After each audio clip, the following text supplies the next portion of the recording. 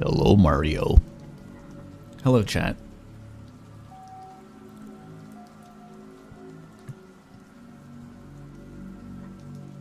We are doing yet another comment response stream. I realized I didn't really announce this too well beforehand. I kind of left it ambiguous whether or not there was going to be a second comment stream. But there is. There's still... I barely made a dent last time, and I'll continue to barely make a dent this time, but there's definitely 2 streams worth here.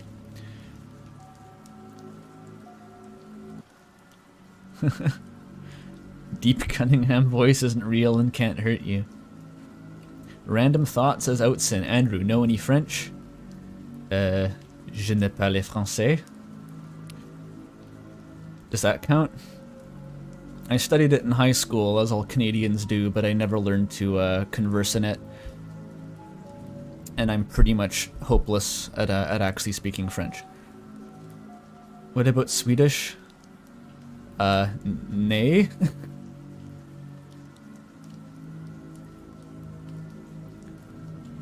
I think as long as you learn to say no or I don't speak the language in every language, you're good to go. That's what you need. Also, how's the podcast coming along? Oh, yeah, that. So, yeah, one thing I wanted to address was that last week I had this comment response stream on Saturday, and then I was going to do the Chrono Trigger playthrough. I was going to start that on Monday because I had another thing on Sunday. I ended up canceling that altogether because I was too exhausted. The thing on Sunday, I think it's pretty open air knowledge now, is that I'm doing a collaboration podcast with a bunch of other sort of Undertale, Deltarune YouTube personalities. There's Mystic Slime, Dorked, Outsin, Joru, Half-Bred Chaos, and Shay are all there. I'm sorry if I missed one of them. That was just everything I could think of in that 2-second period there.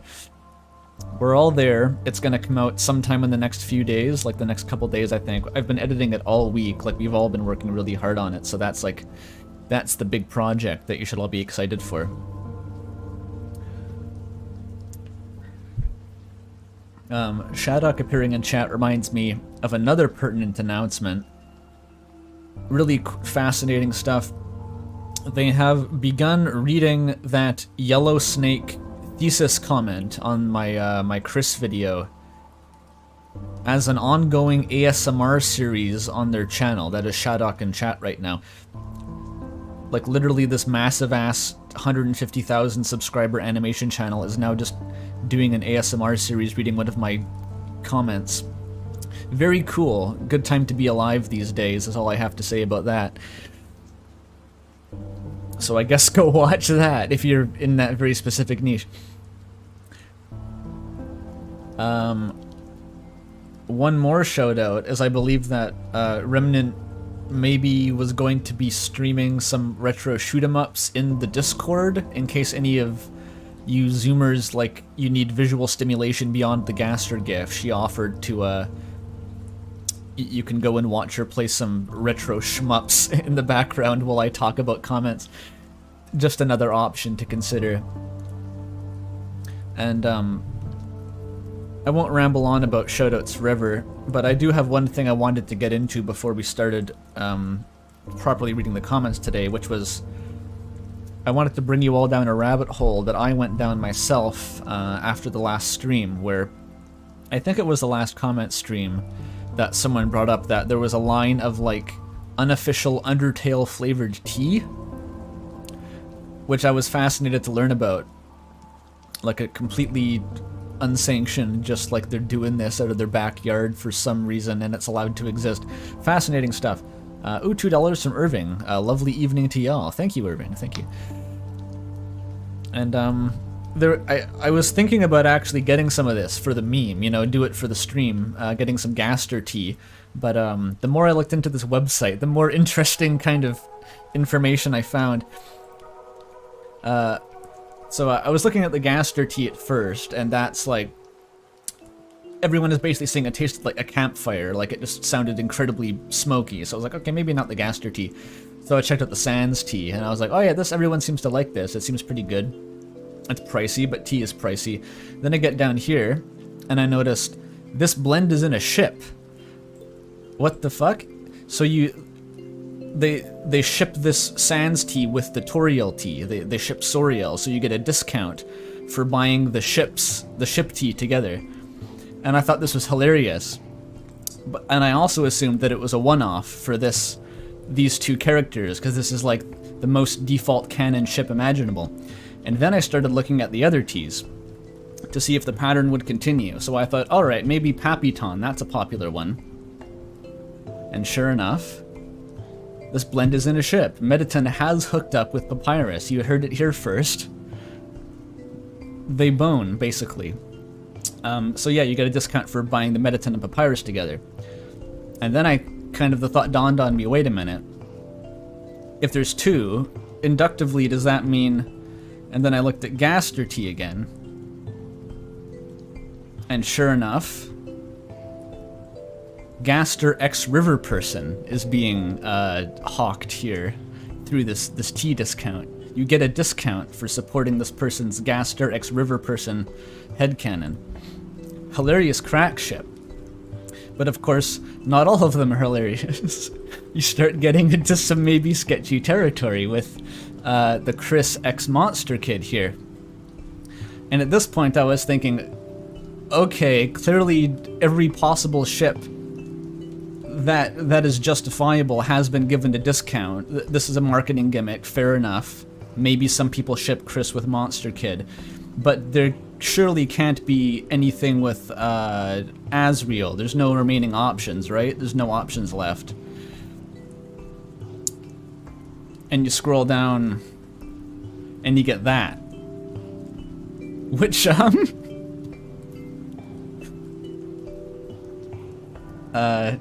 apparently this carrot tea is chocolate flavored, and despite that I'm getting very strong no chocolate vibes, if you know what I mean. Anyway, that's all I'm gonna say about those teas. That was just a fun little adventure I had one night.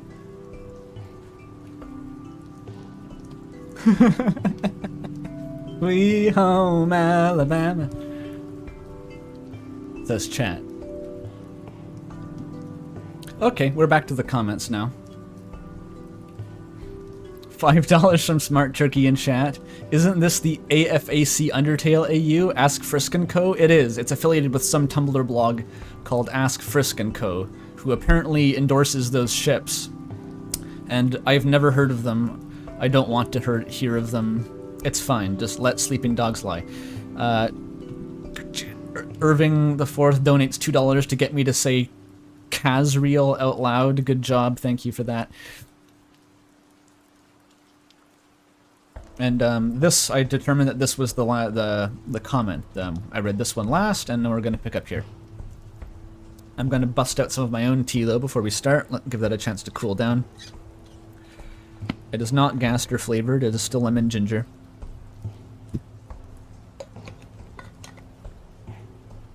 Good choice of music. Yeah, this is the... I looked for one-shot lo-fi, but there wasn't really anything good, so I defaulted to the classic. This is a playlist I've actually put on while studying before. It's just the one-shot soundtrack, I think. Maybe slightly reverby with rain sound effects. It's quite nice. Oh, apparently someone read that blog in the Undertale years, and it was entertaining, even with emphasis on shipping and immense racial violence. Which, okay, cool. That sounds like a great time. If anyone's into that, go check out Ask Frisk and Company. You're into, like, sibling incest, I guess. I guess that's a demographic. Anyway, Q Spectrum says, I can't say Undertale affected me the way the video described. It definitely affected me substantially. Flashback to 2017 and 16, and me, a YouTube-obsessed kid watching a bunch of Let's Plays. I've never actually played Undertale. Then I stumble upon a Let's Play of Undertale, which I immediately feel a connection to. I loved the themes, the world, characters, music, and mechanics, so I wanted to see as many people's reaction as possible. That's a mood. Sometime after watching as many Let's Plays as I could handle, I found the found content, first fan comic dubs, then fan music, AU's fan games theories, analyses, fan comics, and more. Yes. I can't state how much this game has affected me and how much I love it. So another like fandom first entrant. There's a lot of these. £2 from Mato Sakura. Hope everyone's having a good evening. The second donation who's wished everyone a good evening. For much of the world, it is in fact the evening. So thank you for that. Anyways, for years I've had a waxing and waning fascination with it. However, there's something besides Undertale, Deltarune poised to become my favorite of the two. Deltarune is poised to become my favorite, okay. Well, incomplete, so I can't truly know, but it's a whole lot better in some ways. Though they are really different. Not really, well, they're different games. They're basically a franchise with practically the same fan base, or that's my opinion, or is it a fact? I don't know, dude. You're sounding like the river person here. I don't know the answer to these questions. I'd say they're definitely a franchise. If you're not comfortable saying Deltarune is a sequel, I think the term successor is about as linguistically accurate as you can get with labeling what Deltarune is. It is Undertale's successor. And they may or may not be the same shared universe to some extent. Getting back to the main topic, Underrune games are a huge part of me and have gifted so many great experiences. For me, it's not just the game, but the fandom which I was entrenched in, though I now think... now that I think about it, I only started contributing to the fandom recently, so far in the form of uploading Underrune fan songs to YouTube. Oh, you're making fan songs? That's a worthy cause. But that does not mean I love the fandom any less, though I still feel a bit like a fake fan. That's silly. Yeah, that is pretty silly. I mean, I only started meaningfully contributing to the fandom in last year, making videos. If you don't want to count the shitty Megalovania remix, and working on a failed fan game for 1.5 years that never came out or amounted to anything, so... Well, this comment is running long, and I don't know if there's much else to say. Not in a YouTube comment anyway. Well, just one thing. I love Underrune. Sincerely, Q. Well, thank you for that. That's a nice warm-up to start with. Nothing too deranged. Yep. So, are you explaining that to your friend? Yes, basically. That is... I'm glad someone picked up on this. This is basically what I wanted to say to that guy at Tim Hortons. That is the high concept of the video. And he, in fact, has watched the video. I can confirm that. And he says that he gets what I meant to say better now. So, great success. Although I have talked to him since then about it, and he mostly understood, I think, before watching the video too. So, the narrative's not quite that perfect. Although I have had another friend message me, and say that he watched the video and, like, he kind of understands a bit better. Anyone who knew me in high school, I think, can benefit from watching this video.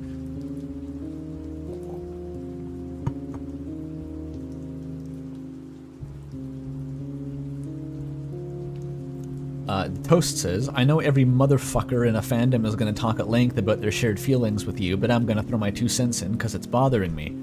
I read Homestuck when I was 13. I think this is at least 10 cents worth of comment personally, but anyway. I read Homestuck when I was 13. The year I made several friends and a group of people who were all interested in it, but unlike almost everybody I knew, I didn't just think it was a rad story and that the characters seemed like cool people to project my personality, or cool things to project my personality on. I went actually categorically insane, is what I did. Okay. It's insane enough to engage in the suspension of disbelief. It's a step beyond the edge to then suspend disbelief permanently, to the point where you assume that what you are reading is neither external nor internal, but is instead both. Where is this going? I'm very interested. That's right, bitches. I thought Homestuck was real. Real because I didn't just see that the John guy in my screen as a character. That was motherfucking me. This is the second comment that has actually gone this direction so far. Fascinating. Absolutely fascinating. By every measure of my own personality, from every experience I ever had, I could perfectly map onto this 13-year-old pixel man with no arms and very few to almost no changes. And I was certainly that eventually that one day I'd have to band together with 3 other people I knew across the globe to save reality. Then at some point, I ruined the friendships of all those people. I had given significant time to let those feelings fade. The comic fucking straight up ended, and after all that, I was an 18-year-old boy who only vaguely resembled that dorky-toothed moron. And I was about to go to college to make stories as a filmmaker, which was probably the most stable mental state one could imagine. Going to film still is the most stable mental state? Sorry, that's kind of funny. I don't mean to bully, but... I know a guy who's gone to film school. He's had some stories. Nowadays, I don't talk about Homestuck with anyone, even really people that want to hear about it, because that's just who, it's just isn't who I am anymore. I want to say quickly that I empathize with this, where like I spent so long in the Undertale mode where I was like, I was such a weirdo about it that I did alienate a lot of people who knew me, that I sort of, I overcorrected, I think, even to this day, where I'm still kind of embarrassed to talk about it in public situations, at least, like irrationally, like even if, it's gotten a bit less since I've started a fucking YouTube channel about it, like, you kind of get desensitized, of course, but even if someone, like, brings up a conversation about Undertale when we're out, like, in public or eating somewhere, I'll like, instinctively lower my voice, because I'm like, oh fuck, I don't want to be that guy anymore. It's just a weird psychological quirk I've picked up. Shit, me too, Mel says. Yeah, relatable, apparently. Because nowadays I'm Dante, the half-devil hunter from Redgrave City. Woohoo, insanity is fun. So you're like a new one now? In all seriousness, I'm assuming that was a joke. This is followed by, in all seriousness, I deeply regret the boy I was, and I deeply enjoy that I slowly turned into not a guy you'd see on your TV, but a genuinely cool person that I would have looked up to when I was a kid. So going insane when you're a kid is a pretty fun way to become who you're supposed to be and to become an artist. And also to have less Discord mods, dummy. This is actually a really cool comment, because, like, I can't relate to becoming like a Homestuck Kinney, or I'm assuming that's what this person's talking about, essentially. I never did that, but this right here, going insane as a kid is a fun way to become who you're supposed to be. I mean, that was essentially my arc, too.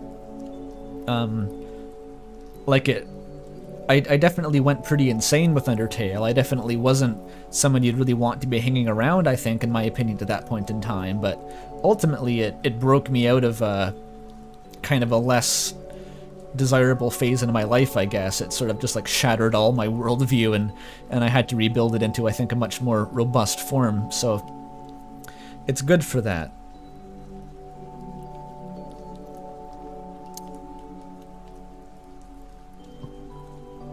Who had the... I remember seeing a meme ages ago in the Discord server about, like, it's just a phase, mom, and then it was probably like Chad Nordic Gamer or something answers, yes, it is a fade. Embrace the fluidity of human experience, mother.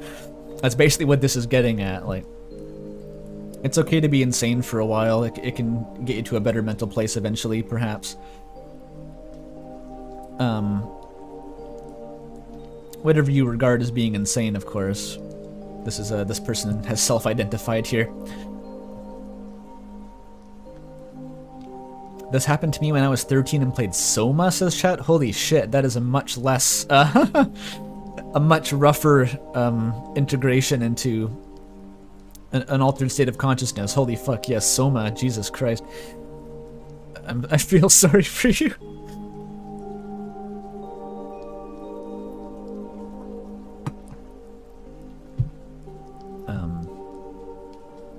Yeah, I know. That's one way. If you ever want to convince someone to stop getting hyped about Elon Musk's latest Neuralink project, just get them to play Soma. It'll work wonders.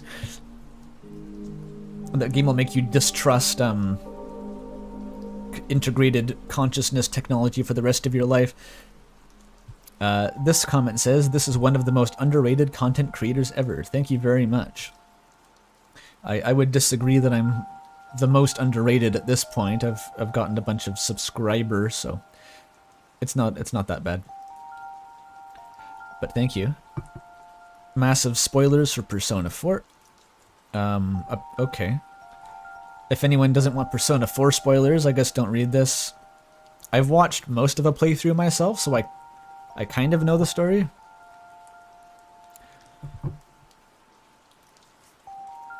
Okay, I'm gonna start. I have a personal comparison to this with my first playthrough of Persona 4 Golden.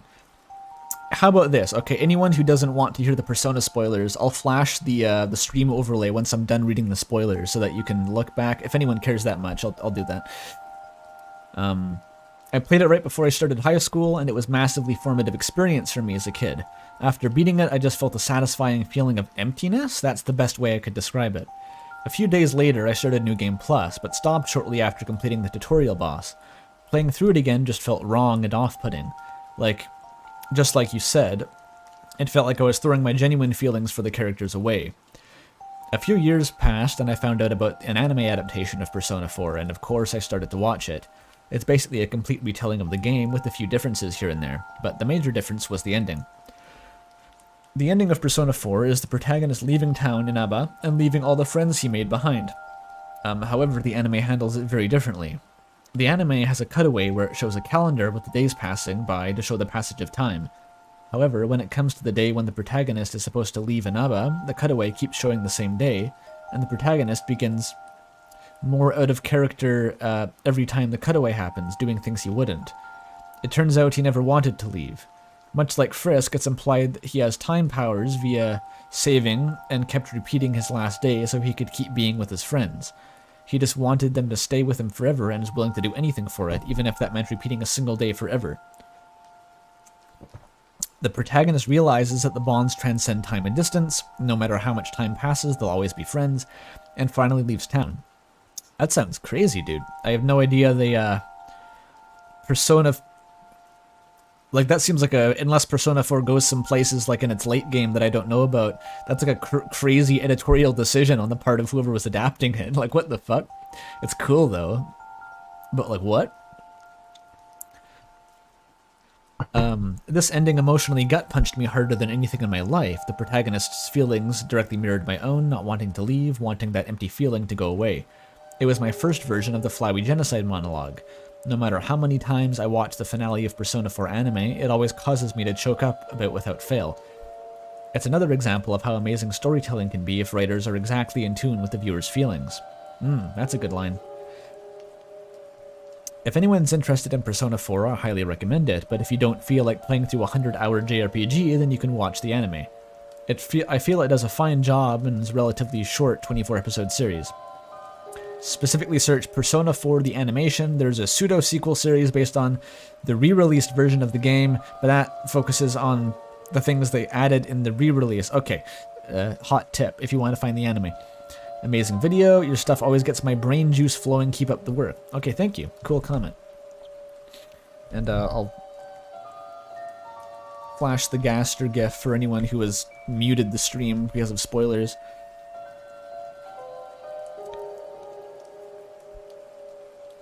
Why does anime have to be emotionally devastating every single time, says chat. I don't know. It often is. I don't watch a lot of TV. I've watched some anime, not much nowadays, but I went through a phase of a couple years where I watched a lot of anime. And I found it was pretty hit and miss, but the series that really got me, it always seemed to be the long ones. There was something about just watching something for a really long time that really gets you invested. It's like a brute force kind of way to cultivate emotional investment or something. It's not a very profound insight on my part, but Outsin wants to know if I have a My Anime list. I do not, actually. I almost regret not making one just because now I don't remember what I've watched anymore. I don't care if anyone else knows, but I think I've watched quite a few, like at least 30 or 40 anime series, and I've forgotten most of them, what exactly they were, which is a bit sad. I can shout out Hunter x Hunter. That's probably my favorite proper long-form shonen one. Really good. Big fan. And Berserk 1997, of course. Is it 97, or is that just the Spamton year? Was it 96, maybe? I'm a fan of the Berserk manga and the 90s anime.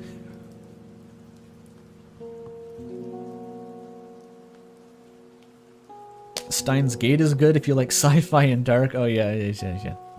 I'm probably not going to be accepting anime recommendations. Safe to say I've heard most of them at this point. I used to watch a lot of like anime YouTube channels, believe it or not, for a while. So I know about way more anime than I've ever watched.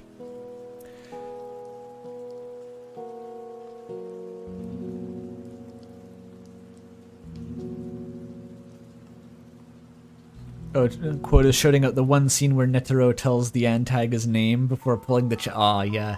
Dude, that scene... That's a good-ass scene. I think about that scene sometimes. That's some peak fiction right there. Very peak fiction. $2 from Irving IV. Effort justification is a related phenomenon. I think that's part of it, is effort justification, but it's that's sort of where I got with Homestuck by Act 6. I was like, I will enjoy this. You can't stop me, hussy.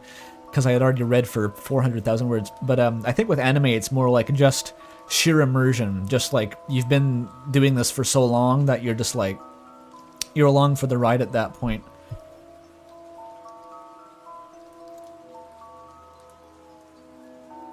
Thoughts on Mob Psycho 100? One of the best shows I've watched. I love it. Although for some reason I haven't watched season 2. It sort of came out after I had sort of stopped watching anime regularly, so I just haven't for some reason gotten back into it. But Mob Psycho 100 is great, and one more. Log Horizon was really good, mostly. That's a more niche one. It's this weird isekai. Half the show is I hate it, but like the other bits are really, really like amazing. Anyway, enough anime.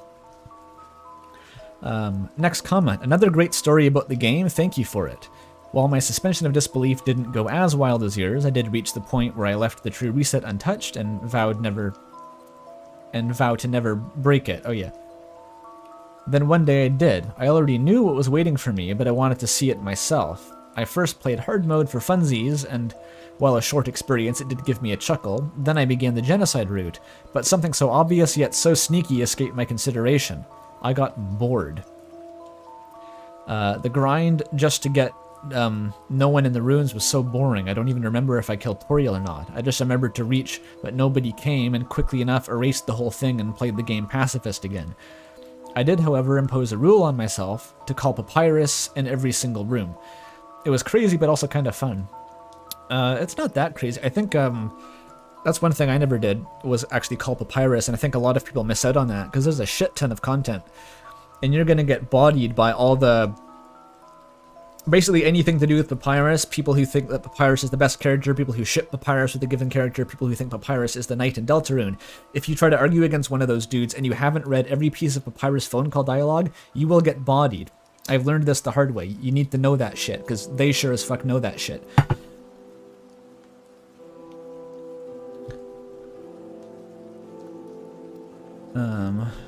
Chat.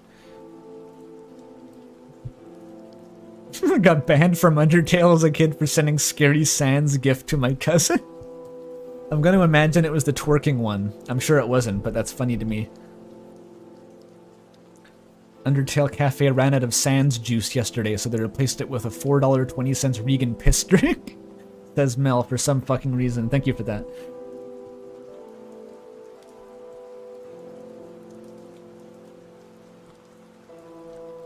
So yeah, I'm kind of ignoring this comment unfairly. That's interesting, because genocide is definitely meant to be intentionally boring as fuck.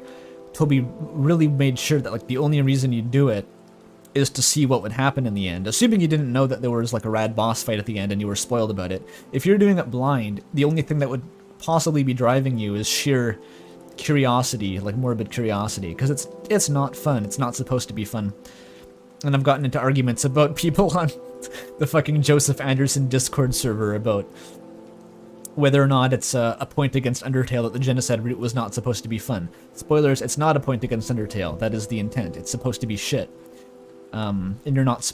Well, you're supposed to... I don't know if you're supposed to play it. That's not a point I'm comfortable saying one way or the other, but it's supposed to be bad. Undertale is one of the video games of all time. Very cold take, yes. I like the use of MSPA Reader. I'm glad you do. I actually spent a long time trying to figure out what my sort of everyman stickman graphic would be, and eventually that came to me. I was like, oh shit, the fucking... Who's the guy with the stump and the handgun? That guy. Perfect. I bet there's a lot of people who are confused about why he was holding a gun the whole time. I'm not really even sure myself. I think it's a reference to Problem Sleuth.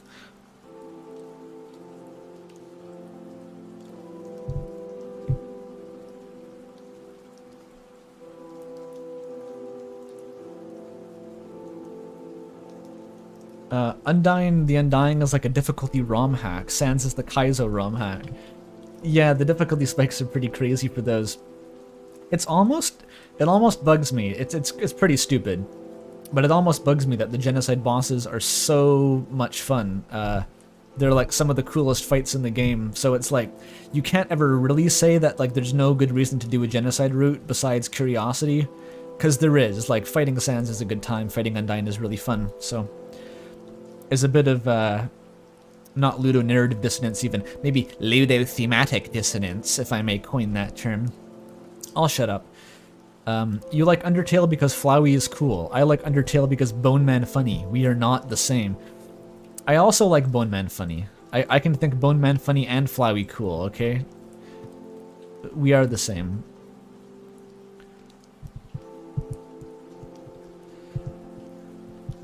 I hope we can have fun fights like Sans without committing atrocities in Deltarune, says chat. That's what the secret bosses are for. That's one good thing about Chapter 2, right, is that the secret mega boss isn't locked behind Snowgrave. You can just do it in Pacifist 2 if you want, so there is no longer the gameplay incentive for committing atrocities. Thank you, Toby.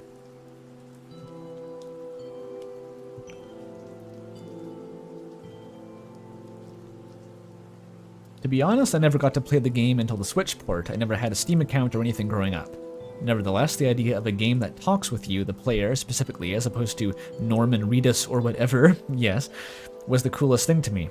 Even today, two of my other favorite games are Metal Gear Solid 2, yes, with multiple moments where it feels like Kojima himself pops up on camera to talk about art every once in a while. Classic Kojima. I've never played that game, but eventually I'm going to just absorb the entire thematic structure via osmosis without ever actually looking at it. Inevitably. And Outer Wilds, which is fully defined by what you were able to learn about it. Outer Wilds is an interesting thing to bring up there, actually, because Outer Wilds doesn't ever explicitly break the fourth wall, but in a way it sort of does. It's, I'm going to say a very mild Outer Wilds spoiler in 3 seconds, and then it's going to be gone. So 1, 2, 3. Outer Wilds is structured around a time loop. So basically that was the extent of the spoiler.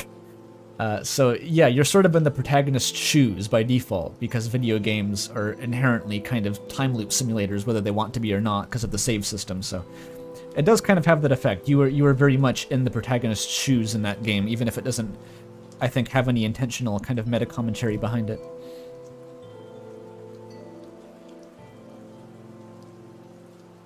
That's something you learn 20 minutes in. It's okay. It's Outer Wilds fan culture to be just really fucking jumpy about spoilers. Okay, it's part of the experience. You have to be really paranoid about spoilers, even for no reason.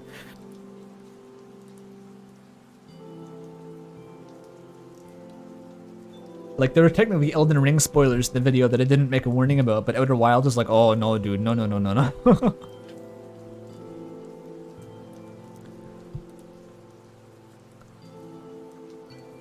It says that on the Steam page. It's still, I've seen people play it without knowing that, and the surprise they get is that's a legitimate part of the game. It's being surprised about that will add to the experience, I think, even if it's spoiled in the advertising. So yeah, I'll stream Outer Wilds and beat the game in 20 minutes. Maybe I will. I could do that as a finale for this. Okay, Gabrot42 says, I hear this song, I think Boss Rush. Oh, is that the... What's that one? 141. Was that the Crypt of the Necrodancer at that point? Or was that the... No, it's too late to be... I have to find out. What's the song? Use 4chan to spare you more overdramatic prose. What, the Omori Hospital? Or no, it's the Omori supermarket music. What about that says Boss Rush? To be fair, I never did do the Omori Boss Rush. I'm not aware when that plays in the Boss Rush. Love the video, cinematic intro, like Asuka TV. I don't know who this is, but apparently it's a favorable comparison. Okay, thank you. I'll refrain from saying why I fell in love with Undertale, because that warrants at least 1,500 words.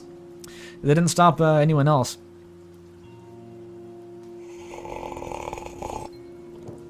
I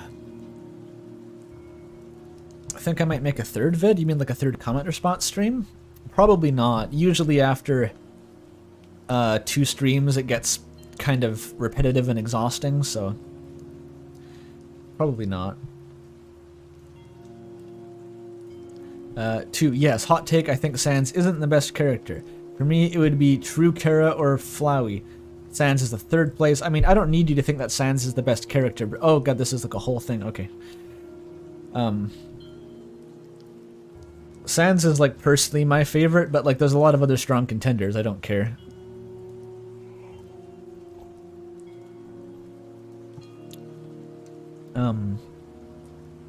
Omori specifically wasn't only god writing, but it was extremely realistic. I never thought I could meet the Undertale characters, but I loved their emotions and consistency. I never thought the Homestuck characters were accurate. I'm assuming that's Homestuck. But very fun and complex. I think you mean like realistic? Or I think he's going through like every game in that little wall that I made, like the little brick wall of games. So yeah, like he's saying, I think that these games have entertaining and interesting characters, but not like relatable or realistic ones maybe? Or maybe just grounded ones in general, which I guess is true of a lot of media. Having good characters and grounded characters is pretty different. I wouldn't say Undertale has super grounded characters most of the time, but they're very good nonetheless.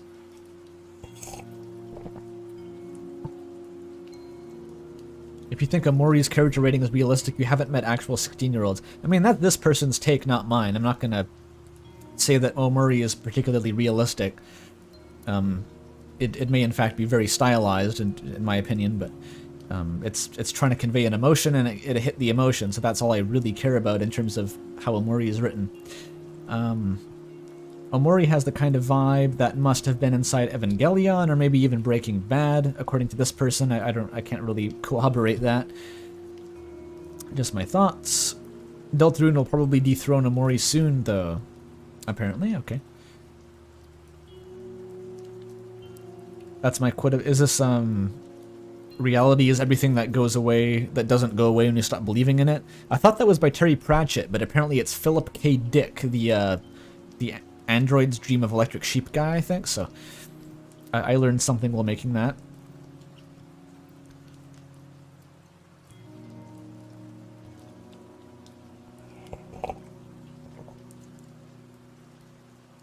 I'm gonna cite you in a research paper I make about this.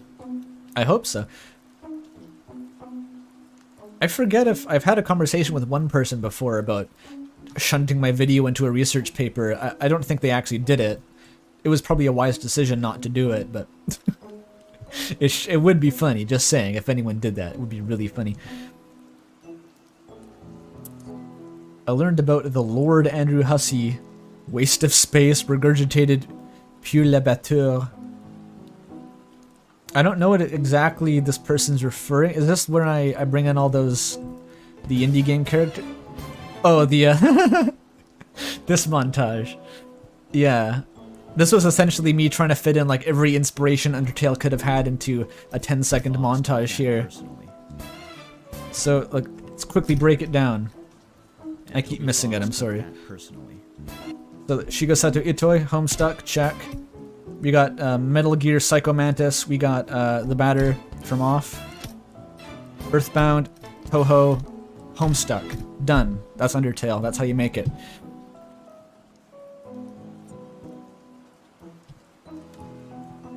What's this? This sold me hard late game. Meaning behind them, the joke of sword. Yeah, the general premise that the world is essentially structured like a game, but the characters don't really need to know that. It's sort of for you to find out. Right. Good visuals here, apparently. Funny here, apparently. Doki Doki is being referenced. What I have to know what they're talking about here. Outside its universe and that are oh yeah, games. Undertale's not unique for doing this. There's actually the 2 that I reference often are One Shot and Doki Doki Literature Club. And apparently Mother 3, as I found out after playing it. I wasn't expecting that. They all acknowledge that there's a player and stuff. So it's not unique, but I think Undertale does it probably the best in my opinion of anything that exists currently.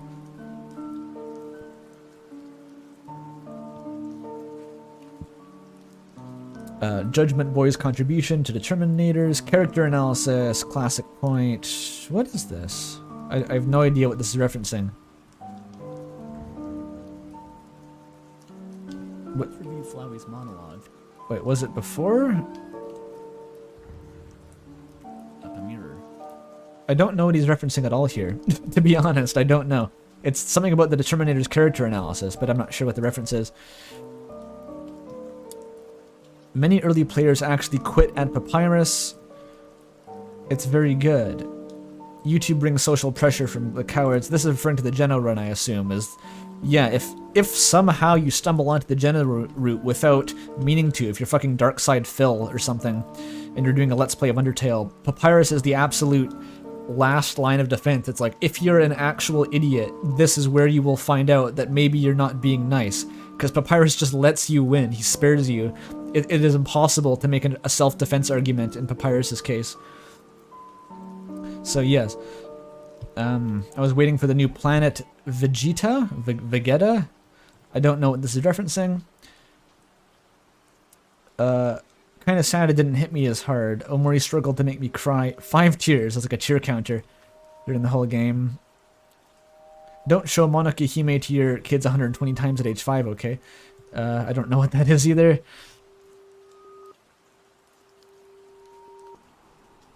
These have to be in my literature classes, just like how Omori fanfic about Omori has to be written in the style of L'étranger. I'm struggling. This person's humor is going over my head, actually. Flowey had me in a combo, and all I'd felt so far. We have a montage of the game's right hook was characters getting absolutely bodied. I'm not entirely sure. Graphic design. going on. Oh yeah, that part. Okay.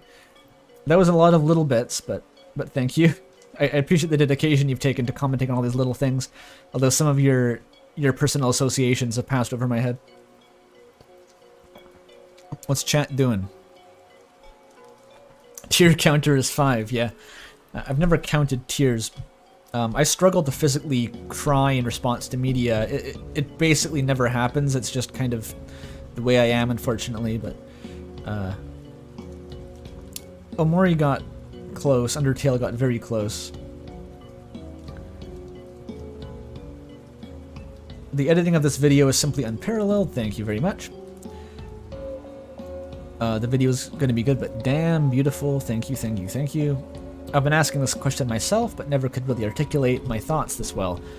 I'm going to shove this video at so many people. Yes, please increase my search engine metrics. I appreciate that, thank you. It's rather impressive how long the thought of resetting the game post-pacifist ending managed to stick in the forefront of my mind. The thought of ruining the lives of all my newfound fictional friends, just so I could go on a killing spree targeting them as some sort of twisted last hurrah of my days spent with them filled me with dread. After the initial decision to leave that piece of content unexplored, I was left in a cycle of obsessing over it for days. I wrestled with the internal conflict between the pain of not wanting to leave Undertale's world, and like that, and the guilt of even considering taking that last piece of Undertale's pie. Nothing after the days of avoiding it. I finally hit the reset button and went on my new journey filled with a mix of guilt and sadistic joy toward my twisted reunion with the world of Undertale. Yeah, hell yeah, you of all people must know how liberating it is to act this way. And so with every death and failure that happened along the journey, I was haunted with the possibility that my inability to progress would be a waste of the cost of my beloved fictional friends had to pay to keep the adventure going. After a grueling 20 hours I spent trying to beat Undyne. 20 hours on Undyne, holy shit. That is like actually determination. That's IRL determination. That is incredible. I managed to continue, at least until the Sans fight. I was going to say 20 hours on Undyne translates to potentially the rest of your life against Sans. Upon every failure, he continued to remind me of it in ways the previous enemies were unable to, but after an embarrassing amount of time spent trying to win, that felt reminiscent of butting my head against the wall. I just gave up, yeah. That's the cool canon genocide ending, is when Sans just beats your ass and you give up. I love that. I watched a Let's Play of someone else succeeding while being filled with feelings of self-loathing over my failure. Definitely the intended experience, hell yeah. I want to say I know exactly what this person means by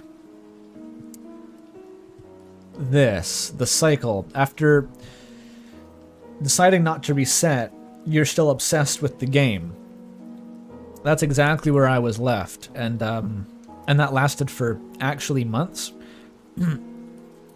I'll describe briefly like what this was like, because it was legitimately trippy. Like it was weird and kind of scary. Is I beat Undertale around Halloween, and I was like, I don't really remember what my mindset was like on the day of. I really don't recall that very well, but the day after, I remember waking up in the morning, and the very first thought in my head, as if it was essentially a continuation of the previous day, was like, Undertale though. Like before I was even fully awake, I was like, oh yeah, Undertale, shit. And I started thinking about Undertale. Then I went to have a shower, and I was still thinking about Undertale. I went to school, and I was still basically just zoned out thinking about Undertale. And then I came home, didn't stop, and the next day the exact same thing happened again, where this very distinct memory of the first thought in my head every day was just Undertale, as if it was just a continuation of the previous day.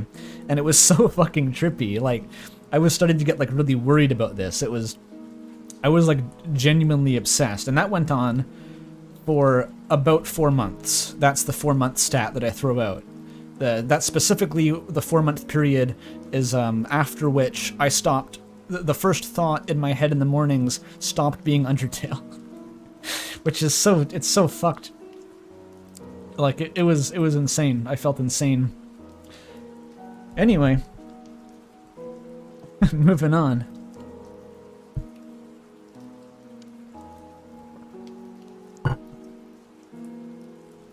Undertale is a game with a story, the tale part. But if the story really is just a game, doesn't that contradict the story? It's built on consequences and also destroyed by these. It's, $10 from Drunk Mage, wowee. Sans talking about the player thinking that because you can, you have to, actually got me to stop my genocide run. The difficulty of his fight wasn't a problem to me, the callout was what got me. Sans has a lot of different lines that could potentially get to you if you're in the right headspace, which is one of the coolest parts of his fight. Like, he's genuinely arguing with everything he's got just to try to get you to stop. And like, by extension, Toby. It's literally just Toby trying to talk you down from finishing his game with like every psychological tactic he can muster. It's fascinating. Thank you for the $10, of course.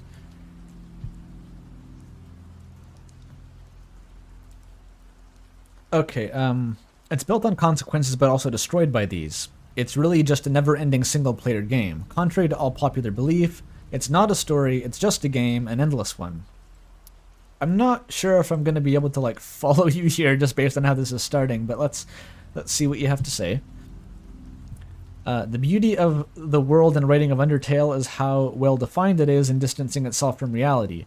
It's fully aware of the player and knows that as long it is what it is, there will be no ending to the story. After all, it's just a game. The emphasis on using determination and its powers for good, like freeing monsters, that's us fully committing to the story and not the game. It also brings on the inner madness of using godlike abilities for nefarious purposes, like Flowey, growing apathetic toward the world and treating it like a game. Yeah, you're touching on a lot of, I think, very valid thematic points here. The so-called genocide route gives us many chances to step down and reset while we can. Somehow we can just negate all the consequences of the genocide run if we reset, even if it's during the last moment. The game is fully aware of players not caring about the story at some point. All consequences can be erased through file manipulation, and there's simply no stopping the player. The player will never give up. Determination. I guess so. Like, I don't know if determination necessarily maps onto the player's motivations 100% of the time. If anything, it's more a case of apathy, but that's a relatively minor point.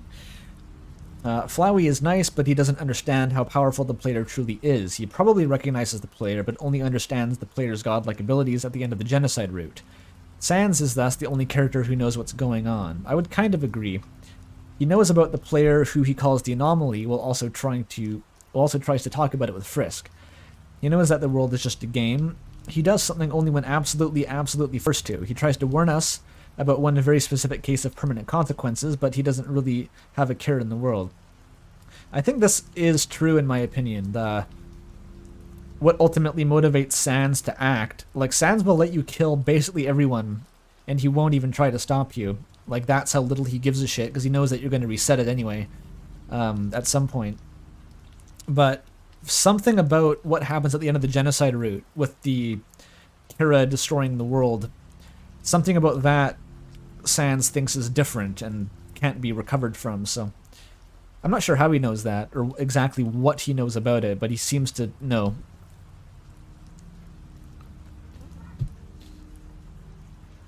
Thus, knowing everything about what could possibly happen all at once and who's behind all these things, this makes Sans to give up on trying to go back.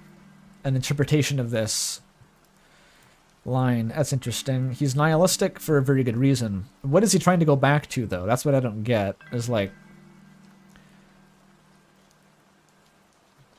I think that you can try to make this fit in some kind of more general meaning, referring to Sans being nihilistic, but it sticks out too much to me. I'm really on board more nowadays with just being like a Deltarune foreshadowing or something crazy like that.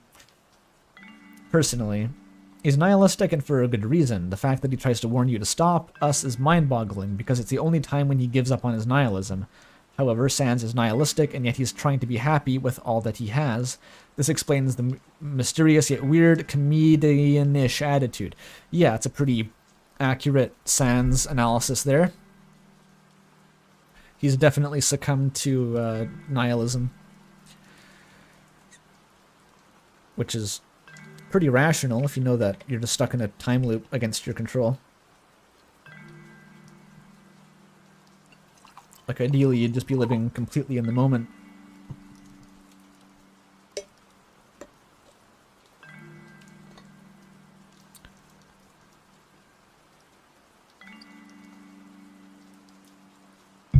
Yeah. Overall, Undertale is built on consequences of our actions. Ironically, this aspect lures the player into deliberately figuring out what happens if they choose to do action X instead of Y. The game is fundamentally built on consequences, and our experiments on the story and what happens if we alter the story to the very bone. Yes. That's quite a good summary of a lot of the points. Okay. Need a second for my voice there.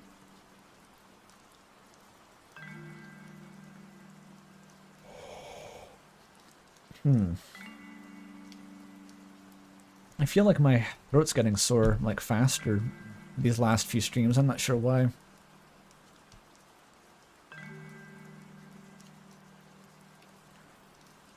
Oh, this one, okay.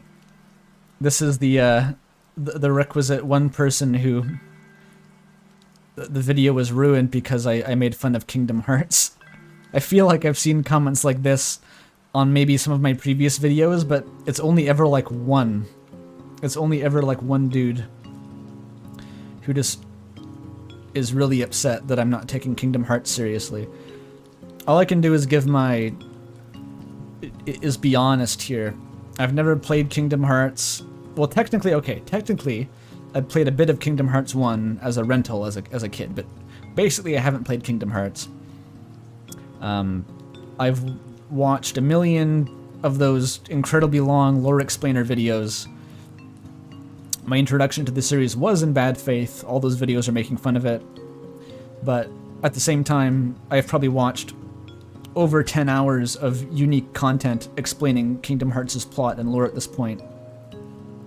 I've watched many of the cutscenes of Kingdom Hearts 2 while looking for that one clip in the video, or one of the videos. So, at this point, if I was going to get hooked on Kingdom Hearts' story, I would have. It's not going to happen, and all I can do is apologize, because I'm not going to stop making fun of it. It is incredibly funny to me. Okay. I didn't need this at 4 AM on the bus going to work. You didn't? Okay. That's fine. You don't have to watch it if you don't want.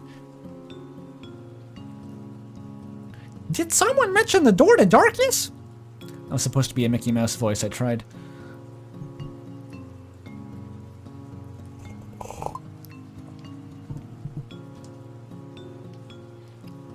However, if you like the metafictional aspect of Undertale, check out One Shot. I hoped I would get the point across by including it in that wall of games that I've played, but I have played One Shot. This video was originally supposed to be about One Shot as well as Undertale, but I cut that, and I'm going to make that its own little short video, I think, at some later point. So I've super played One Shot. I liked it.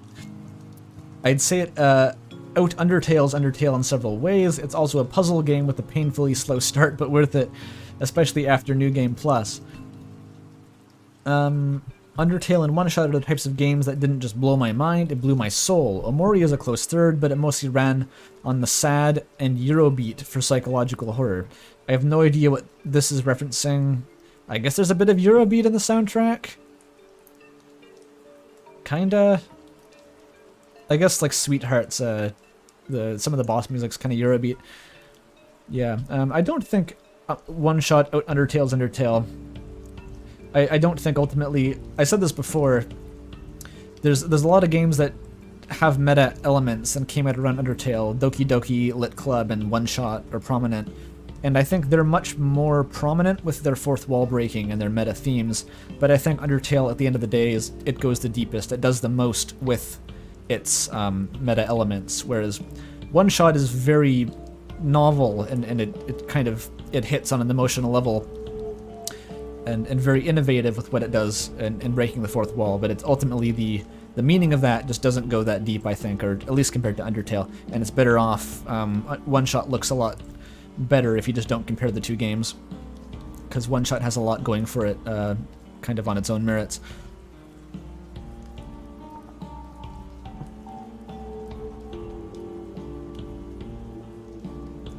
Chat says, One Shot goes for a different feeling than Undertale, a different thing. It breaks the fourth wall the hardest, but Undertale is a game about how we engage with the fourth wall in the first place. Yeah. The bit at 2045 made you want to hurt people. What did I do? And external mode of interaction. These terms just Oh, you don't like my the terminology zone? Was I getting too academic? Was I getting too highfalutin with my vaporwave Douglas Hofstadter? I thought at least if you didn't like the terminology, you could just look at the dancing alien and that would be entertaining enough. Oh well. Outsin said something. Why so many metafictional indie games popular around the same time? Could it be a CIA psyop? I don't know. Maybe that was just the time, like the zeitgeist was ripe for it. There was some quote, I think in mathematics, where it's like, when it's a field's time to be advanced, all these little theorems will spring up like flowers budding in spring, or something like that. Same thing probably applies to indie games. Maybe it was Homestuck, maybe it was. Homestuck, I think it does allude to a lot of this, it's just does so in a way that is so sprawling and unfocused that I've never had the courage to like actually analyze what it's trying to say. It would be a lot of effort to dissect Homestuck's themes fully.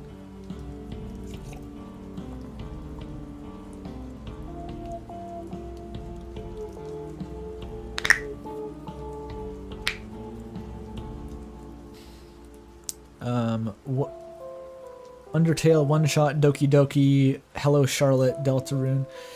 I don't know what Hello Charlotte is really, to be honest, but I guess that's another one.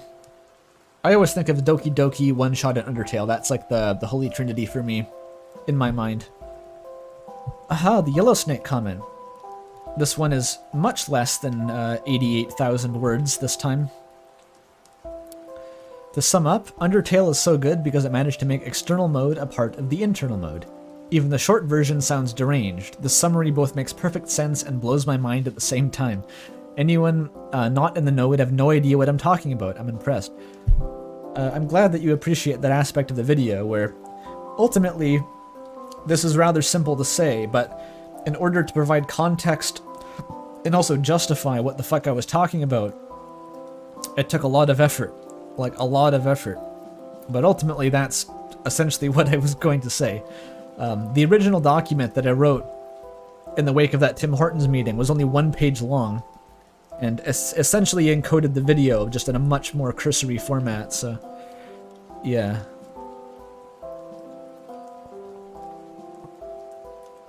Hello Charlotte is like Omori, but more disturbing somehow.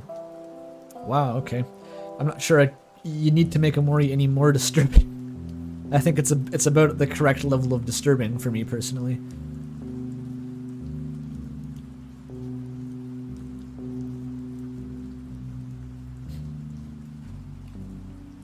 Wait, is Kyun shilling for Hello Charlotte? Is that the one I just read? Was that Kyun? It wasn't actually, huh? The Hell Maze in Omori though. Oh, the Hellmar, yeah. I only saw that through like looking up footage, but yeah, Omori has some good like classic horror stuff if you dig deep enough into it. It's basically just for fun, like it doesn't really lead to any story, but it's just like essentially a Yumi Nikki fan game if you go deep enough. It's quite scary. Favorite one-shot song in chat? Which one is this? Oh, Simple Secrets. Yeah, this is the one I used in my Chris video, I think. God, okay, when I got into Undertale early 2016-ish, I saw a Game Theory video by Matthew Pathew. Why is that funny? It's like Hideo Kojumbo, Matthew Pathew. And at the start of the video, he said, "Play Undertale before watching this video, dipshit." His exact words. So I was like, okay, and started to watch part 10 of Jacksepticeye's playthrough. And was really sad, and then thought, wait, isn't this part 10? There are 9 other parts that would be implicit. Would you believe me if I told you this is the second time this has happened to me with a piece of media? Having Game Theory tell you to watch it? I guess so. What's the second one? My actual fandom experiences were pretty mundane in comparison. I just watched the Stronger Than You video over and over again. I think you're just mad that you're single. Classic. I love that one. And I was on Amino and everyone says it was hell, but I just remember getting bored after a month and deleting the app. I legitimately have no idea what Amino is. I'm sorry. It's the type of acid that makes up your proteins. That's all I know. Actually, I remember this one fan fiction I read that taught me the concept of being gender non-binary, which was more than my school was doing for me at the time, so that's cool. That's legitimate. I think Undertale, if not introduced, then it sort of acclimatized many people to gender-neutral kind of pronouns and stuff. Definitely me to an extent. Also, Undertale was what led me to acknowledge Homestuck's existence, which probably factored into me being convinced to read it, then being fucked up so hard I decided I had to be a creator or something or I'd die. Interesting. I mean, Undertale did that by itself. I mean, the part about this, but Undertale did also get me to read Homestuck. It just didn't hit me as hard as Undertale did. Good video. I saw someone make the Flowey connection on Twitter a few months ago, but on a much smaller scale, and I'm really glad you went into the ramifications of it regarding the narrative as a whole. Yeah, this isn't like a new take about like Flowey being the player and all that. Like, that's essentially been floating around since the beginning. I think a lot of people have felt that. It's just, I really wanted to nail it down good and proper this time. Just like really put it into words. And like dive into it, dig up all the little ramifications, because it's one thing to know like this is the theme of the game, but what I'm saying is like this is the theme of the game. This is what it's all built around. Ooh, a $2 from Jeff Skurlock. Great video. I'll make sure to get you to 1 mil. Thank you. I'm assuming you're saying that as some sort of like mass media executive who works at the YouTube headquarters and actually does have the power to do that. Otherwise, I'll be very disappointed, but thank you for $2. Just make it so that every time an Andrew Tate video gets put out, it's replaced with mine. That would do it.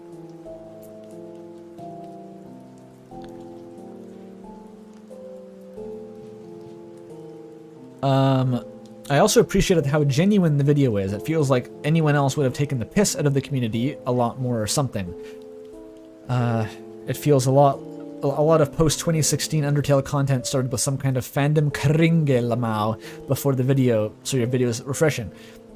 Yeah, I'm not gonna fucking throw shade at the fandom that's like I was part of for 2 years. I mean, I can make fun of it. It was kind of cringy at times, but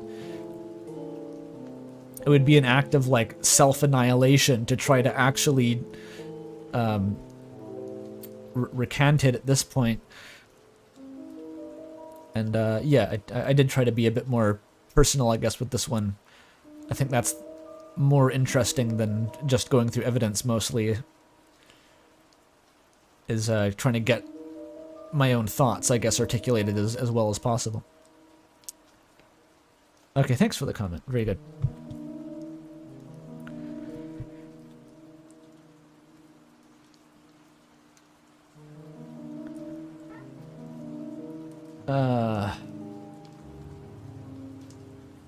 So X is a good thing, but the fandom, and then a really funny emoji. I'm not sure, what is that emoji? What the fuck is that? It's like a smug moon. Yeah, very common sentiment. I mean, it's okay to like the thing and dislike the fandom. I mostly choose not to engage with fandom. But yeah, you have to realize, like, I'm pretty sure all fandoms at a certain point are equally bad for the same reasons. It's just a large number of people gathered together and told to participate in activities such as deciding which characters should be in romantic relationships together. It's all kind of the same thing under the hood, so if you don't like it, you're not gonna like any of it.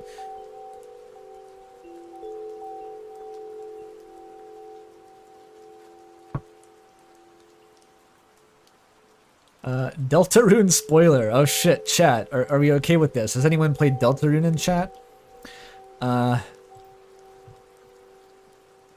If Flowey recognizes the Undertale player's behavior as being Kara-like so much that they assume correctly that the player is Kara on the first guess, even though Kara's behavior is explicitly influenced by the player, to the point that it can change their whole personality, so like this is following Nera Kara, of course, that doesn't mean someone was controlling, influencing Kara back.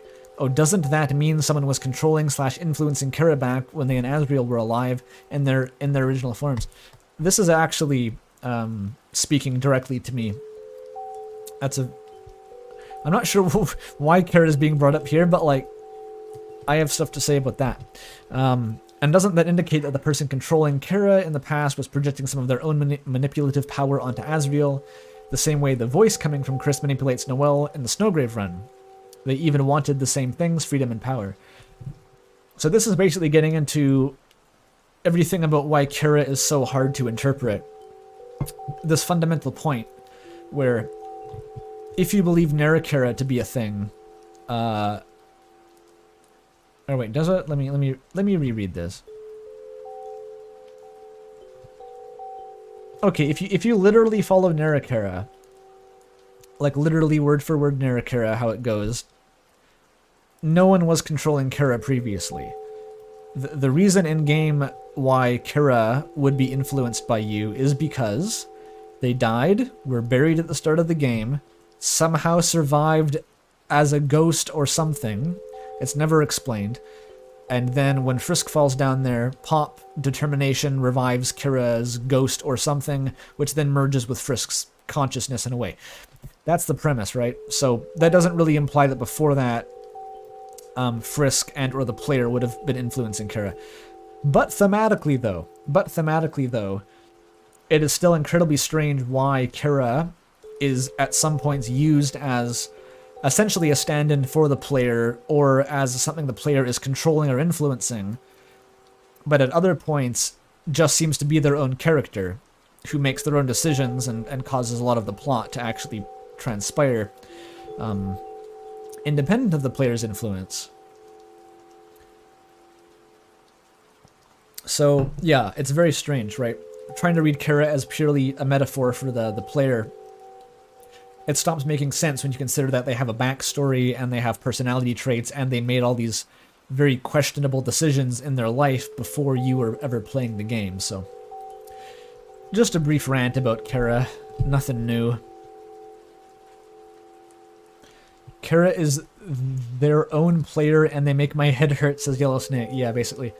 I had a theory back in the day. This is one of the only times I've had like my own theory that I've like, I think I just posted it like on the comments of the fucking Undertale wiki, something completely obscure like that. So no one ever saw it. But I had this vague idea that you could interpret Kira as the permanent protagonist, the eternal protagonist of the game. So even before you are literally controlling it, it's sort of like they were still the protagonist, but someone else was playing. Like, not any one person, a real person, but someone was playing, and that explains why Kira took such, like, drastic means and kind of, like, formulated this elaborate plan to escape the underground and free the monsters. Like, I don't know. That's the kind of shit you have to resort to try to make grand unified Kira theories. Stop my head. Yeah, I know. Kira's, it's a lot.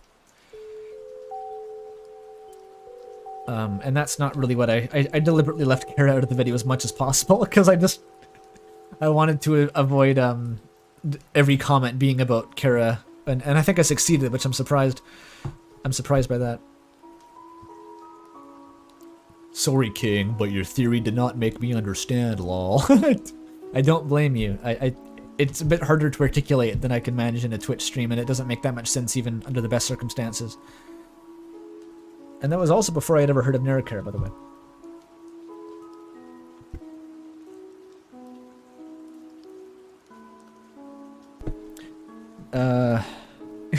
Remnant says, Kira, good character, I like them. And that was the end of that. I haven't played One Shot since July 9th, and when I... Oh, wait a minute, I thought that was significant. The big One Shot update was released on the solstice, I believe. The actual winter solstice, so... If this was like January 9th, maybe it would have meant something, but... Okay. And when I saw it on the screen, I tapped my computer screen as if I was knocking on the door, and all I could think was, Nico! Yeah. That's just a one-shot shout-out, basically. If you know, you know.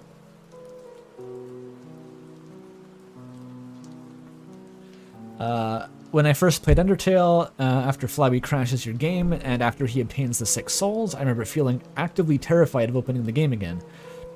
Like, I hovered over the game's icon for what felt like forever, and it was like time froze.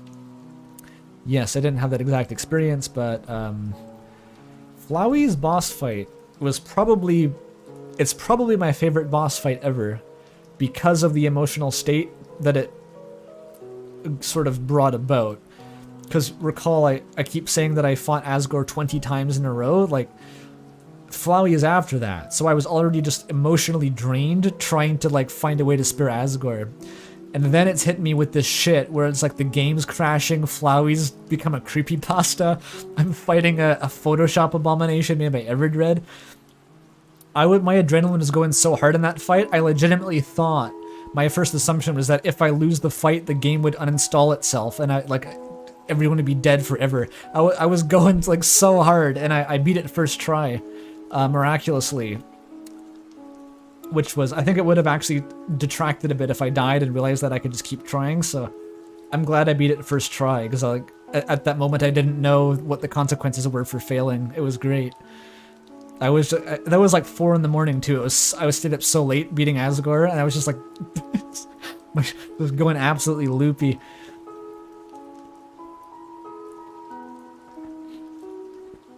It took you multiple deaths to realize you could move.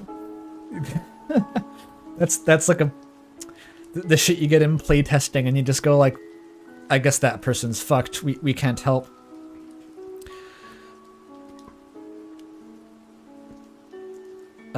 Your best Nightmare and Finale combo super powerful. Oh yeah, I think I've always called Finale my second favorite song on the soundtrack besides the main theme. And it's like really short and doesn't really develop that much, but just like the way it comes in during that boss fight is like unparalleled. It's just like fucking sublime. I love that. Flowey breakcore. I don't know if it's breakcore. Is Simeon chat to weigh in whether it's breakcore or simply drum and bass? Or maybe chip break.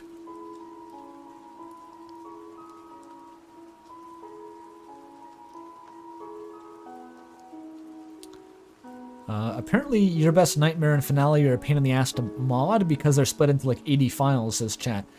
I don't know why that would be, but interesting to know, I guess.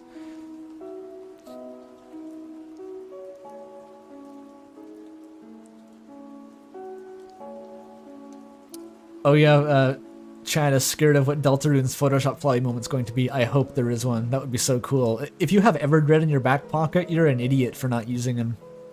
Get Everdred in there. I don't care if it's not the same the second time. Just do it, Toby.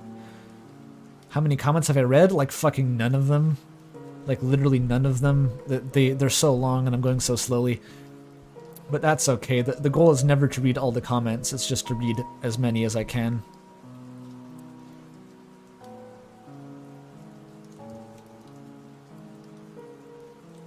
Next comment. Having finished watching this, it makes me wonder what Tony... why did I say Tony? I knew his name. I was like, that's Toby Fox, and I said Tony. Fuck. What Toby is going to do with Deltarune in this aspect. It's quite obvious that he wants to lean into this sort of meta deconstruction further. Look no further than the player's interactions with Chris, Gaster, Noel, etc. But I'm wondering what form of the beast will take and compared to Undertale's Flowey. Yeah. Who is the Flowey? That's a good question. Some have hypothesized that it will be Ralsei. Some have hypothesized it will be Gaster. Some have hypothesized that they don't fucking know. Toby mentions he always wanted to do something by playing with people's sense of nostalgia, presumably with Earthbound, I imagine. But it didn't have a wide enough audience to capture what he was going for. Obviously, this is no longer an issue, considering more people know about his game than Earthbound itself, but what exactly is that going to mean for the story? I love watching videos like this because it gets me going on that kind of shit, and it's the absolute most entertaining thing to do. So I applaud you on your another absolute banger, thank you. If I've got other people's attention anyway, I'd love to hear some of thoughts and their replies. Oops. It's obviously going to be something to do with player agency in relation to the self-insert player character. Yep. In Deltarune. That's the context here. But I honestly can't pin where Snowgrave is trying to go thematically beyond some sort of parasitic desire to spread the perverted sentimentality Kira accuses the player of having in the worst way possible. Yeah, I'm not sure Snowgrave is going for the same thematic implications as Genocide and Undertale. We actually talk about that a little bit on the podcast coming up, where Snowgrave is... there's a few ideas about it. It could be more of a commentary on how party-based mechanics work in RPGs, at least on like a more meta level, I guess, is that if you can control your protagonist, maybe you can also control your party members in this really unnatural way, and testing the extremes of that idea. But yeah, sorry, I sort of lost track of what I was trying to say there.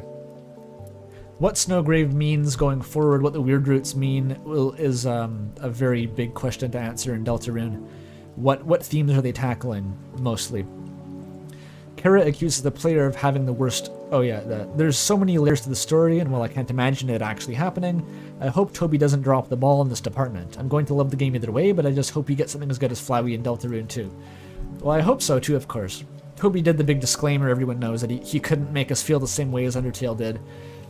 I think it's okay if Deltarune isn't as good as Undertale in my eyes, because that might just be impossible. Like, it would be incredibly unreasonable to apply that standard to any other game, really. But I like where Deltarune's going so far. I think it has plenty of meta stuff in it. It's got a lot to say about the nature of video games as medium, which is one of my favorite things about Undertale. The characters are all on point, so I think it's in a good place now. I was worried in Chapter 1, but in Chapter 2 I'm convinced that it's going to go in a very satisfying direction. Was that Jaru? Lamau! Yes, it was Jaru. This was, that trolley problem edit was a meme that I think Roy made in the Discord server. I didn't even make it. I didn't even edit it. It still has the fucking, like, JPEG crust on it. One-to-one, I dropped that in there. Hilarious. And everyone laughed. Including Jaru, as I found out when making the podcast. He seemed very amused by that.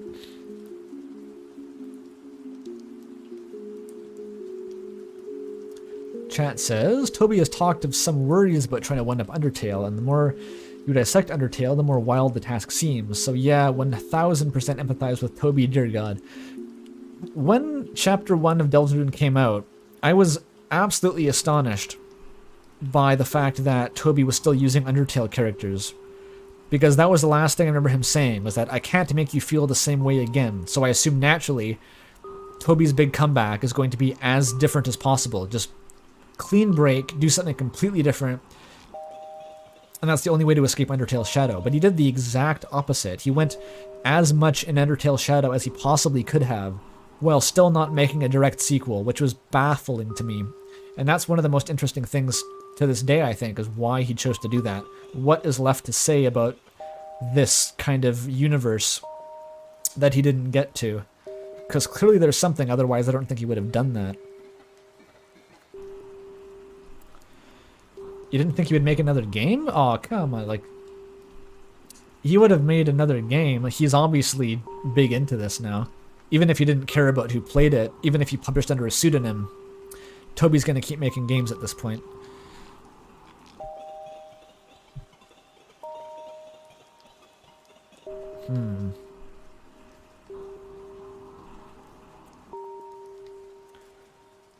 Okay. Let me get some more tea. Deltarune truly is the Undertale of Minecraft. I believe it's Minecraft, but yes.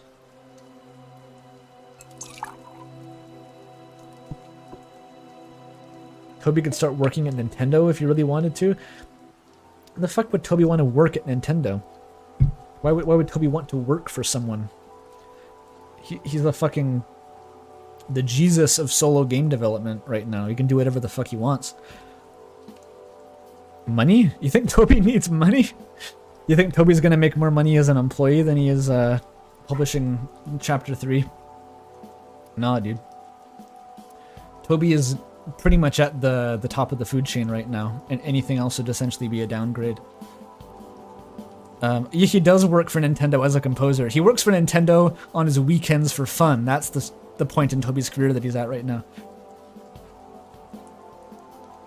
You're curious what a completely original game from Toby would look like. Well, I'm sure we'll find out if, you know, in a decade maybe, after Deltarune's done completely, he'll have to do something else.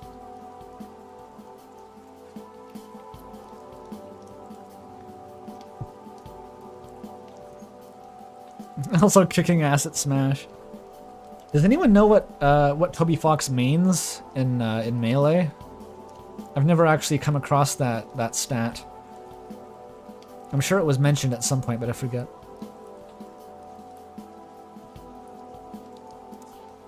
Captain Falcon? Oh, Yoshi, apparently. Okay. Captain Falcon or Yoshi. That's excellent. One of the weird things about Undertale is that the emotions I felt playing the game for the first time haven't gotten much dimmer over time. I first played the game when I was around 14, and I was, not to go into details, a weird lonely kid. Classic.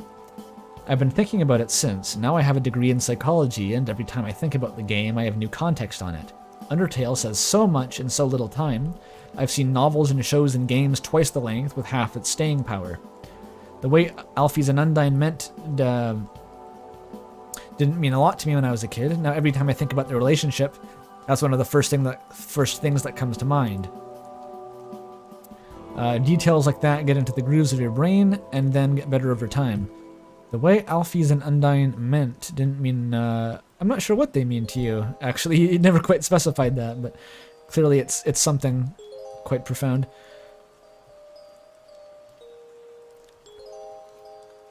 I already left an extremely long and deranged comment about Kara, my favorite character, my absolute beloved, on your video about the narrator. I wonder if I read that before.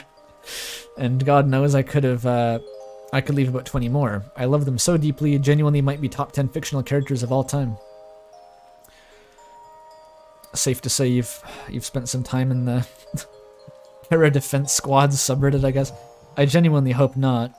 I genuinely hope that you you continue to enjoy Kira in your own little box, devoid of external input, and don't interface with the fucking Kira Offense Squad and Defense Squad subreddits.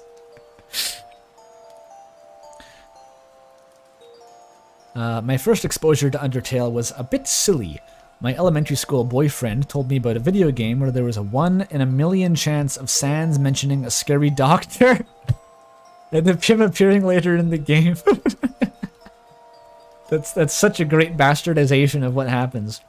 Actually, it's 1 in 1,000 chance. And Sans doesn't mention it at all. My sis and I, being literal children who were scared of stuff like that, vowed to never play it due to that chance. That's fucking funny. Fast forward a bit, I was cleaning my room and I stopped because Dan TDM was live streaming. I don't think I know that guy, but I don't know any fucking live streamers, so big surprise. Lo and behold, he was playing Undertale. I got hooked. I couldn't even wait for him to finish it, so I found a playthrough from I Has Cupquake and Think Noodles, all these Zoomer ass streamers, come on. As if I know the not Zoomer streamers either. To see the pacifist ending.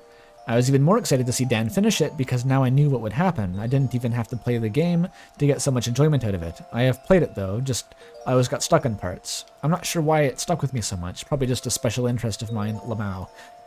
But I wouldn't be here where I am today without it. I love hearing your take on it, editing was awesome. Thank you. They're not Zoomer streamers, they're from forever ago? I have no idea, dude. I don't know. They're all good. I'm not saying they're not.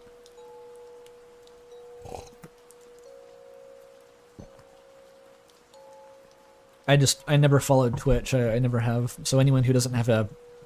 Well, actually, even if they do have a YouTube presence, I probably haven't heard of them. There's just a lot of streamers.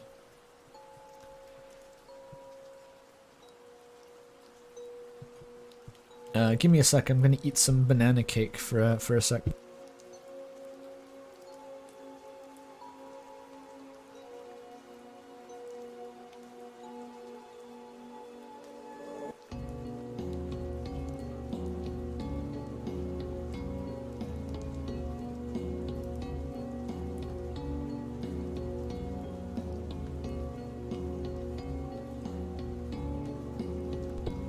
Pink Noodles was a 2012 Pop Tropica YouTuber. That is a blast from the past. I've never heard of anyone streaming Pop Tropica. That's a game that I played in my school computer lab. Oh yeah, hype for On Little Cat Feet. The best song from One Shot. Thoughts on Birdly? He's very smart. If I actually gave you my thoughts on Birdly, I'd be ranting a bit, so we're not gonna get into that.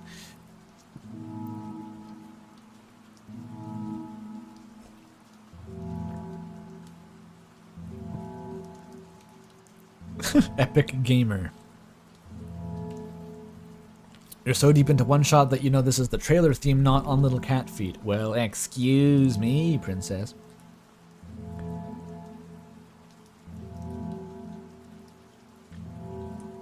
New idea for a video? What, like ranting about Birdly? No, I'm not doing that.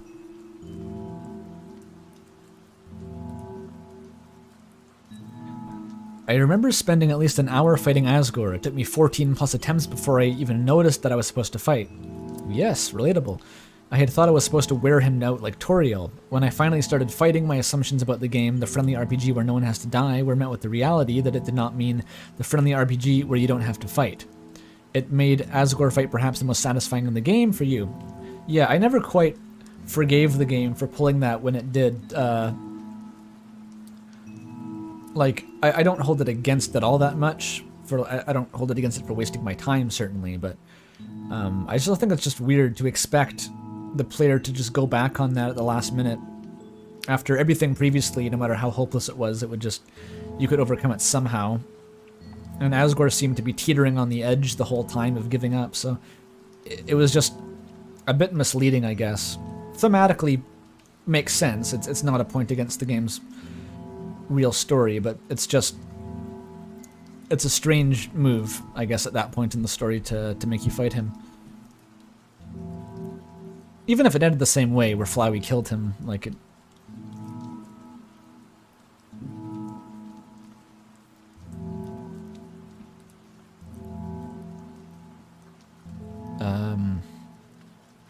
Asgore committing game over on himself if Flowey's been killed in a previous playthrough. Yeah, heartbreaking.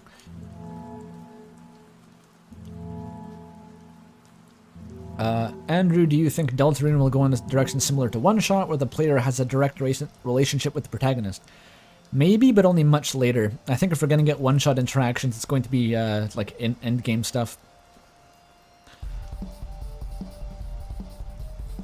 Oh, is this the fucking... This is some like bonus song. It's called "It's Time to Fight Crime," which I don't think plays in game, to my knowledge, but it's on the soundtrack. So enjoy that.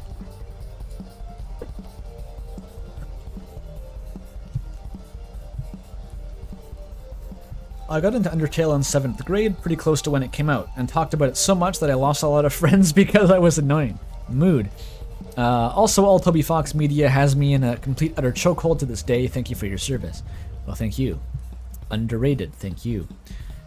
You forgot that Dodger was the one who coined the term murder dance? Like, I wasn't sure either, actually. I didn't think about this until I read this comment, was that that term actually comes from Dodger. Or maybe it doesn't, because I think she was the one who was repeating it because chat mentioned it originally, so I don't know where it comes from. Editing is good, thank you. I think my experience with Undertale is different from a lot of people's. When it came out, I never actually bought it. Instead, I watched Jacksepticeye play it. I mean, it is different from a lot of people's, but so many people have left the same comment that I think it's actually very, very common. Ooh, it long. Despite the fact that I really didn't really play the game, it still emotionally connected with me in the same way. Years later, I finally bought the game on Steam, and I still loved it. I played it a bunch of times and never lost that emotional connection to the game, even though I knew everything. Eventually, I decided to do a genocide run and finish all the significant content. When watching Let's Players, I skipped most of the boring parts of the game, so I was only aware of the character deaths and the pre-battle cutscenes. So you just went back in to experience the bad part yourself. So after I got through the tutorial battle and met Sans, I noticed the dialogue wasn't the same as in Pacifist. At first it was kind of funny in a dark humor sense, but what Sans says afterward kind of broke me. My brother really liked to see a human, so, you know, it'd really help me out if you kept pretending to be one. I'm gonna be real, I don't know what the fuck Sans is on about here. I literally don't know what that line is supposed to mean. Like, obviously it hits some people, like, emotionally, but... Like, what is that supposed to be criticizing? They're all monsters. Even if Sans knows that you're, like, a genocidal, extra-dimensional entity, you're still a human, though? So, like, you're not a monster. I've always just kind of thought that was a weird line. As stupid as it sounds, I don't really know if I can explain how much this fucked with my head when I played. Though I had seen everything the game had to offer, and that I was only playing it to finally end my time with it, I sat there for 30 seconds just thinking about what I actually knew about the game. It's still strange in retrospect how passing line like that got me so badly. Anyway, I spent like 80 hours searching for every secret in the game, so something like that could never happen again. Afterward, I kind of quit playing Undertale, not because I lost some sort of emotional connection, but because I didn't feel like playing anymore. I still spent years lurking in the fandom, but only about a year ago did I play the game again. I was really afraid I would lose the emotional attachment when playing the game again, but I didn't. I played through the whole game and got every secret possible within a single pacifist route. Just to brag, I also no-hit the credits on my third try, because it's really, really easy. I'm sure if you practiced, yeah. And the ending still felt climactic when I saw it. I guess what I mean with all these random words is that despite Flabby's story about getting dissociated with the setting and characters by reliving it, I don't think Undertale's a game that happens to me with. That's interesting. Inevitably, I guess my point was just that you either have to confront the fact and internalize the fact that you're like harming the characters by resetting, or you have to distance yourself so you stop caring. So it doesn't really matter. It's your experience at the end of the day. Just intellectually, that's what the narrative sort of implies. Anyway, great video. I feel like it explains emotions about Undertale that I could never have put into words. Also, reading Homestuck recently has made me understand why Undertale is the way it is. That is an excellent reason to read Homestuck. Specifically, the humor. Undertale's humor is very much the same as Homestuck's, so that's probably the closest thread between them, I'd say.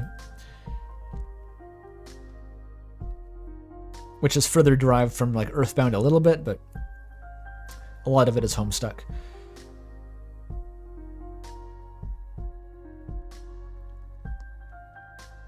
Sans is trying to say how you'd lost your humanity in a metaphorical sense. Yeah, no, that's what you read the line as. Like, if you heard someone say that to you IRL, it's like you're not a human means that you're some sort of monster, but it's just bizarre in universe. Like, the only other option is a monster, which they're fine, like there's nothing wrong. It's strange to overlap those two meanings of the word monster.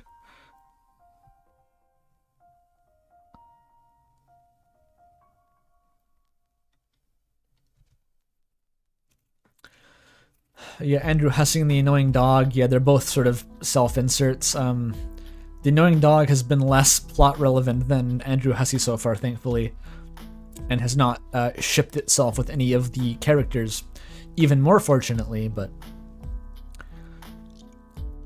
Oh shit, Ryu here, $18.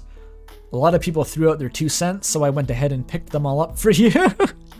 All the 2 cents together. Yeah, thanks a lot, Ryu. Bless the stream and congrats on 20k. Yes, 20,000 subs apparently. It's good to see.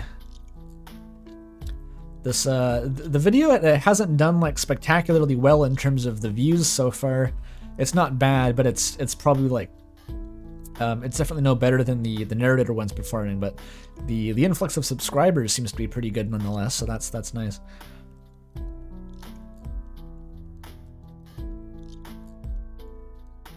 Wait, Andrew Gussie? Who is Andrew Gussie? Shipped someone with himself? It was like a meme in late game Homestuck that Andrew Hussey was like simping after Vriska or something like that. It was, I don't know what the fuck. It was stupid, and it went on for too long, I thought.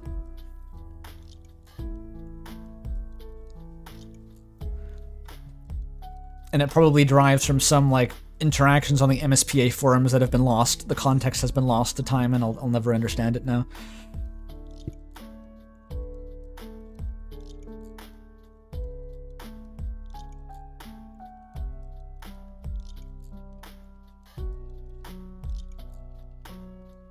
Sorry, the banana loaf again.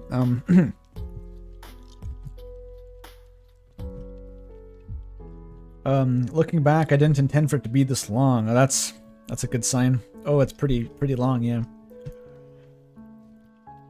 Andrew Cunningham, did Vriska do nothing wrong? Who's Vriska? I forget. I never formed such a close emotional bond with these characters until well after I'd played the game to death. It was only upon reflection that I began to resonate with them. Before that, I didn't have a favorite character. None of them really stood out in a positive way. At least, I didn't have a least favorite character. The one that had made me feel the strongest. Oh, you did have a least favorite character. The one that had made me feel the strongest, that was Alfie's. I had a whole list of things that made me loathe her, which I won't get into now, save for the lying. To me, it was the most prevalent and least forgivable trait of hers. After looking back on the game years after playing it, coincidentally shortly before the announcement of Deltarune, I started to look closer at why I felt the way I did, or didn't feel as others did. The latter was more simple. I had already been inundated with countless casts of quirky characters. That's quite a mouthful. Since indie games were my main sustenance growing up. Only after developing more nuanced ideas of what makes characters well written did I come to appreciate how outstanding Undertales were. There's more to it perhaps, but considering my diet of video games was so immense that the rest of my life suffered for it, I'd say that's a sufficient overview, okay?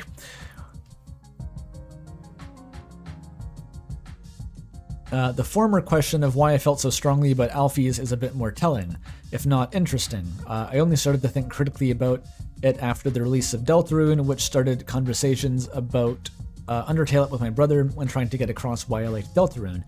When I brought up how I despised Alphys, he mentioned that maybe part of it was that she was a bit like me. I denied vehemently, of course. The thought offended me deeply. The conversation moved on, but the idea stuck in me like the prick of the most tsundere of plants. Tsundere. However, how could you say that I was like Alphys? She was annoying, nerdy, and her scientific method was as flawed as her dishonesty was pervasive. Do we ever see Alphys using the scientific method? I guess theoretically the lab's logs. I mean, like, yeah, maybe she should have tried one body before injecting all the bodies. Maybe that's a fair point. Then again, okay, I thought. I guess growing up I was always described as annoying, and my nerdiness was undeniable. I was an Undertale fan after all. Those things led to my lack of friends. A trait Alphys was only spared thanks to the unnatural compassion of monster kind. That is a great way of putting it. They're, I kind of headcanon the fact that the humans on the surface, they don't act at all like quirky Earthbound characters. It's just that's what monsters are like. They're all these really exaggerated, boisterous, goofy personalities. That kind of appeals to me as a thought. That made me feel bad for not extending Alphys the behavioral latitude I wished others had given me. But still, putting that aside, the whole bad science thing, we'll re-examine that after I get my tech degree and start publishing research papers. Yeah, you can file a complaint against Alphys for lack of academic integrity or something. The dishonesty was unforgivable. She lied to everyone, including those she purposely cared about the most, as well as herself. It was monstrous. It was unnecessary. It was exactly what I was doing myself. The plot thickens. All right. Not to get into it too much, but 7 to 10 years of my life were characterized by lying to everyone around me, everyone I cared about, trying to postpone consequences for my failures. Just like Alphys, sure, my lives were mostly regarding schoolwork, not necromancy, but it still eroded me in exactly the same way it did Alphys. I couldn't forgive Alphys because I'd have to forgive myself first. And just as Alphys found out, not everyone I'd been lying to forgave me far, far more easily than I could forgive myself. Even after betraying their trust repeatedly and consistently for years, even when I got so much better at lying that the last time I'd been stringing them along for years before it all came apart, they forgave me. They loved me enough to do so. I graduated high school, started college, and then Deltarune Chapter 2 came out, and suddenly... Oh, and the superbly written characters just kept coming. Not every character will hit home for everyone, but if they're all written with care and nuance that Toby Fox can muster, then there's bound to be a character that will most resonate with a given person, and at least one person will resonate the most with each character. I've forgiven Alphys, and she's my favorite. Very cool comment, very personal. I like that.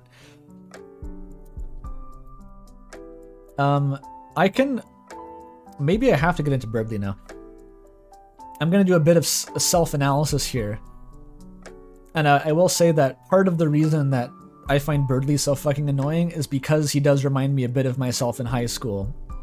Which I'm not really embarrassed to admit specifically, but I have a kind of a characteristic where if I identify someone with a negative trait, something that I don't like about them, I generally am very, I guess, understanding. But if it's a negative trait that I have had in the past and that I understand, I become 10 times more judgmental. It's fucking weird. It's the way my head works for some reason. So, like, I think, and then also what complicates Birdley is that, like, I genuinely think that if the game was trying to make him a little bit more sympathetic toward the end of Chapter 2, they completely fucking dropped the ball, at least for me, when, right at the end of his big emotional backstory, which I was already kind of struggling to take that seriously, because it felt kind of, I don't know, cliched or something. He immediately goes back to, like, this fucking Bazoinga gamer girl shtick, like, just completely drooling over Susie for no reason. And I'm like, fuck, dude, this is this is when I'm supposed to start taking this character more seriously. You're gonna hit me with, wow, I truly a gamer girl too. I was like, fuck you, Birdly, fuck off. I don't care about you anymore. You failed. Your redemption arc was just immediately T-boned by a semi-truck, and it's not going to recover for quite some time. As I've said in the Umris fic, I believe that I'm not sure where Birdly's going to go in the rest of the story, but like, based on what I've seen so far, I believe that Birdly absolutely has the capacity to be less of an asshole, a more compassionate, empathetic person going forward, but like, it's going to take until the end of high school to get there, I think, at this rate. He's going to need a few more years to figure himself out.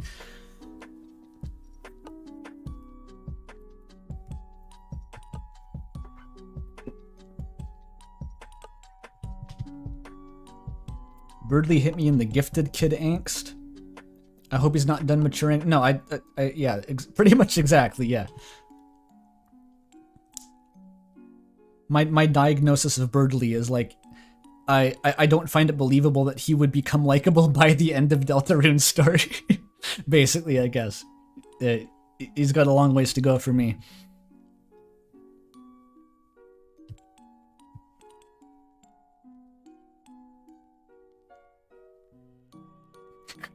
But the Queen says, no, there's nothing wrong with him, he's just annoying. Pretty much. Chat says, Birdly has a lot of self-loathing going on. He projects onto trying to get a relationship to better himself. I mean, you can make the psychoanalytical reading all you want if you think there's that much depth, but the game is not displaying that so far. That's what I mean about the fucking, if the game wants me to take him that seriously, it's gonna have to, like, actually present him and maybe not as a comedy relief character for longer than 10 seconds at a time. That's basically what it would take.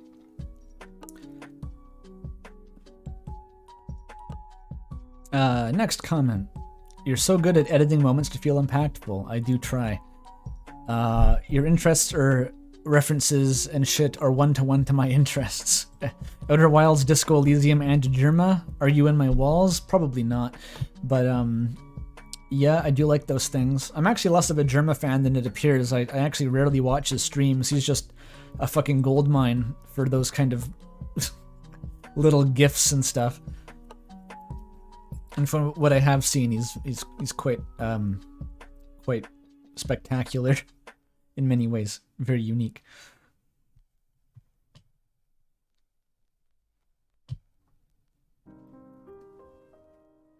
So, fun story. Shortly before Undertale came out, I was telling my best friends, you know what would be really cool if there was a game that treated more like people and you could be their friends.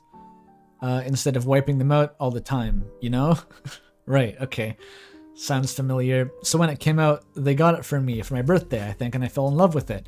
It was exactly what I asked for, yet so much more. I went in as blind as possible, aside from what the store page provided, and played as friendly as possible. Fun side note, that means that when Flowey accused me of only being nice to get my perfect ending, I was like, haha, joke's on you. I don't even know what the endings are. I'm just doing what I like to do. Yeah, fuck you, Flowey. Anyway, it had a bigger effect on me than I expected and became my favorite game. Now bounces between first and second, depending on how obsessed I'm feeling about Deltarune. Yeah. When all my monster friends in Frisk had a happy ending, there was no way I was doing away with that, even having heard of different endings and usually wanting to see everything about games I'm obsessed with. Then, as if I needed any further convincing, Flowey asked me not to throw it all away. I could never, you know. I left them with their happy feelings, or their happy ending, and the only ending they'll know. Thank goodness for Deltarune, though, because leaving them with their lives meant that I could play once, yet wanted more. Meant that I could only play once, yet wanted more, and Deltarune fulfills that want. Yes, I understand. Okay, cool.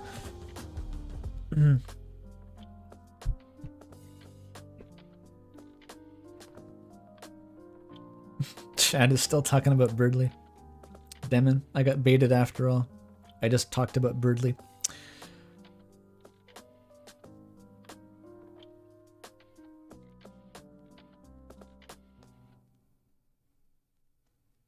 Birdly haters be out there acting like he's Hitler or something. I'm not trying to act like that. I'm responding to there's a large number of people who are like, oh dude, you're judging Birdly way too harshly. He's a great character, he's really deep, he's very relatable. I think you should be nice to Birdly. I'm like, I don't like Birdly yet. I don't like him, okay? He's got to do better. That's what that's all I have to say about Birdly.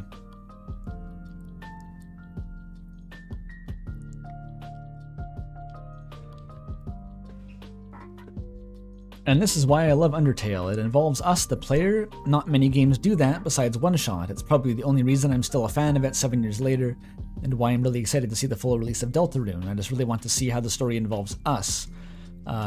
Punctuation helps, dude. Please. Periods, at least. I'm just hoping there's a scene where you get to have a conversation with the character that we play as, and how the characters react to what we do and how we affect the world, or how they try to stop us from killing everyone. To sum it up, I really like the game, so happy 7th anniversary. Amen. Okay.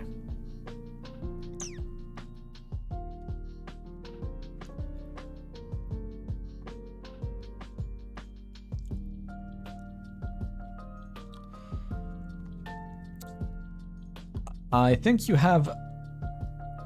have a little bit about Sans being part of genocide's consequences. Okay. Spacing. I know everyone thinks he's just an overpopular funny skeleton, but he's definitely an important part of Undertale. I don't think Undertale genocide would be the same without his battle. I don't think that's as hot of a take as you're making it out to be, dude. I think that's a very... even people who think Sans is oversaturated within fan content would agree that he really... him and Flowey sort of make the genocide run together. In my first true pacifist run, I got Sans' trust, and making him believe in me and my adventures had done a true reset for their happy ending. I was wondering why he kept saying, "I'm rooting for you, kid," and just give up like I did. But of course I assumed it was part of his lazy attitude. And finally doing genocide and seeing Sans' monologue about why he is so lazy hurt me. The words "just give up, I did" suddenly clicked. The reason he was rooting for you is that when he finally had hope and not give up. Okay? I proved him right that nothing in his world mattered. He was right to just give up, and it was my own doing. And ultimately, he made me realize that I am literally a god, not just some child with determination power that basically made everyone suffer. Yes, everyone else's death made me feel bad, especially Papyrus, but because I was looking the game in the external mode, terminology helps, I swear it does, I calmly told myself it did not matter. But since Sans called out this behavior, in his own view, is unforgivable. The guy who once told me he once believed in me being good, even with all the killing with Papyrus, it hits my unfunny bone. Okay. That is pretty funny. So he did his job, then he stopped. So another person literally just murdered by words by Sans. It's really cool that that's possible. I like that.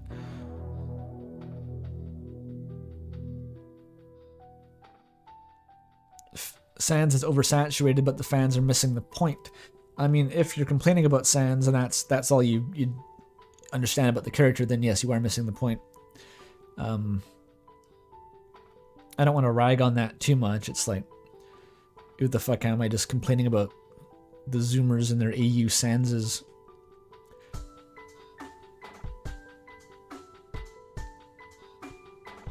Okay.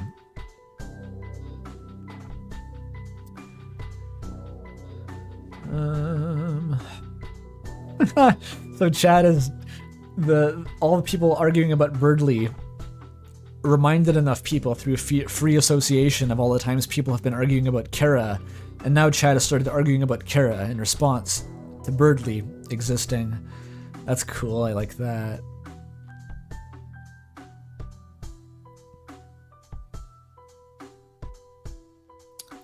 Lamau. Stop. Why are you looking at Underlust, Floppy Poof? That's your first mistake. Why are you looking at Underlust Sands and then having to back away? The trick is to just not do that. Okay, RC says, I've already mentioned my derangement on the server, but a different point I haven't shared is that Undertale was the first game to ever make me cry. I'd heard a lot of people being so moved by art they were driven to tears, but that never happened to me before. I thought those stories were bullshit, spewed by people who wanted their favorite works to be granted more emotional weight than they deserved, and then I hugged Asriel.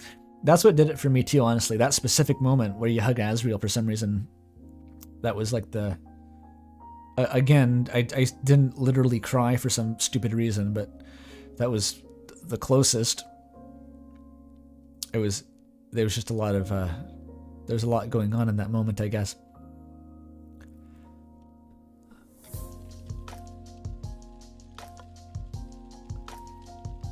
Undertale was a game I played nearly blind and went all in on after beating it, despite also only playing it one time for the same reasons. Yes, I never got big into the fandom community, but it occupied a huge part of my headspace, and on some level still does. Its narrative conceit of the player controlling time itself got its hooks into the bones of most stories and worlds I've designed since, to a greater or lesser extent. I can kind of relate to that. It's very hard once you've seen behind the veil of interpreting saving and loading as time travel and stuff, and players and what they mean for the protagonists they control. Once you've seen that analyzed in Undertale's light, it's hard to kind of go back, but basically it's hard to not be inspired by Undertale after you've come into contact with it. I also went absolutely feral playing Deltarune for the first time approximately 10 minutes after it dropped one Halloween night as survey program, and then inflicted a whole new ongoing brain rot debuff. Toby's a monster. Hell yeah, going feral when Deltarune drops is very relatable. When Chapter 3 comes out, I'm going to be playing it probably more or less continuously from the time it drops. And I'm not going to stream my first playthrough for various complex reasons, but that's going to be a hell of a time, because immediately once I've finished the first playthrough, I'm going to start streaming it, and I'm going to play it probably just again immediately. I want to get like really weird and sweaty about it. It'll be great.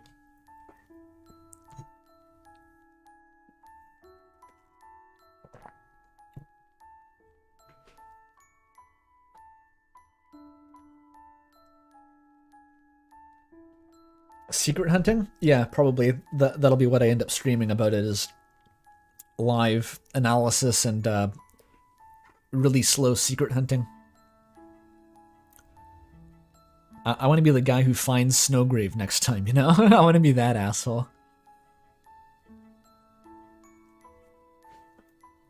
Like the Jaru lore playthrough? Yes, except immediately after playing the game, so I barely know what I'm talking about. And it's just a bunch of like incoherent rambling.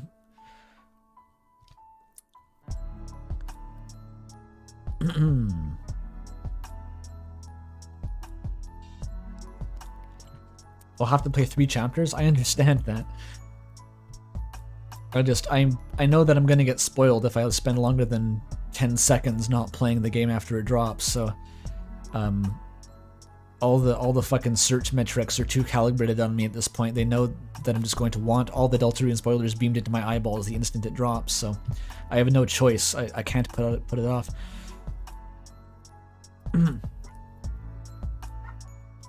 Okay. My nonsensical ramblings, one-shot ending spoilers. That is kind of significant, actually. I'd recommend anyone who doesn't want one-shot spoilers to look away for a little bit. Actually, it's kind of stupid to flash the Gaster GIF. Last time when I scroll up, I'll have finished the comment so that you can look back, I guess, if you want. I first heard about Undertale back in early 2016 when it got really popular. I think I watched the first Jacksepticeye playthrough and then played it for myself. Despite watching a playthrough, I still very much enjoyed it. I got the Gaster followers on my first playthrough, and it legitimately scared me. Oh yeah, that would be kind of scary, I guess. The 1 in a million chance, dude. And it became my obsession for the whole year. I was pretty active in the fandom and saw firsthand why people called the fandom so toxic. There definitely wasn't no reason for that, yeah. I definitely think has stained my perception of Undertale and why I have now very limited interaction with the Deltarune fandom to keep my perception of the game clean. I think that is valid, honestly. If you don't... Game and game fandom have two very different vibes, and I can respect the decision to just not mix it in with any headcanon or stuff like that. It's a very, very different experience. I find it interesting how emotionally connected you are to Undertale to such a degree that you won't even replay the game. The closest I've gotten to a game that even remotely feeling real would be One Shot, but even with that game, I still did multiple playthroughs. I did feel guilty sacrificing Nico for the Return of the Sun ending. I guess I just find it easy to remember that what I'm playing is fiction, and that at the end of the day, what I'm playing was made by some game dev somewhere. I guess that's the curse of knowing how the things you enjoy are made. What I said probably made me look like a dumb, stinky idiot brain, but it's the best way my brain could come up with to explain it. Andrew, if you're reading this, I'm probably in chat, so hello future me. Are you? 404 user not found. The user is not found in chat. So, oh no, there you are. Okay, 404, cool. Yeah, One Shot was, I played One Shot relatively soon after Undertale, and so at the same time, it was like I wasn't nearly as immersed as I was in Undertale. But also, I had a fucking cute little protagonist thing to protect, and I had just been like going through the 7 stages of grief with Asriel, so I was like, fuck you, game, if you think I'm gonna sacrifice the cute protagonist character to bring back your son. Fuck you. You're all burning.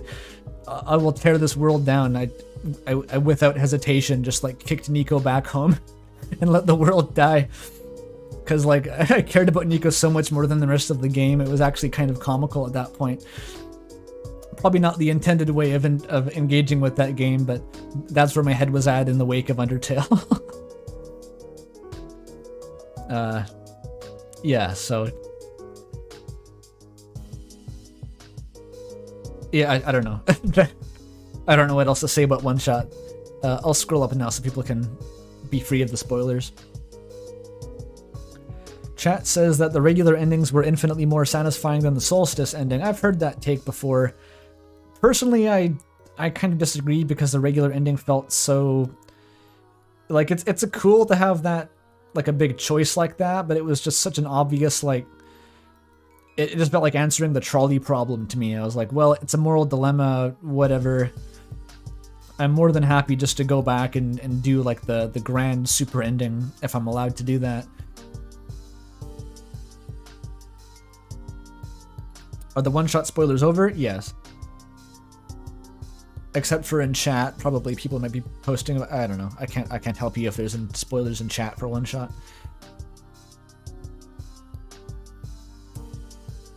Oh, JD's here. Cool.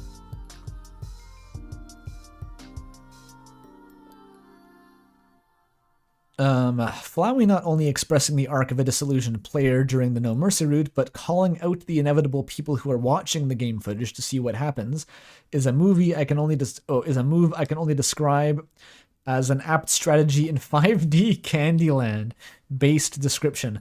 I've always, even like back in 2016, I always described that as breaking the fifth wall, even though that makes no sense. It just feels right.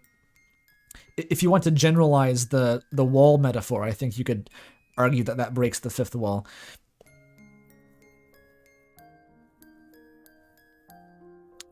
Shay viewer, Omori player, Deltarune analyst, OMG, just like me for real. Basically. I have to make an admission. I don't actually watch Shay that much. Despite like referencing him constantly in this video, Shay is actually someone who I've only learned about because I knew that I wanted to talk about Undertale speedrunners, and because that concept has always fascinated me. So essentially what I did a couple of videos ago when I first brought it up, I forget when, was I just Googled who had the current world record, and that's how I found Shay in the first place. So I am now more familiar with Shay, but he's in I know about him because he's in the videos, not vice versa, so I'm kind of a fake fan, actually.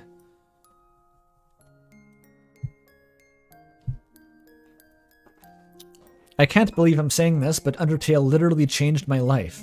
It's because of Undertale that I started getting into game design. It's because of Undertale I started making music. Well, fucking same. Like, it's exactly the same as with me, so I mean, I'm not going to be in disbelief about this. It's because of Undertale that I'm currently at my dream university with a dream college scholarship, getting my dream BAs in game programming and design. Very specific, but like, good for you. This game changed the course of the last 8 years of my existence. This game has burger pants in it. Hell yeah, burger pants. Burger Pants is already among the best characters in Undertale, of course, in my opinion.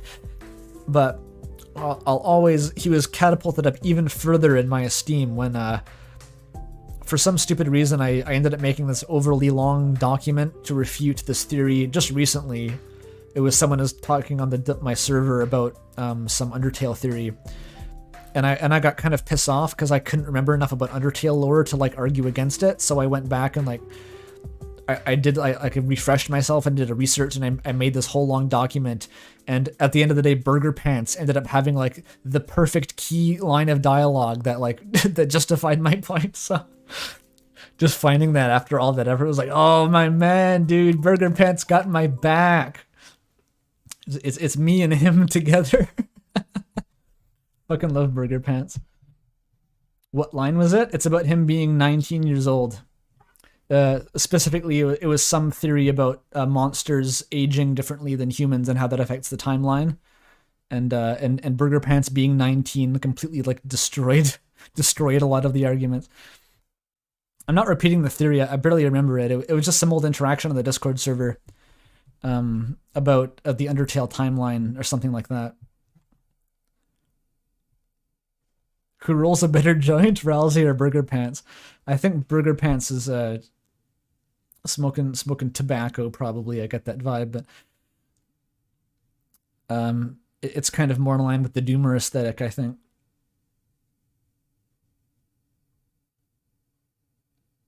He's just like me for real, 19 years old, and that's it. Yeah, shoutouts to 19-year-olds in chat. Burger Pants smokes catnip? Do people think he's a cat? Is that kind of rings a bell? Does someone describe him as a cat at some point?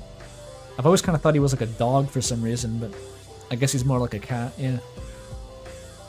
I've never thought of Burger Pants as really any kind of anthro thing.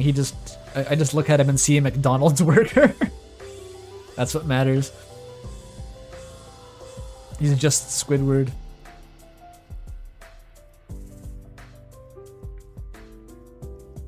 That's why he has a crush on Caddy? Is that the angle? He seemed to have a crush on both Brady and Caddy, to what I remember, but whatever. We're not getting into Burger Pants shipping here.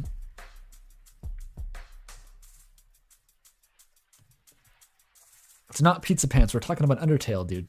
Get it together.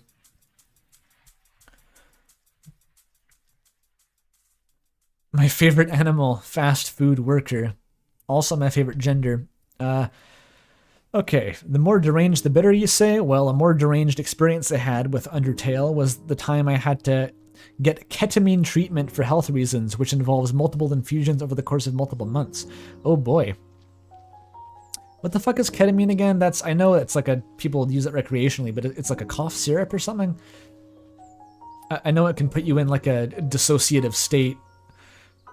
People take it at like at raves and stuff and like lose their ego and go lie down in the bathroom. During the infusion, you have, for lack of a better description, out-of-body experience. It's horse tranquilizers. Okay. Similar to lucid dreaming, but much more intense. And I didn't want to have a totally random dream the second time, so the night before my second infusion, I replayed Undertale and read some Undertale meta essays. During the infusion the next day, I ended up having a vivid hallucination about being a fallen human in Undertale and living in Snowdin and pretending to be a monster for years before the player arrived. Oh my god. I ended up continuing to hallucinate the story further and further, each following ketamine infusion. It was fascinating. Oh my god. That is pretty fucking deranged. Props to you for achieving a mental state that far out of the normal bounds. Very cool. That's the ultimate AU. Yeah, just blast yourself on hard drugs and hallucinate the rest of Undertale that we never got to see. Reality shifter in the comment section. You become a planeswalker by taking horse pills. I'm assuming there was some good medical reason for doing that, but hilarious. Thank you for that. The ketamine AU. Expunge me, boy. I've overdosed on ketamine and I'm going to die. That was a shitty Mr. Krabs voice, I'm sorry. I've been able to do it a bit better in the past. That just wasn't very good at all.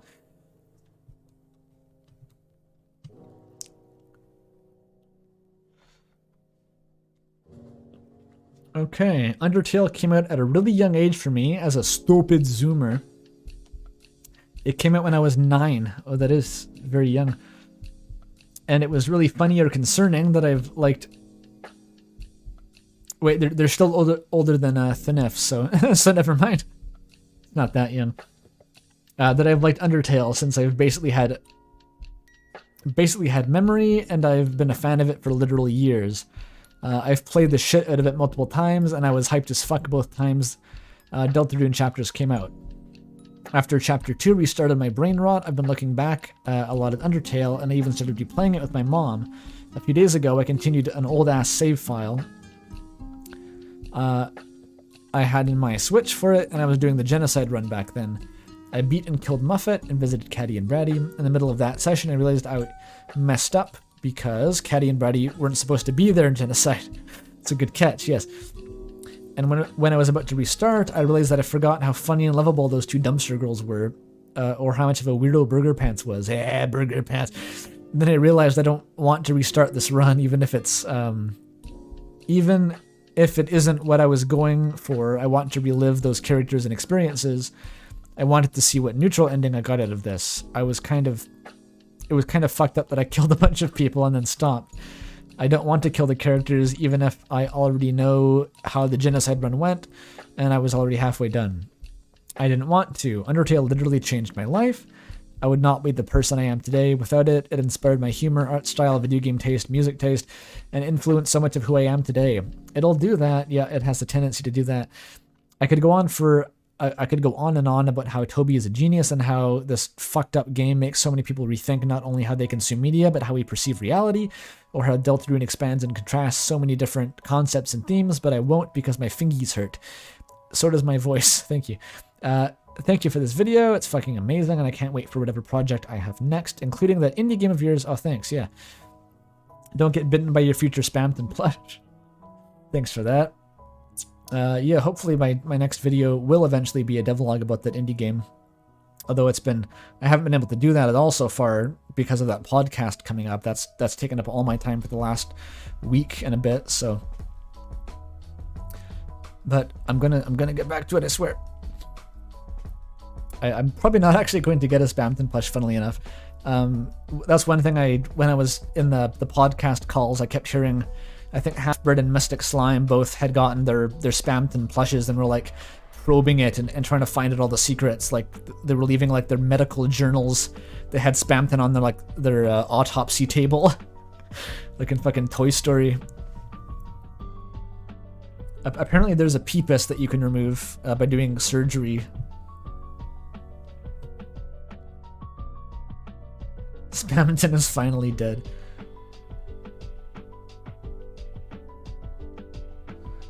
Oh, someone else in chat got their mom to play Undertale? I have not gotten my mom to play Undertale. I don't think that would work very well. They did surgery on a Spamton, dude.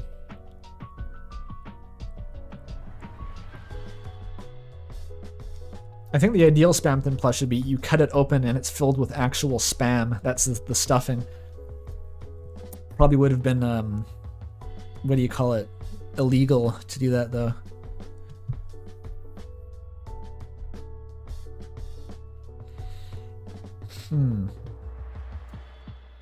This is most definitely one of the best YouTube videos I've ever seen. It released a couple hours ago. Hell yeah, dude. That's the kind of feedback I need. Don't improve. You're the best. I love it. I don't have to put in any effort. And I thought I was the crazy one, trying to explain how Undertale completely and utterly manipulates and outplays the player. Incredible video. Thank you. Yes, this was more than anything, perhaps. I hope that this video justifies everyone else who felt crazy trying to articulate this at some point in their life, as it's essentially done that for me, is that I felt crazy trying to articulate this for so long, and I got fed up and decided to make a fucking video essay to make myself... Making a video essay effectively raises your IQ points, like your effective IQ points, by like 100. And so I just artificially made myself enough of a galaxy brain to finally articulate it.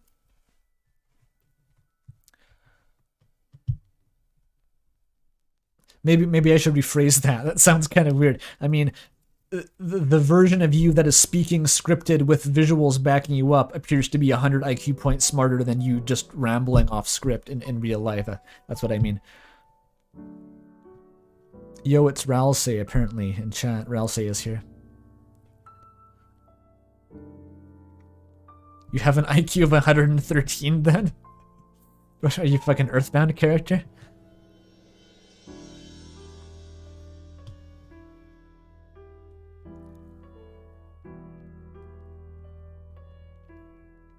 JD is violently ill and is playing the Earthbound Halloween hack. That sounds fun.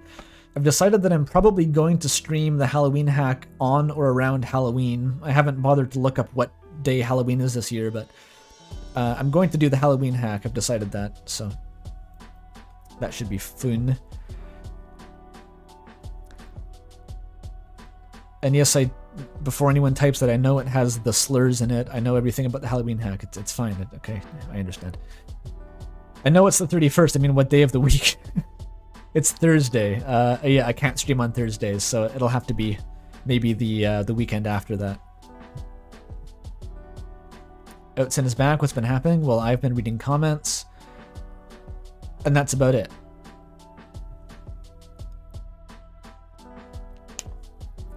Dude, why do you use the exact same wallpaper as me? Is that the Hyperlight Drifter or the Fez, I wonder? To spare you more over... It's the Drifter. Yeah. I'll go on record saying that Hyperlight Drifter is not my favorite game, but it's my favorite looking game. There's no game in existence that I like the visuals of more than Hyperlight Drifter. It is the peak of my aesthetic in games. It's fucking nice.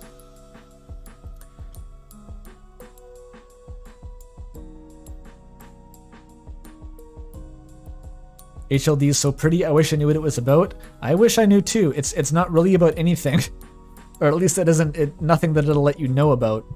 The lore is like completely vague and entirely constrained to like 10 little monoliths with written in a fake language that you have to decode yourself.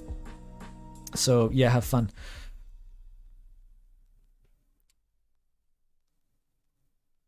You got a copy? I can send it. JD has a copy of the Earthbound Halloween hack. Yes, I would like to be sent the copy. Please do that. Wait, Mel made butterscotch cinnamon pie? Holy shit, dude. Really? For real? That's really cool. I wish I had that.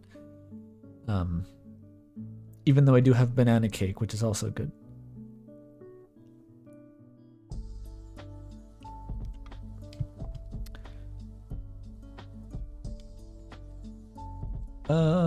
Okay. Andrew, you are gay. That would be funnier if you weren't, just as like a shit post, if you weren't already in chat a million times so far, Shadow of Rosary. You just decided to post Andrew, you are gay after intelligibly conversing for like hours. What a call out? Yeah, shit. What is the structure of a butterscotch cinnamon pie? Because butterscotch and cinnamon are flavors. What is the actual pie made of? Is it like a custard? Is it like a pumpkin pie texture?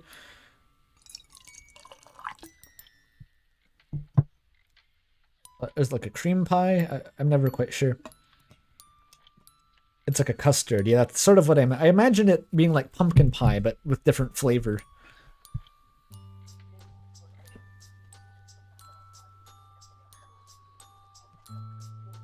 It's solid butter, like a Werther's original.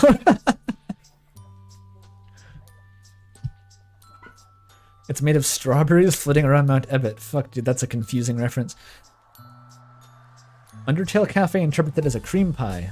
Oh, really? I thought, okay, I'd be a bit disappointed if I got a cream pie out of it. I'd want something that was like the consistency of pumpkin pie somehow. I don't care how you do it. Real talk, I would absolutely eat a gigantic Werther's. Like the size of a slice of pie. Like, Jesus.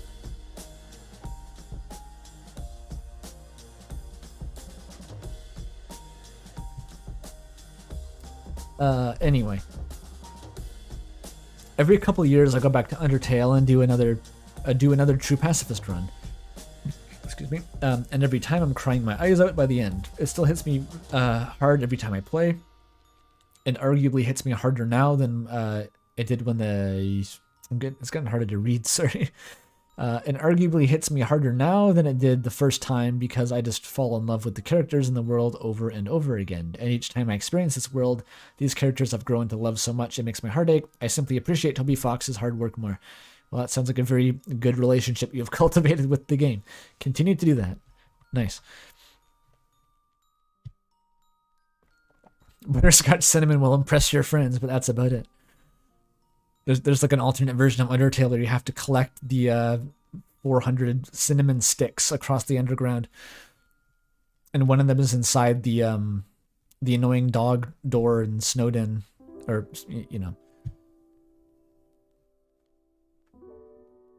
Imagine having a normal, healthy relationship with fiction. Yeah, fuck yourself. Fuck yourself. Can you imagine having a normal relationship with fiction? As an ESL, there's something magic about the word butterscotch that makes me forget what the hell it means every time. It's a weird word. It's a good one. It's a weird kind of counterintuitive compound thing that's like crunchy in your mouth. There can be a Terry Pratchett character named Butterscotch. That's how you know it's a good-ass word.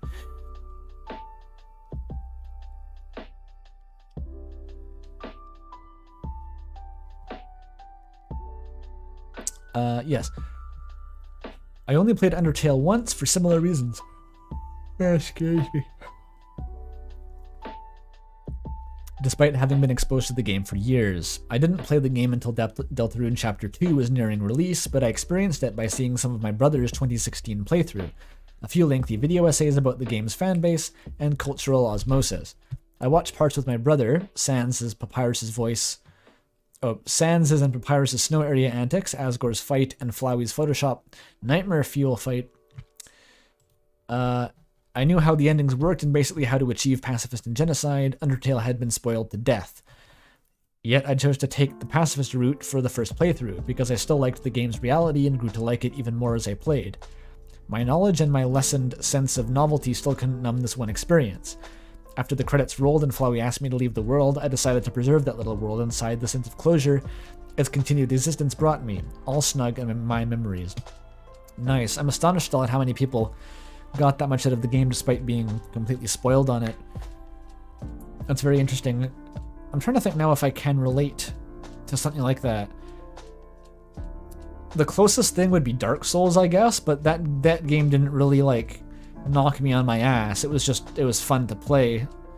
But that was a game that I'd heard about extensively and endlessly, and only eventually decided to play because I'd been watching people like do challenge runs and analyze it for years at that point. So, and I still enjoyed it, but it makes more sense to me on like approaching it from the gameplay side. With the story, it's harder for me to picture, but apparently it's very common.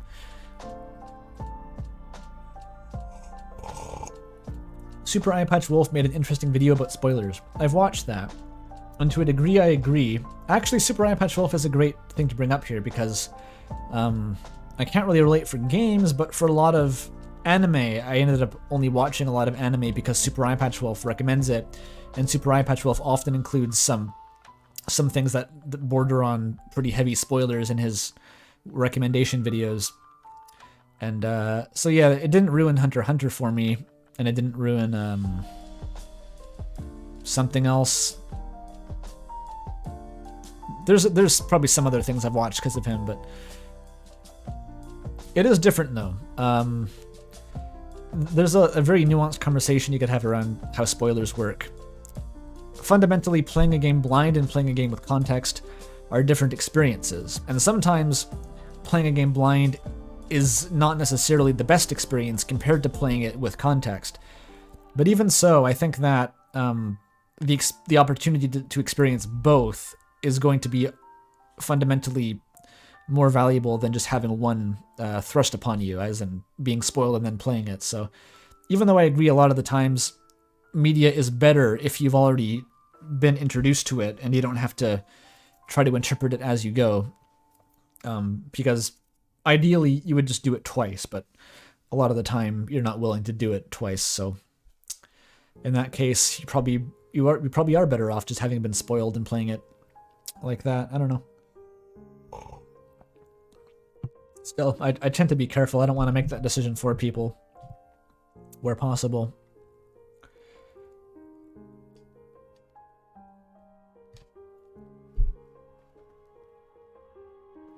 If the media when spoiled is bad, then the media is bad. Maybe. It can definitely make it worse. I'm not gonna lie about that. Like, but if there's nothing to it besides the twist, I guess is what you mean, then probably that's bad.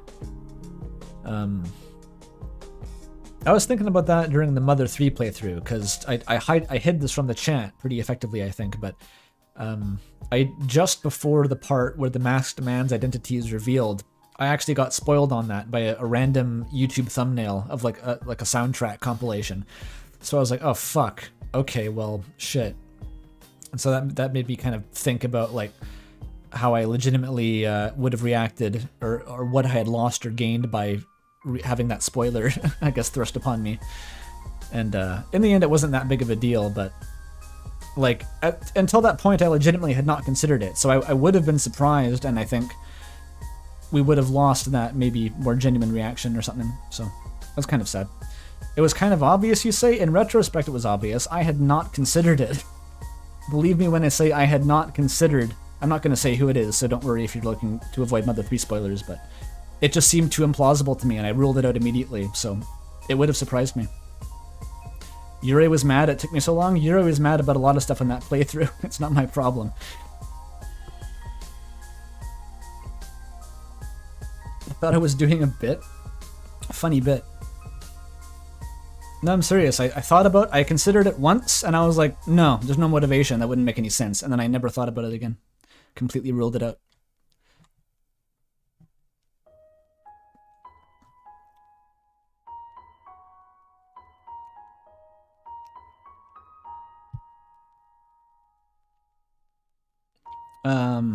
Okay, now I'm curious on what your opinions on Gaster, the Goners, and the Eggman are. That is a different question entirely from the video. I guess you're allowed to wonder about that, though. Oh, thank you for good luck message in chat there, thank you. Okay, Gaster, I think Gaster is probably going to be a big deal in Deltarune. Basically, I'm pretty convinced at this point that his presence in Undertale was foreshadowing for Deltarune, since a lot of it was patched in after the game's release. So, there we go. The Goners, I mean, I don't know what they mean as a generalized species. I don't know what they mean in Deltarune's Goner Maker. And I don't really know what they are in Undertale either. I'm going to be honest, I have no clue what the Goners are doing. I've never had a clue. The Eggman, it feels like the Eggman is supposed to be related to Gaster, but I can't point at anything in particular that says why. That's basically what I got from the Eggman. I've heard some like really elaborate theories about how the Eggman is behind the tree, which is related to the fridge that feels like a tree when you can't see it in the True Labs, which was Gaster's lab at one point, so therefore it's Gaster. I don't buy that. I think that's bizarre line of logic, but something about Eggman definitely feels gastery. I just can't put my finger on it, so there you go.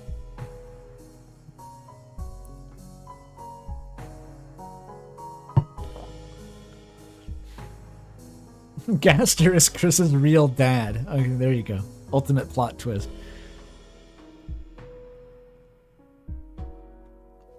So here's my deranged story. Yeah, another one. After I finished Murder, Death, Kill, Root, the next game I played was Fallout 4, and I quickly realized I couldn't suspend my disbelief because the game was so garbage. Is that deranged, or is that just the experience of after you've played enough Bethesda games, the realization sets in? I don't know. In fact, this was what made me realize that so-called AAA games are garbage, even though I've never played another since. However, since instead of just closing the game and trying to forget about the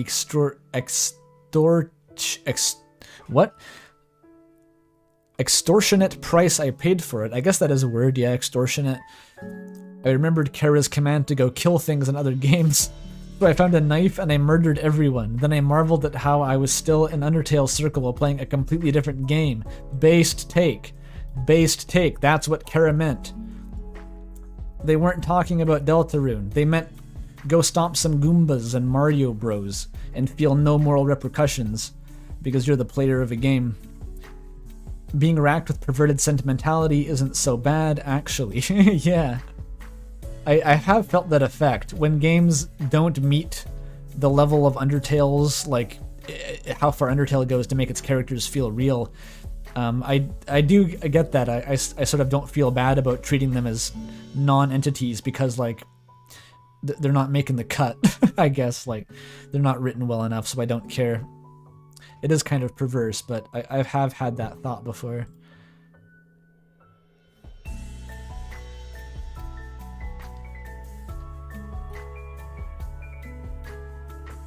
So if Kara's speech is analogous to Chris, which I do think because Chris is Deltarune's version of Kara, it could be them. I don't know exactly what you mean there.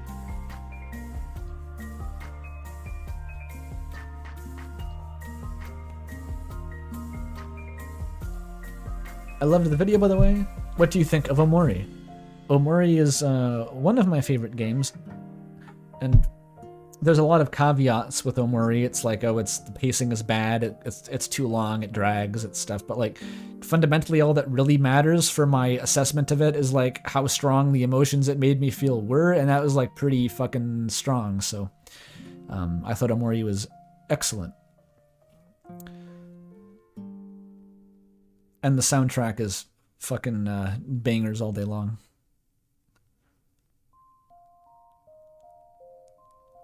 Now I feel bad. You weren't supposed to feel bad. You don't have to feel bad. It's okay. Oh, hell yeah. Immediate like for EBF reference. I'm always going to find a way to slip it in there somewhere. Now that I've learned that Jaru was also an EBF fan, I feel incredibly validated and will never shut up about, or, you know, Fantasies. Not shut up, but I'll never stop making stupid references to it now.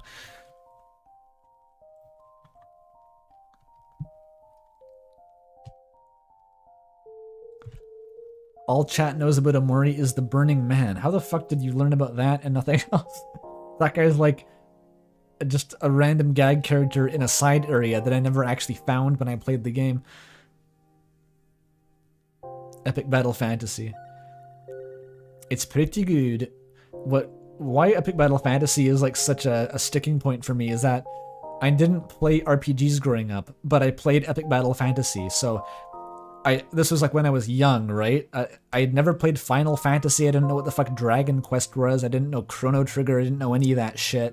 But I knew EBF, a fucking Flash game made by a Scottish weeaboo on Newgrounds. And that was my reference for what JRPGs were pretty much forever. So I owe it a debt of gratitude for being an inexplicably good free Flash game.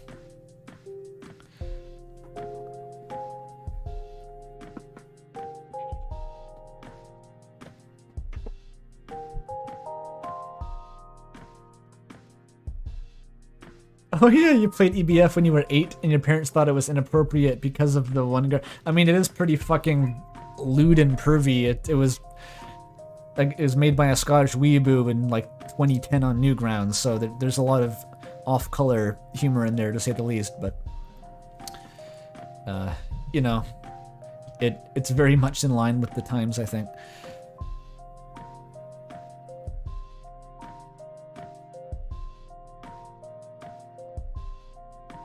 Your reference point for RPGs was Zelda, because you thought having dungeons made it an RPG. I wouldn't be surprised if I had that same impression too at some point. Anime try not to sexualize any woman with a pulse challenge. 5 seconds and yeah. Yeah, the game notably it has an achievement for clicking on the one female protagonist's boobs, and they have jiggle physics. It was not in good taste, but it's a fucking Newgrounds game.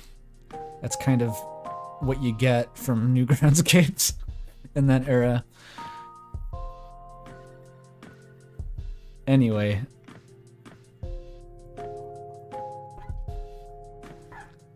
And okay, amazing video as always, my dude. You're becoming one of my favorite creators on the site. Hell yeah, despite the understandably slow upload schedule. Oh no. A lot of people, I felt and still feel a special attachment to Undertale ever since I finished. I've always pondered why this $10 Game Maker game with funny haha skeletons left such a profound impact on myself and the internet at large, though my experience definitely doesn't fall into the level of meta derangement that you, unfortunately or fortunately, since it's the reason you made the video, fell into. I'm glad that you found an answer that perfectly encapsulates how Toby Fox perfectly deconstructed the psychology of fiction and video games and completely turns it against you. Yes, he does. He sure does do that.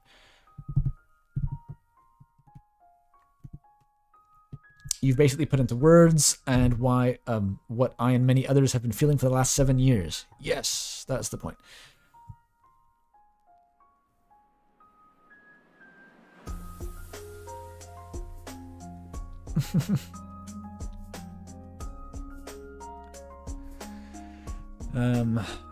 I discovered Undertale through Germa of all places.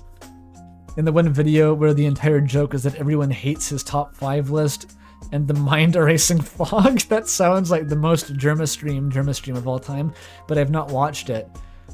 I don't actually remember if Germa like played Undertale. I didn't think he did. I'm sure I've looked at one point. I don't remember him actually having a recorded playthrough. I was hooked by the aesthetic, the unique bullet hell style battle system, and Toriel being the sweetest mom to ever exist. Yeah, the combat kept me engaged. The general tone of the story let the experience be goofy, and the references filled, while still keeping the serious moments intact when they needed. And you already explained the characters yourself, right? Oh, he did one of his first streams actually. Are you gaslighting me in the spirit of Germa? I thought Germa had been going for like 20 years. I thought he was primordial. You're saying that he actually Undertale was one of his first streams?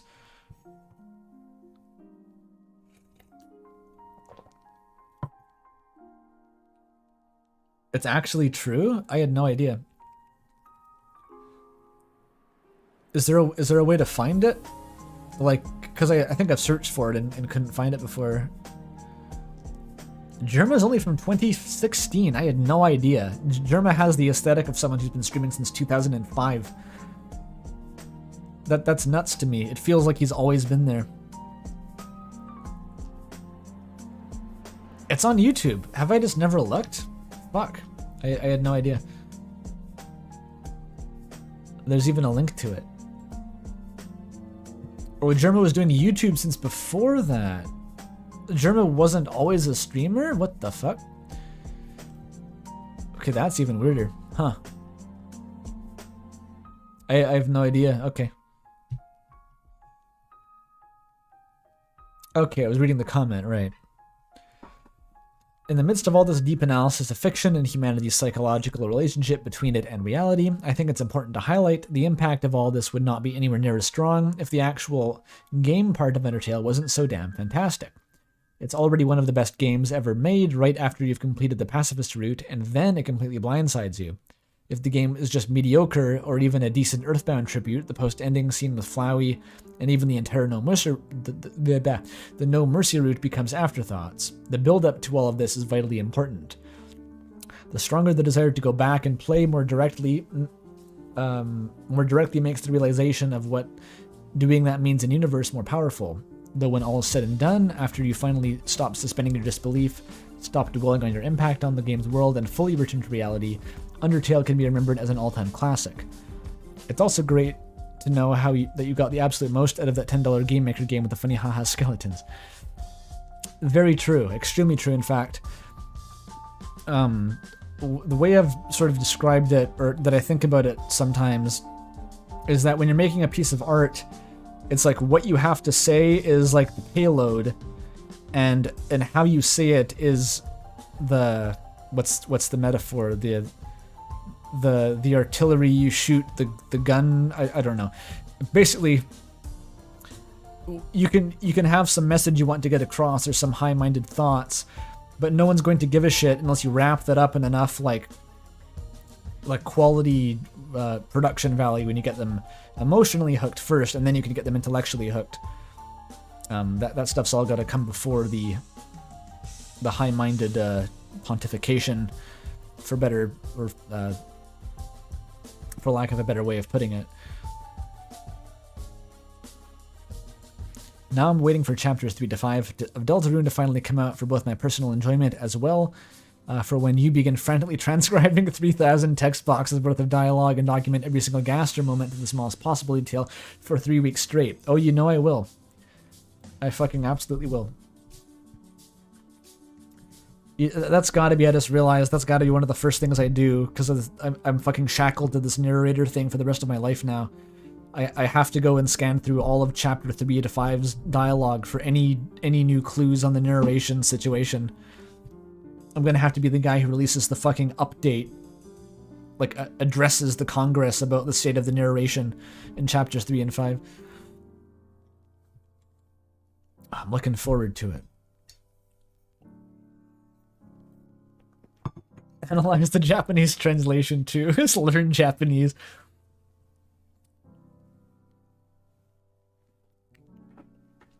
Please don't. I won't make a new video about the narrator, but I made you like a brief recap about like if anything particularly new or noteworthy has come up that either supports or refutes my original conclusion.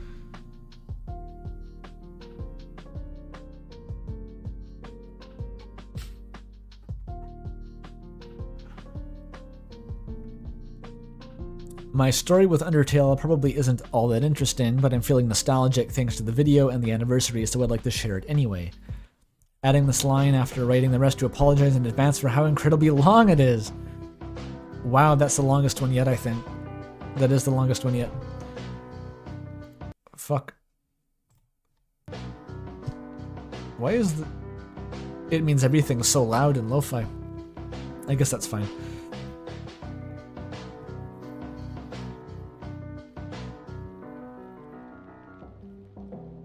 Put on the Elden Ring music? Fuck, the Elden Ring music's for short comments. Okay, well, maybe I don't read all of it, maybe I do. Let's find out. I remember my 2 oldest Undertale encounters even after all these years, but I can't recall which came first. My first exposure to this wonderful game that would basically change my taste in video games forever was either a friend of mine coming to me at recess in junior high school. It's a short break standing around between classes. That is, I'm familiar with recess. It's crazy to think I was only 12 years old when Undertale released. And even crazier, although kind of unrelated, that I'll be 20 in 3 days. It is a disturbing time gap, I agree. Uncomfortable reference point. That'll be what the fuck the Gen Alpha-ers are taunting the Zoomers about. Lamau 2015 was 20 years ago. Feel old yet? I can already picture it. It'll be great.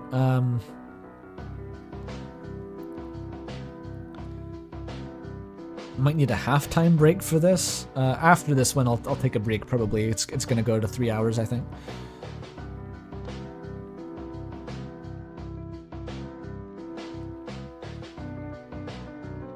No Dark Souls. I haven't played Elden Ring yet. Yes, I'm not gonna say the name of the music. It's not gonna, unless you consider just hearing the music to be a spoiler.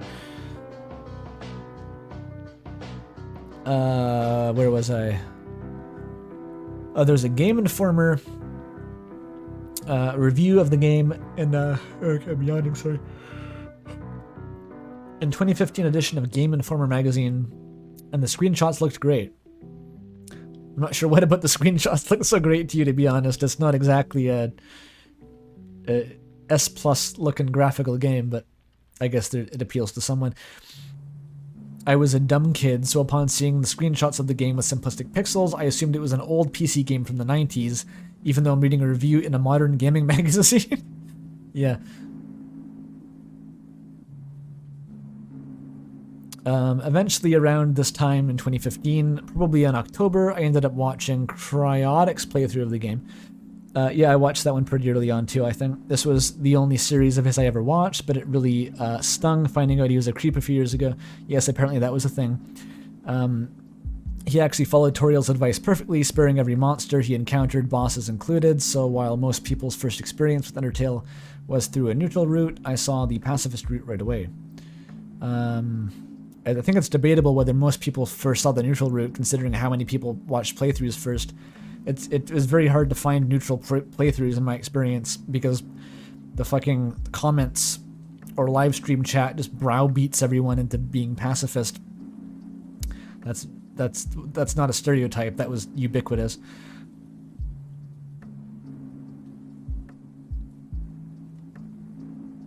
I recognize the song. What is it? This is now Omori Lo-Fi, so it's something from Omori. I think this one is Spaces Between. Thank goodness German did a neutral run. Oh, he did. That's cool. Chat ruining the experience. The crazy thing is that it wasn't even chat. Like, I was watching a lot of pre-recorded Let's Plays, and they were getting browbeaten by the comments to the extent that they changed the play style in future installments. It's fucked up. Of course, yeah, Markiplier canceled his playthrough because of that. I don't really blame him. But also, I was one of the people who was browbeating the people at that time, so I can't really complain. It was just kind of bad altogether. It was just bad.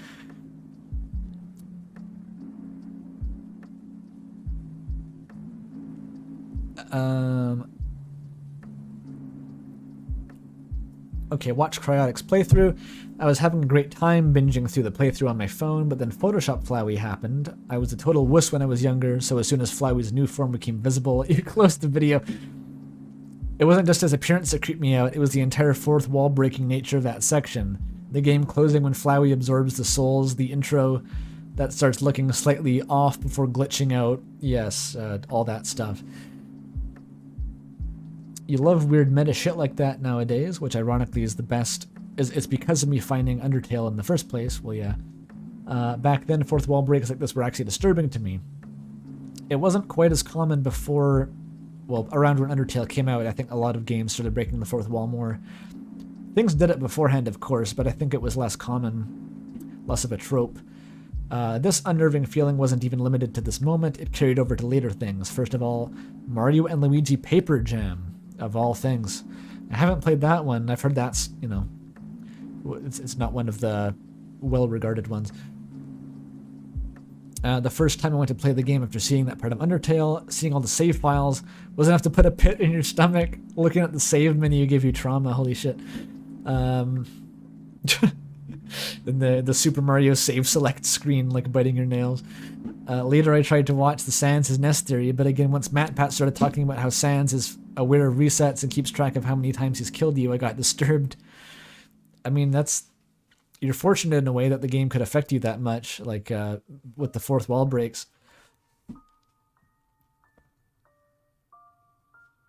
Mario and Luigi broke the fourth wall? Did it? I don't fucking remember that. I've only played Superstar Saga and Partners in Time, though, so it could have been one of the later ones.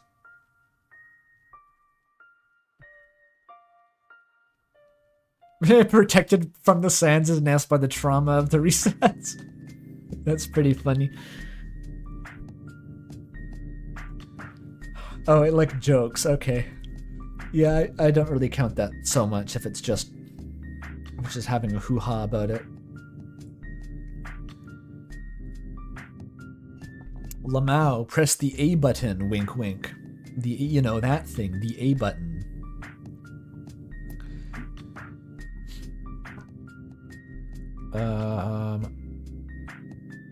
Right. Needless to say, I kind of avoided Undertale for a while after this. Despite watching 80% of a pacifist playthrough, I only found out Asriel's name, his identity as Flowey, and his appearance at the end of the game from friends at school telling me about it. Aren't you lucky then? I learned it 5 seconds after turning the game off after beating the neutral route through another YouTube thumbnail with fucking Asriel Dreamer and rainbows. So that's great. But eventually I got to see the parts I was missing out on. I watched Nate Wants to Battles playthrough of the game. So many streamers. So very many. And this time I actually kept watching past the Flowey fight, right? Seeing how...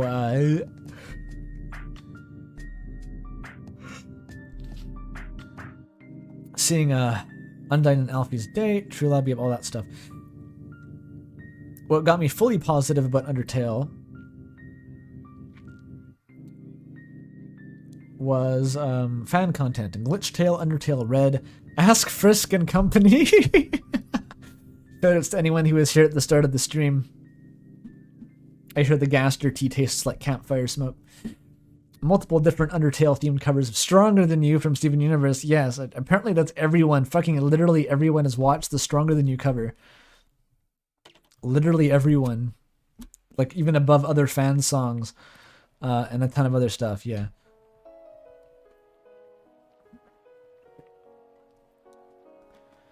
Chat says, seeing Asriel's hyperdeath form without context. Oh, sorry, I'm yawning a lot now for some reason.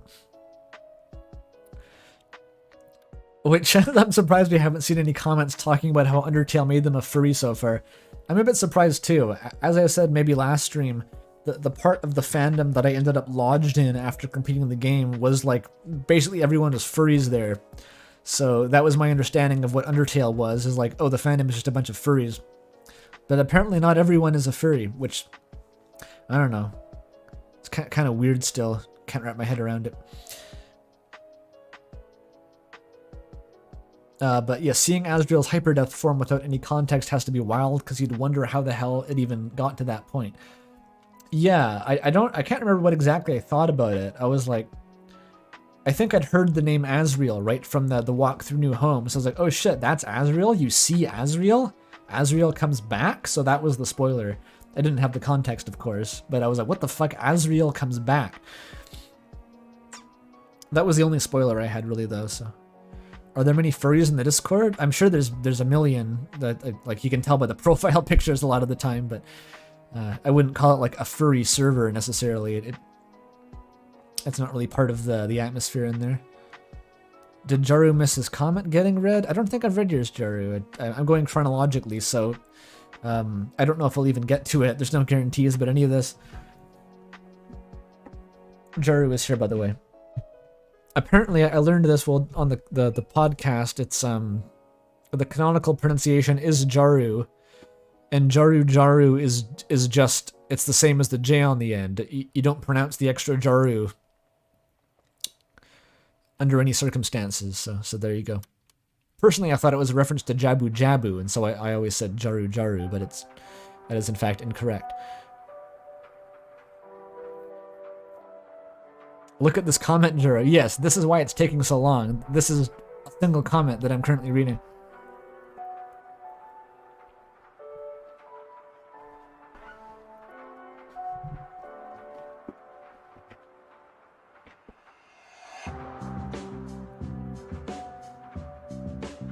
Okay. Yeah, you think of the one Zelda dungeon, Jabu Jabu's belly, exactly. Do you think Toby Fox is a furry? That's a good question. That's a question I've devoted much thought to, many hours of rumination. I think there's a decent chance. He's at least borderline at this point. I think there's a pretty decent chance.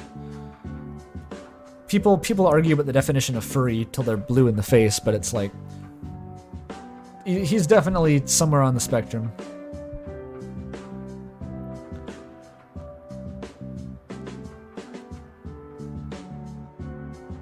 Okay, what was I was reading the comment? He wore a fursuit in a Nintendo Direct. Yeah.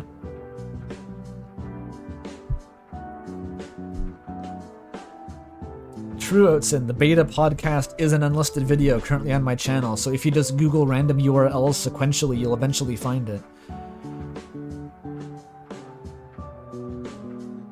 I think, yeah, the best definition of furries involves self-identification, basically, because any objective metric you try to apply is just going to end up being someone's going to be like, well, that's not what I think. It's impossible otherwise, yeah.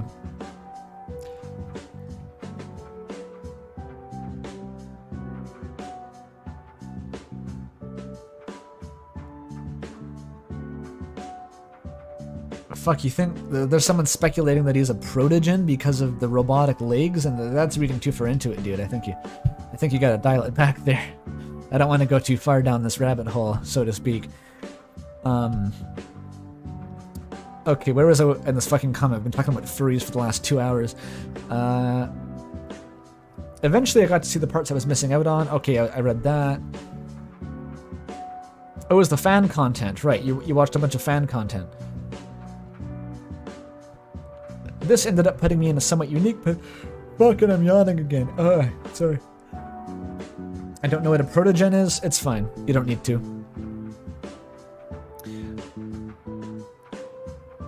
This ended up putting me in a somewhat unique position compared to other fans who had been around since the first 2 months of the game's release.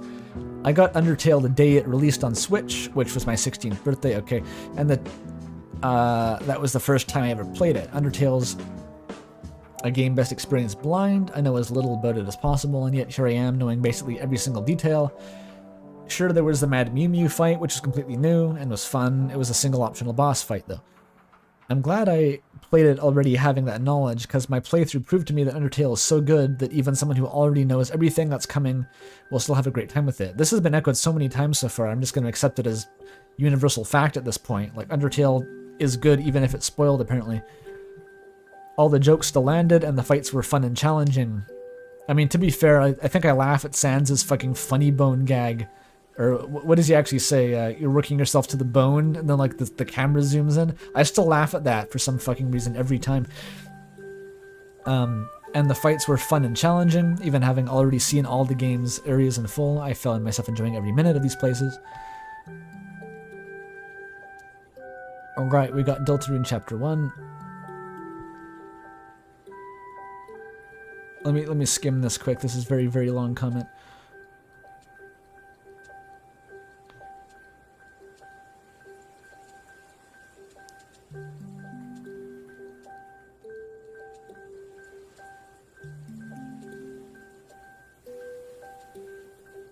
Okay, it goes on to talk about Deltarune a bunch. I think I'm actually going to cut this one short because it's been incredibly long so far. So I'm just going to keep moving on.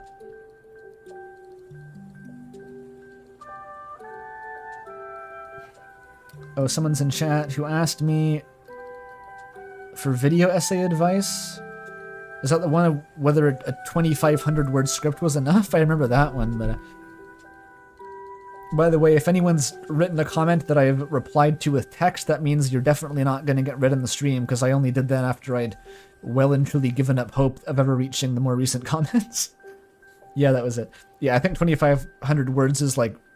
is more than enough, especially if you're doing it for the first time. Like, you don't know how long the editing is going to take until you try it the first time, so starting out conservatively is a good bet. And also, making the videos as short as possible is my goal. They end up longer because ideas take a lot of words to say sometimes, so I don't think there's anything wrong with making short video essays. I've wanted to make shorter ones, but I've just never succeeded, really. More tea. And, okay, I'm gonna pour tea and I'm gonna eat some almond, not almond, fuck. I meant banana cake. Just for a sec.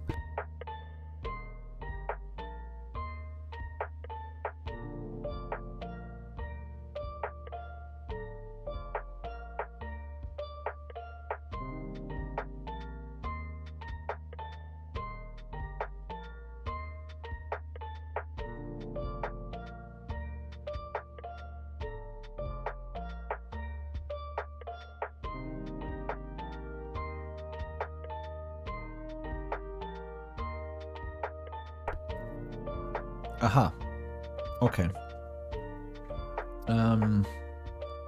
I wish I had as much motivation as you, says Foppy, I think in response to that person with the video essay. Yeah. I had a pretty crazy interaction the other day, actually, I want to share, where, I randomly got DM'd. Sorry, I'm still kind of chewing the banana cake. I randomly got DM'd by someone I'd never seen before on Discord. And he said that, he remembered having a conversation with me in a YouTube comment 2 years ago on this obscure video essay about Tails Gets Trolled. And sure enough, I looked back and yep, it was like a couple dozen replies long. We were talking about Tails Gets Trolled. But he said he remembered me from back then for some reason and saw that when I had made video essays that like somehow opened his mind to the potential that just like random assholes could like start making their own videos, and that somehow inspired him to finish this thing that he'd been like keeping on the back burner forever. And he like ended up finishing this video essay and sent it to me, and it was actually like really well made, like probably better than my first video essay. It was like a very high quality about like the history of Mazda, which is like completely out of left field, but I was like, okay, fuck, cool, dude. That guy's name was Joseph Anderson.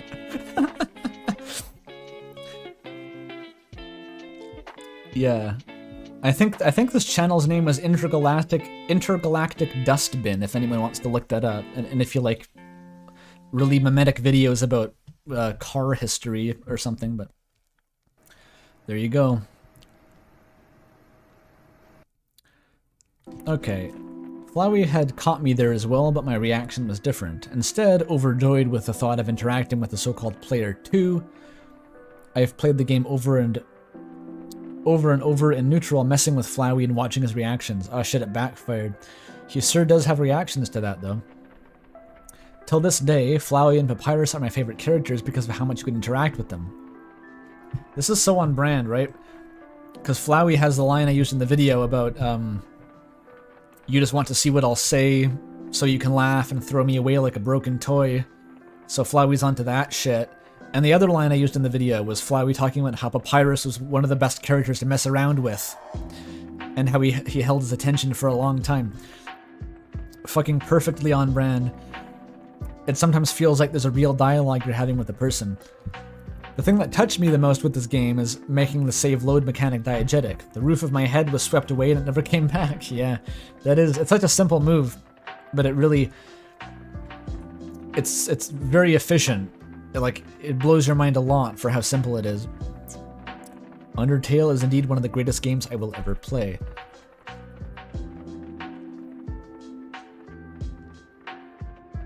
Oh, Almond Milk in chat got inspired to make the videos because of a friend of mine who is a YouTuber, but also by me. Okay, cool. It's worth a shot, I guess. I don't know if it'll like work or you get views or anything. I didn't think I'd get any views when I started, but it was fun to do. I learned a lot of video editing really quick.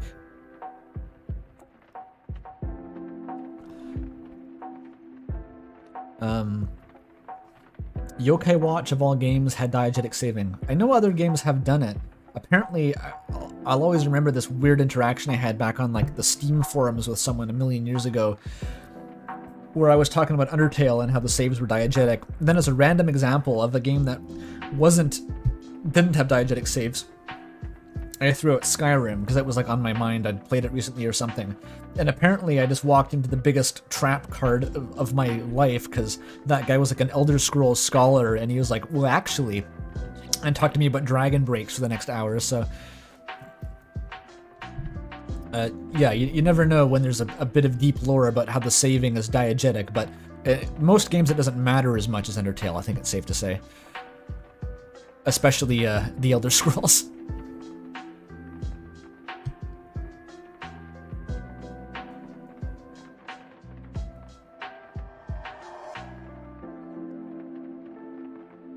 Saving is a lore thing for player characters within Elder Scrolls. Yeah, but it's...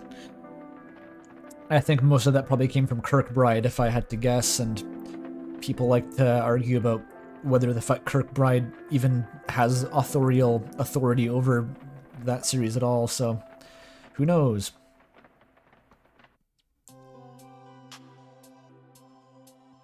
Although it is, I guess it's necessary to explain the ending of Daggerfall or something. I should shut up. I barely know anything about the Elder Scrolls lore.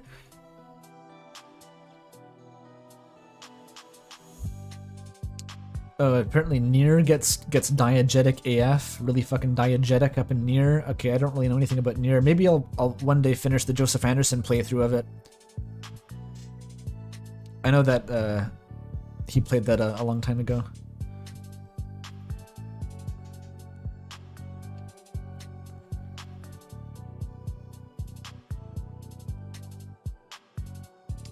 JD missed the Kirkbride talk. I only just name dropped him once. We were mentioning how Elder Scrolls has dragon breaks, which are technically a diegetic save system, or something like that. Okay, here's one of the, I think, the top comments that I recognize. Dude, finally someone who was driven insane by this game in the same way I was. Yeah. I vividly remember bawling my eyes out seeing Flowey look down on me from the monitor when I reopened the game, feeling like a disgrace for even having considered resetting their world, and wanted to apologize and assure him that I wasn't going to do it, because I did care for all of them. Fucking bodied by Flowey. Holy shit. After closing the game, I never played it again, just opened it up from time to time to stare at the void for little whiles, thinking about how they're doing now in the overworld, even if it was... I was fully aware that nothing from the game is real, not even a single pixel. That's funny. I've even sort of worked my way around the, oh, but you still look at other people's gameplay by generating my own little explanation. That being every copy of the game is a different universe, even if it looks the same, and every playthrough that the owner of the game does is different timeline of said universe. So if I took into other... Okay. So I'm going too fast. If I look into other people's games, it's just taking a peek into one of the other universes, all the while letting the one I interacted with form a bond that still exists with their own. Yeah, people make their own headcanons. A lot of people previously were saying that they would replay the game but save the save files in like an archive and make a new save file, and that was like their copium. It's really funny to me, but I kind of understand the mentality too. Like every copy of Undertale is personalized.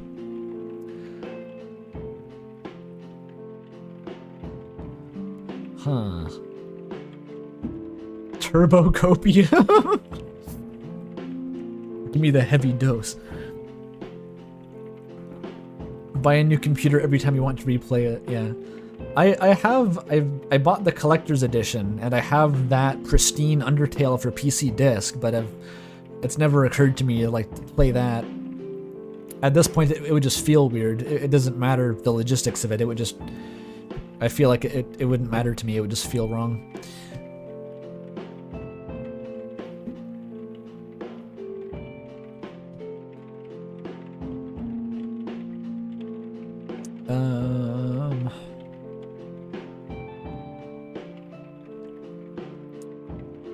Trying to figure out what Jaru and Outsider are having some fantastic conversation here.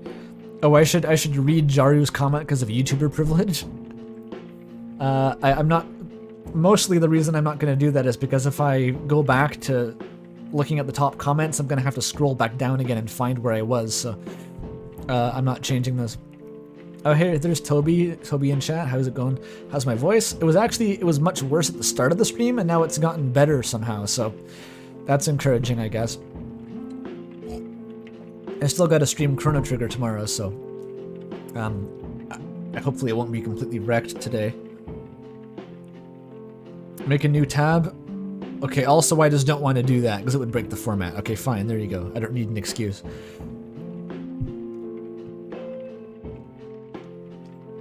Yeah, Toby's the guy I've been sadly ignoring for the last week because I've been too obsessed with getting this podcast together. We were supposed to be figuring out how to get our game running on the new patch of Godot, but that hasn't happened because I've been completely swamped. Sorry, Toby. Every time you come in, people think it's Toby Fox. I love that too. One day I want to do a little like a gag podcast with Toby and I, where we talk about Homestuck, and it's the only reason is so that we can title it Andrew and Toby Talk Homestuck, and leave people to come in and write hate speech at us for being clickbaited. I think that would be funny. You'd have to read Homestuck though, Toby. That's no small commitment. You would literally have to read Homestuck. Or maybe it would be funny if you didn't, and we were trying to do this podcast, and like a book club, but you had no idea what I was talking about, and you just had to bullshit the whole time. But that means that I would have to reread Homestuck, so fuck. That would get you to finally read it. If that's what you want to do with your time, then let me know, I guess.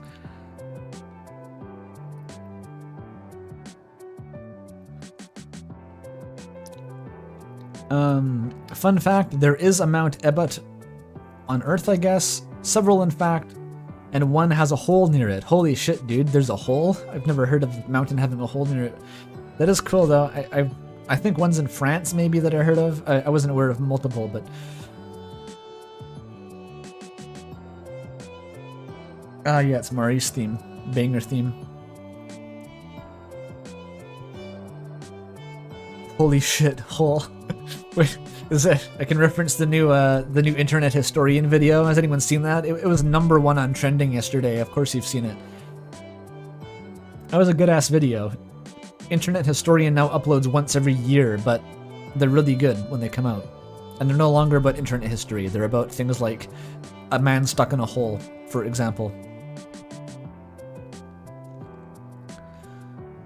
It's kind of impressive to me how he manages to keep his, like, really shitposty, like, comedic tone intact while talking about serious topics. It's like he somehow balances it.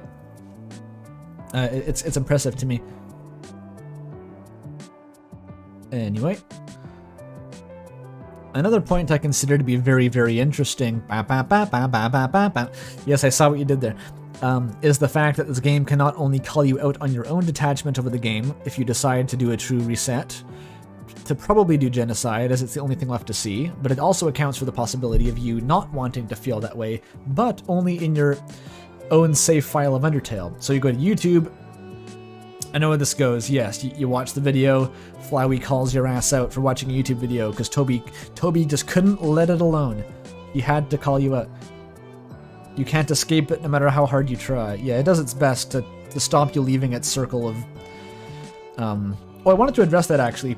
I saw a few people ask, because that one section of the video is titled Magic Circles. Is that a reference to either I think people were asking if it was the game Magic Circles. I think, watched a playthrough of the game Magic Circles at one point. It's sort of a Stanley Parable-esque, really kind of meta game about games. It's one of those.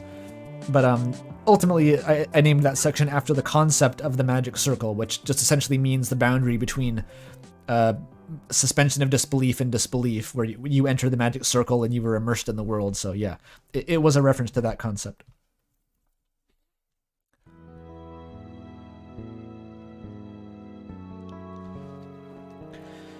Right now, I'm experiencing this weird feeling of just wanting more Undertale. I've played it a few days ago, 5 or 6 maybe, on my old laptop, did True Pacifist once, and then actually heeded Flowey's words and left them where they were. I didn't even delete the game. Now I got a new laptop and decided to replay the game, but again, the True Pacifist. I just can't get myself to hurt those characters. I just can't, I don't want to take away their happy ending. I want to play more Undertale right now. I want to play it so badly, but I don't want to reset. Well, yeah, that's the point, dude. That's the experience. I told you, dog. I warned you about stairs. And now comes the good part. This incredible fandom that has created so much around the game. All the comics, all the animations, the dubs. Heck, this year I discovered that man on the internet made a whole 4-hour-long Undertale musical. And I love it. I actually haven't watched that. I have no idea what it is, but it sounds fascinating. At least 2 big orchestration projects of the Undertale OST fully released this year. Now there's your video too. Yeah, safe to say there's a lot of Undertale fan content, and that's this was brought up last stream, but it's a pretty effective pipeline to shunt people into the fandom, is make them get really into this game and then say they can't play it ever again. Fuck you. And then they go, but I want to play it. And so that they essentially have to go and, I guess, basically watch the Stronger Than You parody or something. That's what everyone seems to do. And it worked on me, and it worked on this guy, and it's worked on, I think, many, many people. I think what I want to say is thank you to the people like you. I can stay invested. I don't have to distance myself just to get more of Undertale. I don't have to make Papyrus sad. Yeah, and I think after you've been immersed in the fandom for so long, you inevitably start wanting to contribute, and that self-perpetuates it, right? Because you feel this kind of awe and gratitude toward other fan artists who have contributed, and you want to be one of them, so you start doing your own stuff. The Stronger Than You parody is so nostalgic. It's universal. I knew it was like a well-known parody, but like fucking any comment that mentions a fan song mentions the Stronger Than You parody. It's inescapable. And I listened to it too. It was great. I think it made me watch Steven Universe, actually. I kind of forgot about that, but I'm pretty sure it did eventually make me watch Steven Universe. You're in the minority and have never seen it? Fuck, dude. Okay, immediately go look that up, and then after that, go watch Undertale Wrestling, because that's criminally underappreciated and came out like half an hour after the game released somehow via like time travel. One of the best AUs ever made, Undertale Wrestling.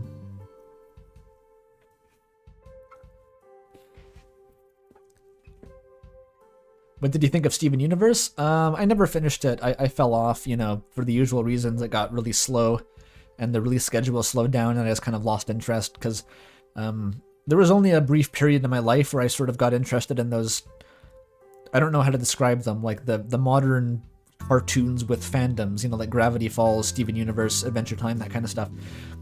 Gravity Falls is the only one that I really properly got into. The rest I kind of eventually lost interest and fell off.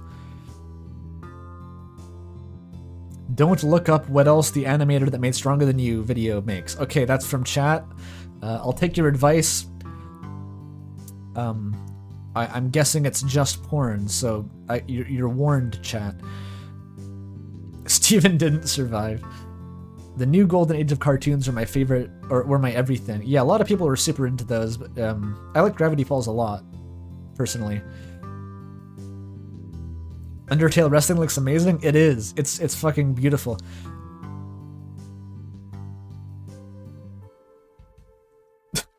It's not even bad, NSFW, says chat. What does that mean? I mean, if you're saying it's a well-drawn, I guess I can appreciate that. Yeah, these days all I hear about is Owl House this and Amphibia that, and I don't know about those. I'm probably not going to get back into cartoons anytime soon.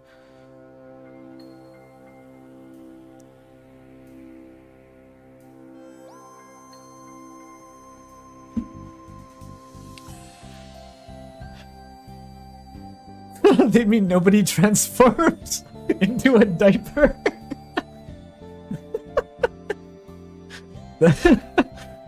I don't know what you're referencing. I'm assuming there's something very specific you're referencing.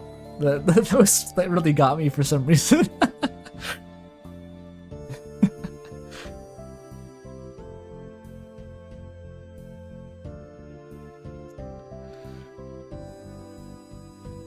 Oh yeah, also Over the Garden Wall I heard about, but I never watched.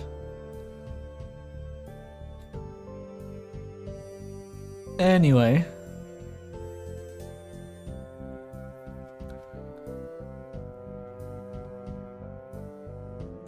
We have Azriel PFP here come to say, I honestly loved the way that you set up everything about your own essay. It was pretty damn interesting, so even near the end where you give a nice perspective as to how the game deals with its own ideas.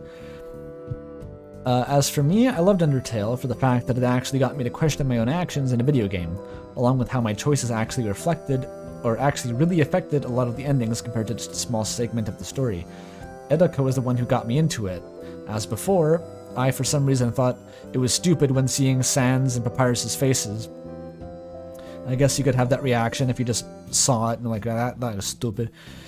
After watching him, while I kind of knew everything about the game, it was the journey for myself that I actually enjoyed the game itself. Right. Being able to actually feel the characters. This is yet more of like, I watched the playthrough, but then the game was still good, which is like a very universal experience, apparently. Toby somehow managed to make me love it even with spoilers, and that's really something. Gameplay-wise, it's cute. I just sometimes get a bit tired of the fights. Yeah, I don't really care one way or the other for the combat in Undertale. Like, it's good, it's really good for an RPG, but it just never factored in, you know, it got rounded out of the equation by the final step, if that makes sense.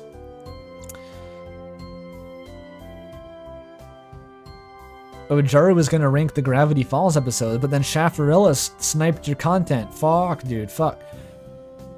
Shafarilis, that hack.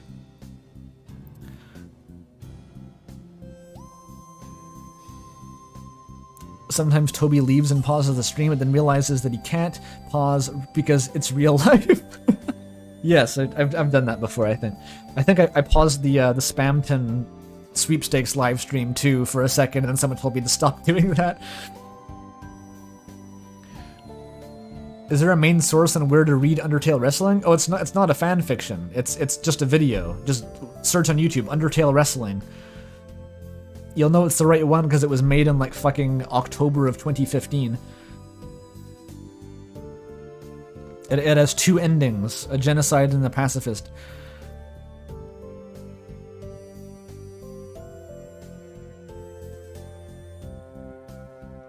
A chat usually only watches VODs. Yeah, me too. I'm not really a live stream watcher, but I do watch a lot of like background noise VODs, so I empathize.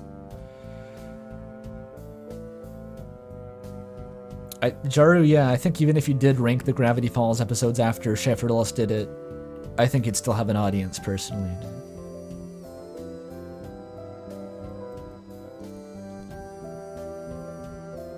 Not to be confused with the real wrestler that dressed as Sans before a match. That's one of my favorite things in the universe. I think that was Kenny Omega did that, apparently. I was so astonished when I learned about that. Anyway, I've put off reading the next comment for too long. Ooh, it's Mint Jam. Shoutouts to Cassiopeia.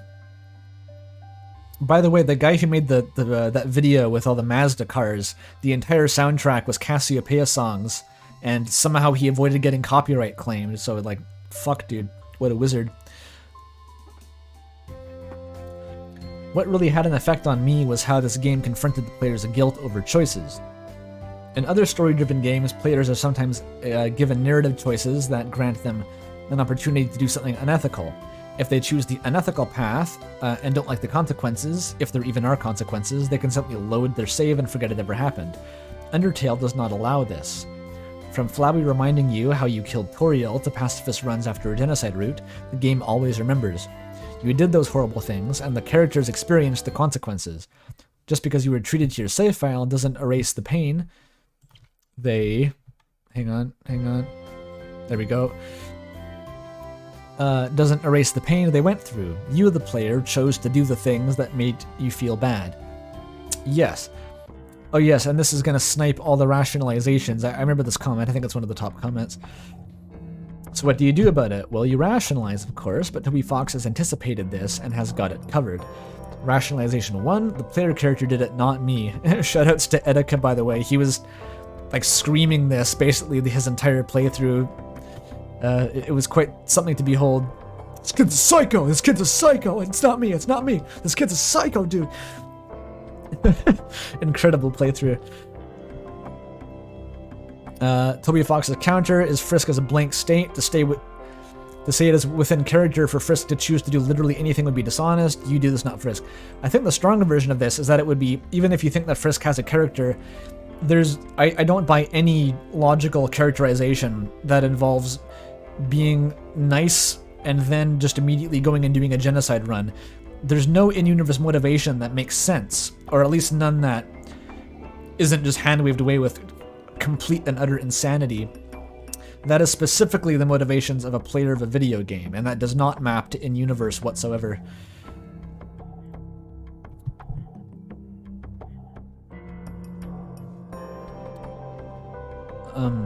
I think that there's a scrapped line from the script where I said that going back and doing the genocide run is not in fact evidence of the world's shortest and most nonsensical character arc. It is commenting on you as the player. Rationalization 2, I just wanted to see what would happen. Toby Fox's counter is Flowey, he calls you out, of course. Rationalization 3, it's just a game, it isn't real. Toby Fox's counter, buddy, you're a character in the game. Yes, the game acknowledges you, and therefore, as I went into quite extensively, yeah, it makes it hard to distance yourself in that way.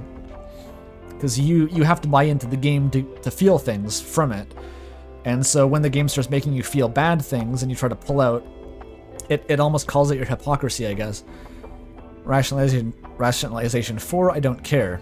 And Toby Fox's counter is that, of course you don't care, that's exactly what I expected. Yeah, basically it's calling your moves, it's doing the Joseph Joestar, your next line is, and that's surprisingly effective.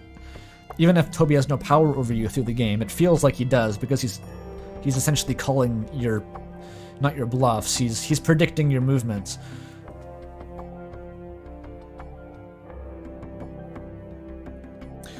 I've always wanted the game I've played to confront me about this. I think I felt guilty deep down about the unethical choices I made within games, but the games I played never called me out on it, so I just kept that repressed guilt in the back of my head and forgot about it. But Undertale wouldn't let me ignore the fact that my choices hurt the characters in the game, even if I didn't save those choices. Undertale exposed my sins, and I was finally able to repent. I mean, I'm not sure I'd go that far ultimately. There's no real reason to feel guilty about killing video game characters rationally, but I think the game is more just, it knows that even if it's not rational, people do feel that guilt and wants to play with that more than any kind of judgmental angle. It just wants to play with the psychology of it. Undertale makes your choices real. While this may create feelings of guilt, it can also create feelings of pride. While a genocide route is all your fault, so is a true pacifist run. Everything about guilt from unethical choices could also be applied to pride from ethical choices. The game goes out of its way to not only make you feel bad about your evil choices, but also make you feel good about your kind choices. That is true. The duality kind of, each side amplifies the other.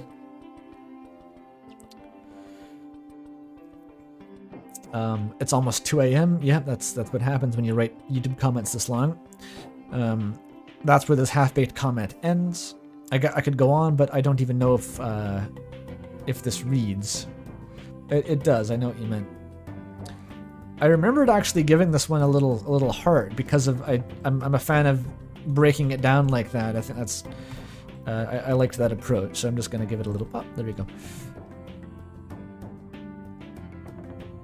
Don't ask me to justify this, by the way. Like, there's a lot of good comments that I don't give the heart to. It's just like whatever strikes my fancy at the moment.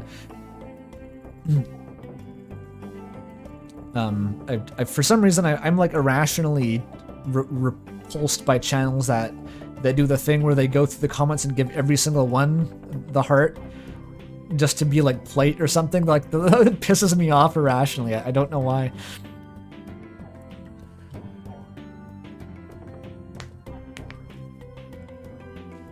What an amazing comment, says Mint Jam, who wrote the comment. It's always nice when they're in chat. Someone's actually watching the comments be read in real time. Chill out on the replies. Was there like a crazy flame war here?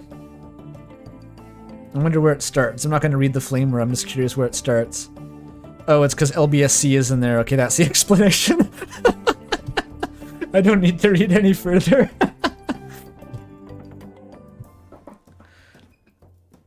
Shit. Okay. Well, that's a good note to take a break on. Stream's not over as always. This is just halfway point roughly, so I'm gonna go take a brief break, use the bathroom, and I'll be back in like 5 or 10 minutes. All right.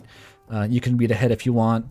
I'll tab into the Night in the Woods playlist so it doesn't stop playing for some reason, and I'll see you all in a minute.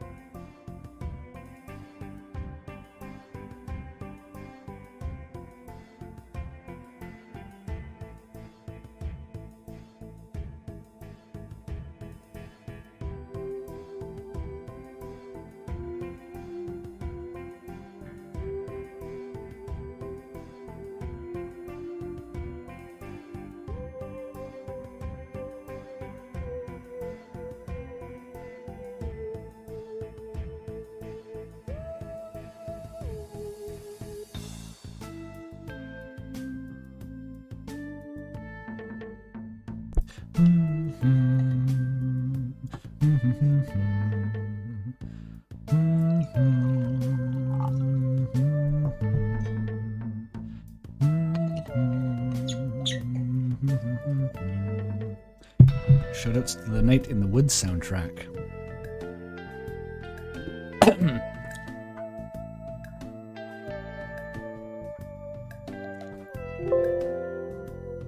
Okay, somewhat short break this time.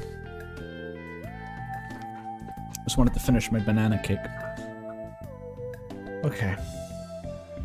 I'm gonna make my chair squeak as much as possible here for a sec.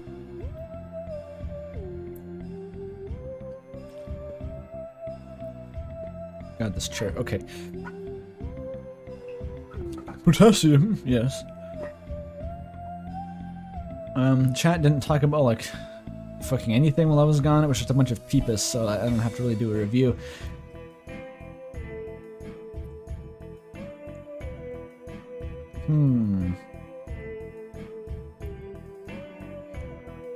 You had a banana pudding milkshake earlier. How do you make a milkshake out of pudding? Surely if you've put banana into a milkshake, it's just become a milkshake, and the pudding is just a... It kind of gets overwritten by the milkshake. I don't know.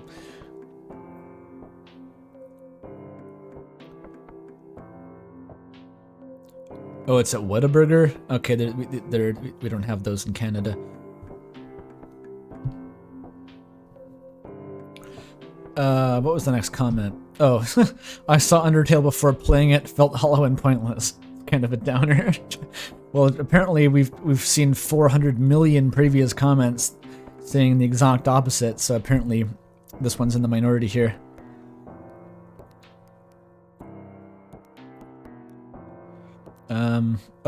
Someone in chat tried to join the Discord, but it said you were a bot. Yeah, that'll happen sometimes. You can ping a mod, or I'll let you in actually when I have a second. I think I remember who you were. We only have that there because we had some like weird kind of raids much earlier, which probably wouldn't even recur if I took that off, but I'm just kind of cautious now.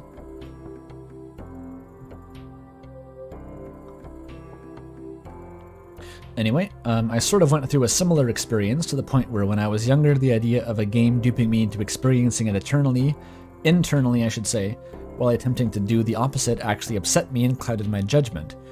It was to the point where I took the game off my Steam page like a 16-year-old edgelord who wanted to seem above common trends while ignoring that I was listening to Stronger Than You parodies. Again, every single fucking time, the Stronger Than You parody. I think I'm gonna have to play that on stream at this rate. Parodies of Sans and Frisk and Kara, yeah. I've grown up and I love the game so much. There's still a part of me feels a little down that the game doesn't encourage you to play it again. But fuck it, I have it on Switch and I can make multiple profiles that trick the game into thinking it's my first time. Yes, you can, if you try hard enough, trick the game, but it does its best. I never had it in me to do a No Mercy run, so it'd just be another pacifist run to enjoy while I'm trying to hold back my incredibly heavy conscience about characters I know aren't real, but made me feel they were real. Yes.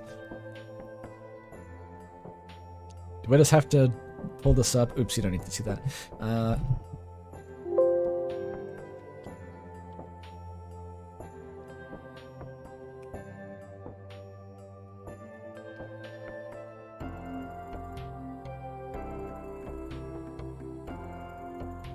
Yeah, here it is. It's a beautiful day outside. Birds are singing, flowers are blooming.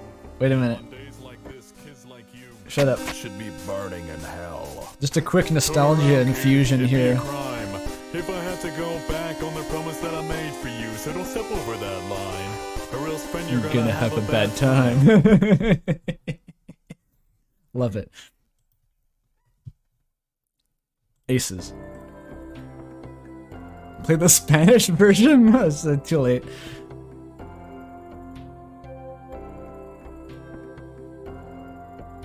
That voice is so oddly fitting. It's kind of, I feel like, the fan in Sans voice. It's... But kids like you don't play by the rules, and guys like me, it ain't easy to be played for fools. So let's go, let the room get chilla, let's go, dirty brother killer, etc. Anyway. My first exposure to Undertale was, very unfortunately, through Jacksepticeye's playthrough. Well, what else is new? I couldn't really play it myself, so basically my entire experience of the story and characters was through watching someone else play it, and my entire experience of all the more obscure dialogue and gameplay choices and whatnot were from scouring YouTube for clips. I mean, I'm with you there with the second one. That's what I did for months after I finished the game, was just absorb all the information about it through the internet. Sans is just critical on that animation, yeah. Hey, what's up, everybody? This is Critical here, So the time had passed between my first exposure and getting a chance to play it myself, but by that time I was actually playing the darn game. I'd not only seen most of what it had to offer, but I've kind of spoiled the experience. I think we've heard this story before, yeah.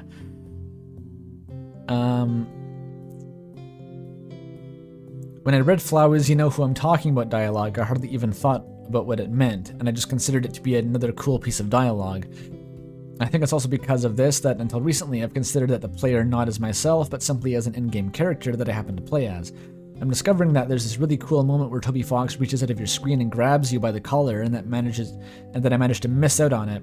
Watching this video has been the closest I've gotten to actually having that experience, and for that I'm grateful. Well, it's cool I've actually managed to make you realize something about Undertale that you hadn't before. I guess a lot of people played it when they were, I keep hearing this, they played it when they were really young and they couldn't really appreciate the game for all it had to offer, so that's what video essays are for, I guess. I think all this is also why I'm very happy Deltarune exists. I finally get to play it for myself, to experience it myself. Is that a reference to my fucking Mother 3 videos? I don't know.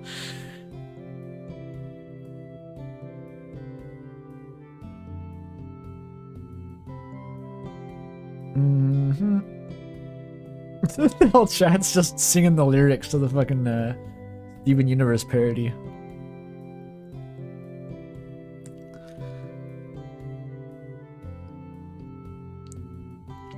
Another well-made, well-edited, well-packed video from ours truly. That's me, I'm the guy. I'd be lying if I said I went through the same thing, since I was already exposed to the funnies of this game before I decided to play it, once again. Weirdly enough, I've never been able to fork up enough will to finish any of the genocide runs I start and simply reset and do a neutral run that doesn't involve killing Papyrus, even though I've been able to kill Paps in the previously defunct genocide runs. The worst part is I don't even know why exactly I take these actions instead of others, but either way, Undertale succeeds in making you care at one point or another, and depending on how much it sinks its fangs into you, you may or may not do more runs of the game, which is quite a special conclusion very few games manage to achieve, let alone consistently work on so many people.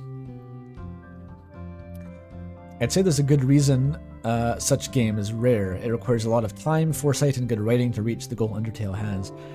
Yeah, more than that, I think it just requires that the game was thought about for years.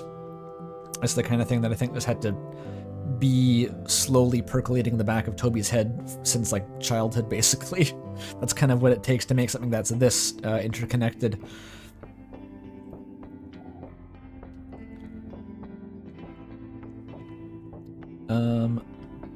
It would take even more time if a more complex art style or design of everything was implemented. Imagine Undertale, but in the style of something like Octopath Traveler or Eastward. That would take ages. It would also, I've seen a lot of people talking about how Undertale's actual art style, it contributes to its kind of story and its vibe, but I'm not really the one to do that. But there is an argument there. It's about essentially keeping your expectations low and surprising you. All we can say is that Toby Fox is an absolute unit of a mad lad, and that we should buy chapters 3 to 5 whenever it releases. I mean, that was pretty obvious, but yeah, thanks for that.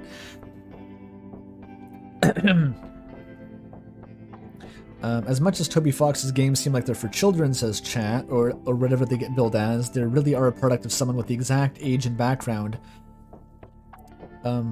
They really are a product of someone with the exact age and background as Toby Fox. I guess you mean 4. Yeah, judging by the number of people who say they played this game when I was 12 and I didn't get what the fuck it was talking about, I think it's safe to say they are pretty much, like, sort of made... You can play them as a teenager, but they're not made for kids, certainly. And that's not just because of the quote-unquote dark themes, and everyone loves to go through their dark themes. Personally, I think dark themes are perfect for kids. Kids love dark themes because they're not supposed to be able to like them, but they do anyway. But I mean, like, it's just the amount of complexity that the story has and, like, how far the themes go, maybe.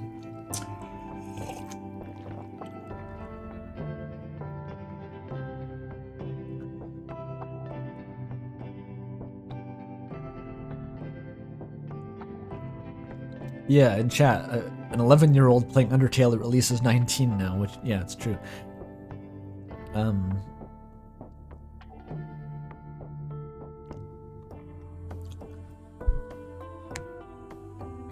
I recognize your profile picture, Irina. I'll do it, trust me.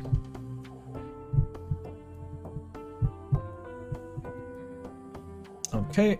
Unlike you, finishing the pacifist run didn't prevent me from replaying the game. I originally wasn't going to, but when I saw clips of the Saz fight...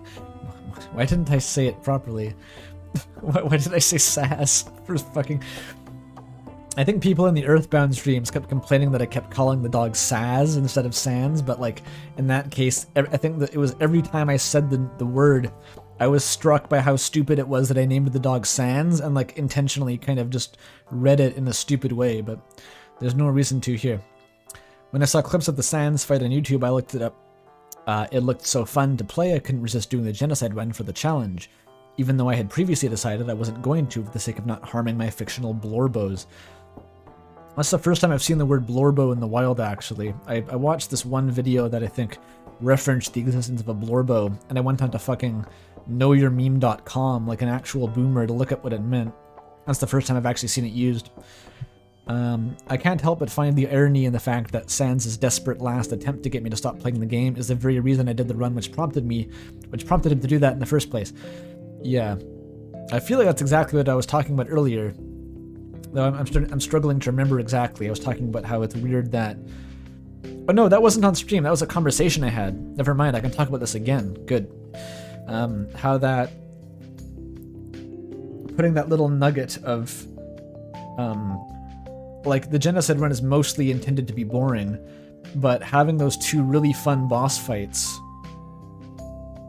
Unless I did talk about this in the... I've tied myself in a mental knot here. I can't remember what I've said in that conversation and what I've said on stream now. Okay, basically what I'm trying to say is just that, like, it's kind of... It almost goes against the purity of the genocide route as something that you would only do for the sake of experiencing new content. Is to include these two really fun boss fights. That's all I was trying to say, but I may have mentioned that earlier.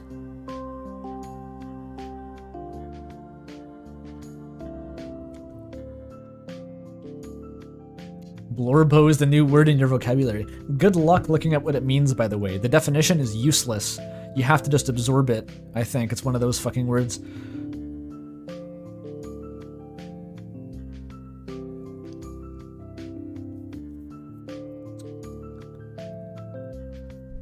Okay, the genocide run was absolutely grueling on my first playthrough. Emotionally, it felt like utter garbage the entire time, and child me decided that the fact I was going through with this meant that I was just a bad person with no empathy who was willing to do horrible things for no good reason. And I ended up fetishizing this mindset, as ironically it did let me detach from things, which was comforting in its own way. You're saying that it made you edgy in real life? That's kind of incredible. But I guess if you're like a kid, it could do that to you potentially. That's fucked up. When I read the Flowey monologue, I just was kind of like, yeah, that's me. I'm like Flowey. I'm going to continue down this path because I'm detached and horrible. Okay, sure.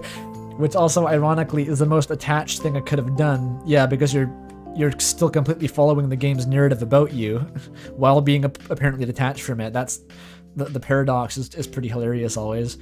I bought the fucking internal mode into the external mode, and judged my own actions in accordance to the game's morality because I was a child. That's what I don't like people trying to spin Undertale as a genuine moral commentary, because I think there's a very fundamental dividing line between... who had a good line? It was in I think a George Rockwell Schmidt video about God of War, where he was talking about video game violence, and he said that video game violence lets you experience the adrenaline, the momentary joy of the violence without any of the consequences. And that's the fundamental difference, is that there is no repercussions. So, and I don't think there really can be true morality unless you're dealing with real people. There can be the simulation of what you do in moral situations, but there can be no true moral decisions unless a person is being affected.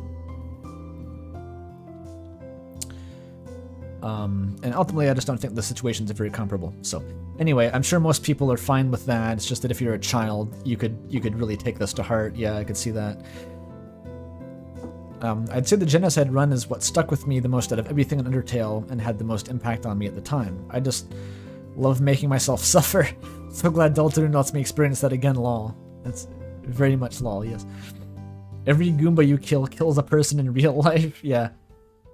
I've tried to use the example before while talking about this of, like, the reason you're able to kill Papyrus isn't because you're a cold-blooded killer, it's because you know Papyrus isn't real. And it's like, I've had some pretty stupid, long-winded conversations about this with like people who are being edgy about it, and I was like, okay, if killing Papyrus, thought experiment, if killing Papyrus activated an electrical device that was hooked up to a bomb on a person in another room and would kill them in real life, I don't think you would be able to do that, regardless of your emotional investment in the game at the time. I think that would be a different psychological process occurring in that situation.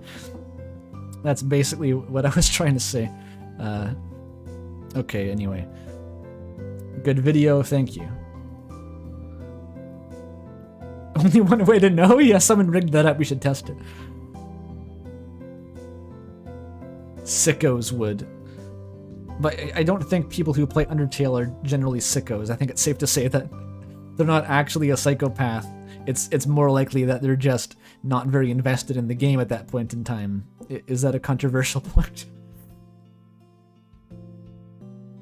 That's the real hardcore mode. You have to kill your mom in real life.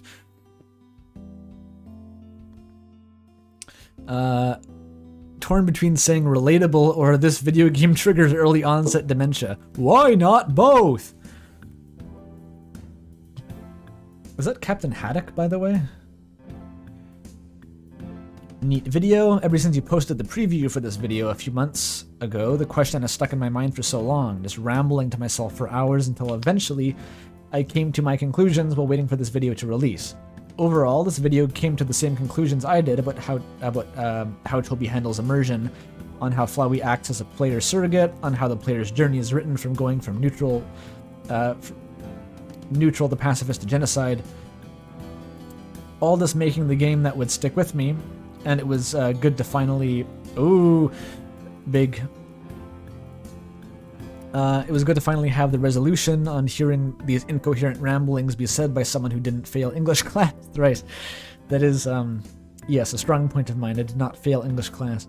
But instead of talking about the answer, you already know, I think the way I got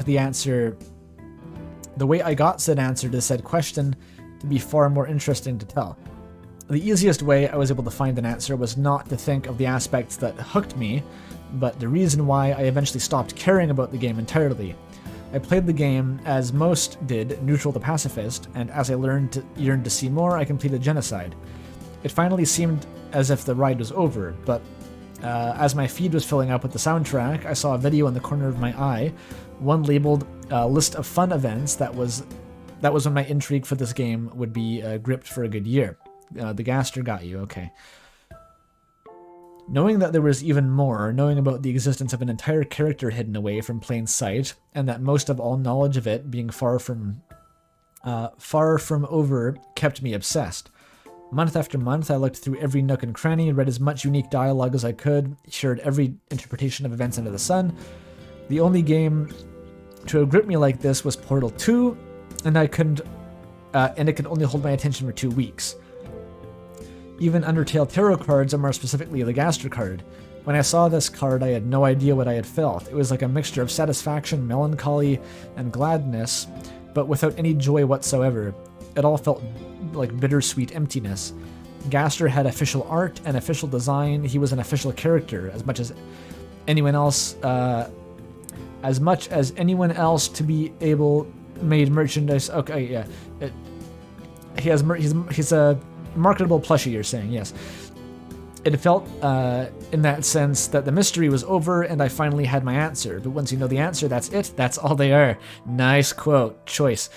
I had lost interest in the game hard with the mystery over. Any attachment I had to the game's world was gone, and I would forget about it quickly, simply to be left as a memory deep in my head that I might remember every once in a while. I was so far removed that I only heard about Toby's cryptic tweeting from overhearing random strangers the day before Deltarune released, like on the subway or something. That's funny. And on that day, on a whim, I decided to check it out, and the riot had begun to start again. Looking back, it was silly to have such a reaction to what was, at most, just licensed fan art, which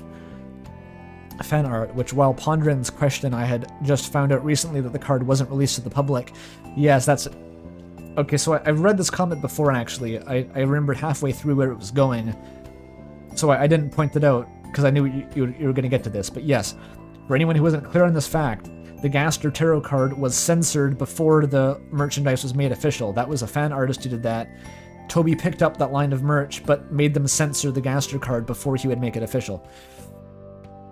In the end, I knew Toby can't stick with the world of Undertale forever, and when Deltarune ends, I'll be glad that this world and its characters affected me personally and got me to think about it as much as it did. But till that day comes, I'll see this ride to its climax. That's interesting. The fact that the more once you've explored every nook and cranny, then it falls flat because you know the limits. I've heard that about lots of, I guess, retro games more than anything. Stuff about like Ocarina of Time and those sort of old school things where when you were playing it for the first time, it felt endless and your imagination made it this incredible, infinite world. But then the more you found out about the actual limitations and the more you explored, the more walls you hit, the less it felt real. So that's very relatable in some ways. Oh yeah, the whole chat. I was picturing the whole chat just going off about how the Gaster art wasn't canon while I was reading that. I wasn't looking though. I had to keep the kayfabe.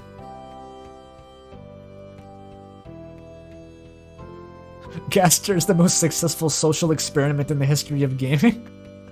I think the fact that Gaster is drawn with a turtleneck by the entire fandom is the success of that experiment.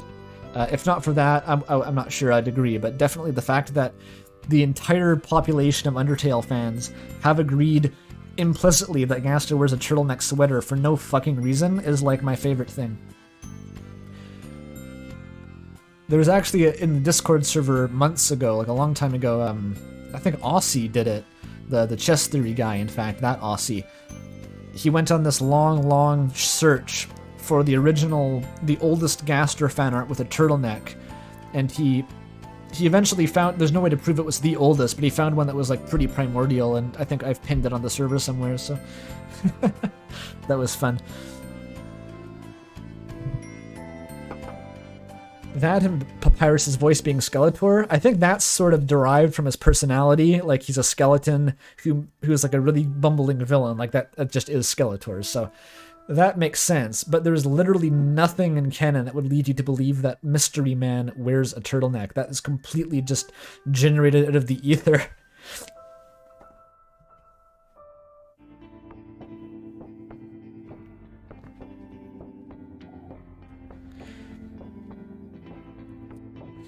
Oh, you saw a post about how much someone liked different interpretations of Gaster, and every sprite was based on Mystery Man. I know it's omnipresent. I've seen people draw Gaster as like puddles of goo and stuff, or even the one redacted sprite from a debug room. So there's a couple different ones, but I'd say in like 99.9% of cases it's Mystery Man. Fuck turtlenecks. The turtleneck is cute. Do you know the Caretaker of the Ruins design? Maybe? I feel like someone's linked that to me a million years ago, but I've forgotten. Isn't Caretaker of the Ruins the No Choco comic? Maybe that's why I've heard of it.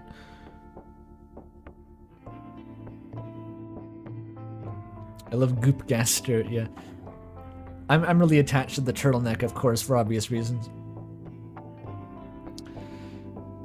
I have an unpublished fan fiction from ages ago where I put like special emphasis on Gaster explaining why he was wearing a turtleneck. It was like the nerdiest shit ever. Publish it? No. It's not even remotely finished. It will never be finished. It's fine. Okay.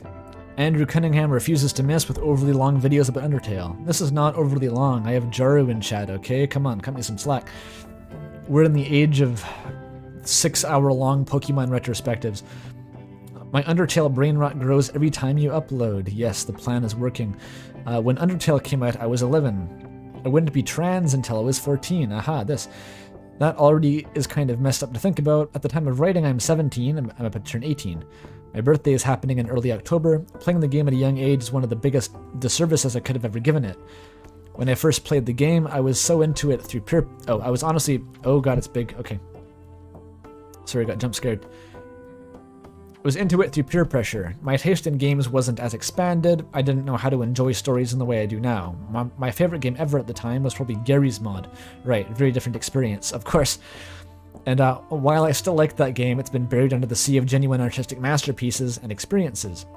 Friendly reminder to play Team Buddies, an absolute masterclass in action strategy gameplay. I've never heard of it. I kind of want to look it up.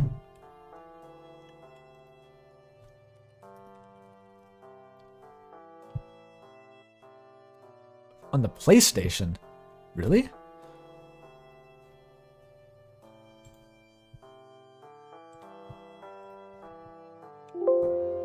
There it is. It's Team Buddies, everyone. It's a PS1 game. I've never heard of it. I guess not surprising if it's a PS1 game. But there you go.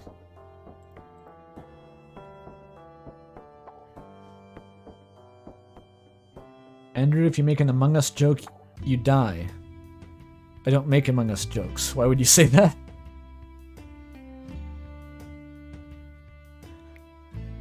I played Among Us once at we had not a New Year's Eve party. It was a New Year's Eve Discord call with a bunch of friends in different places around the country, I guess. But we played Among Us for some fucking reason, and then this kid, who I hadn't really talked to since high school, just appeared in the call, and he was destroyed on vodka, just completely drunk as fuck, and he just started like bad mouthing all of us for being shit at Among Us. That's my only experience with the game. It was a disaster. I hated it. Delta cast Among Us. Never. We should all play Smash Bros instead. Okay, where was I with this fucking comment?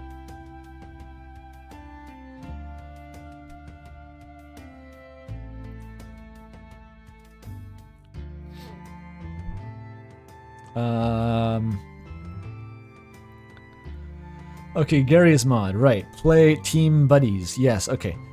It's a bit silly to go, I'm 17, I'm smart now, because I guarantee you I'm gonna hate the current Gabrielle in 10 years. It's pretty likely, not gonna lie, just saying, not gonna lie. But I like to think that I can articulate myself a little bit better now, and I can understand why I like things that are cool and awesome, yes. Such as Team Buddies. And I can, at the very least, take a hard look at Undertale and truly appreciate it.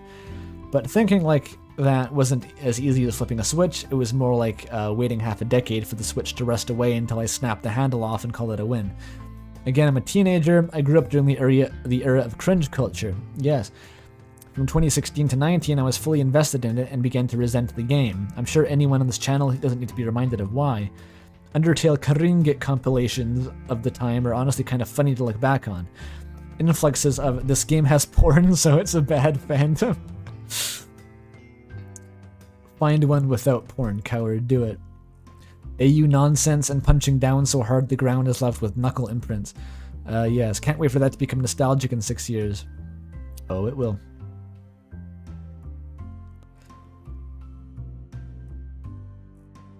Every game has porn, says chat. That's the truth. That's the fundamental truth of this universe. Years later, Deltarune Chapter 1 came out and I realized that, hey, maybe this game's okay. At the time, I thought it was such a drastic improvement from Undertale that it was unreal. But looking back, what's the opposite of rose-tinted glasses? Shit-tinted glasses. Glasses that are covered in feces. I had black-tinted glasses. I guess that works too. I just couldn't shake my bitter spite. I have a distinct memory of openly resenting Undertale for being popular instead of my current hyperfixations to obscure GameCube games from the early 2000s. Time Splitters and Gauntlet Dark Legacy. There you go. I've heard of one of those.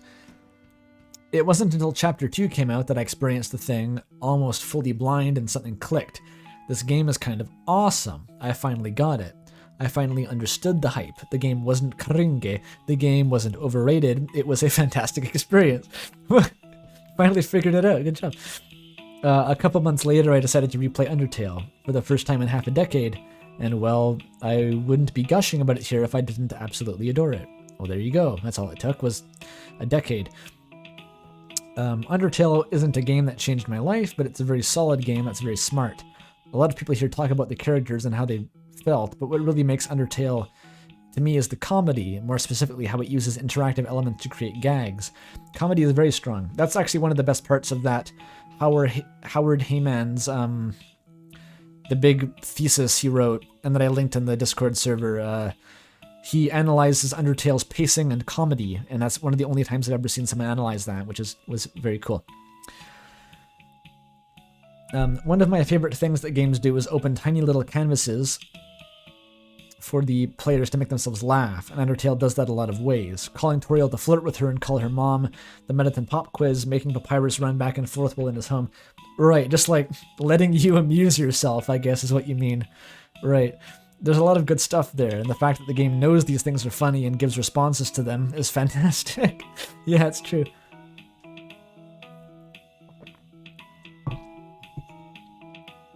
As a wannabe writer / director / game designer / sous shiner, that really spoke to me. Undertale is a game I wish I could have appreciated when it was new, and I'm very glad I was able to re-experience it. It isn't one of my favorite games, such as Team Buddy, yeah, of course, but I'd absolutely recommend it as a must-play for anyone who wants to learn how to take advantage of being a video game, or making a video game, maybe would be a better way to word that, unless you're going to transmogrify yourself via alchemic means. Anyway, here's my ideal Undertale movie casting. Chris Pratt as Sans, Tom Holland as Papyrus, Ezra Miller as Flowey. You had me at Chris Pratt as Sans, the rest is superfluous. Thank you for that insightful comment.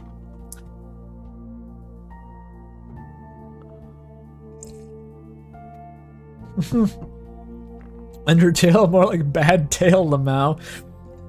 That's probably an AU, is the funny thing. Shiva the Deceased is probably an Undertale AU.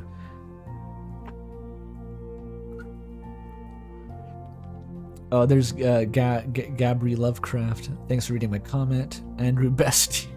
Stream is very nice. Background audio while I experiment with custom Mario Party boards. Cool. I'm glad.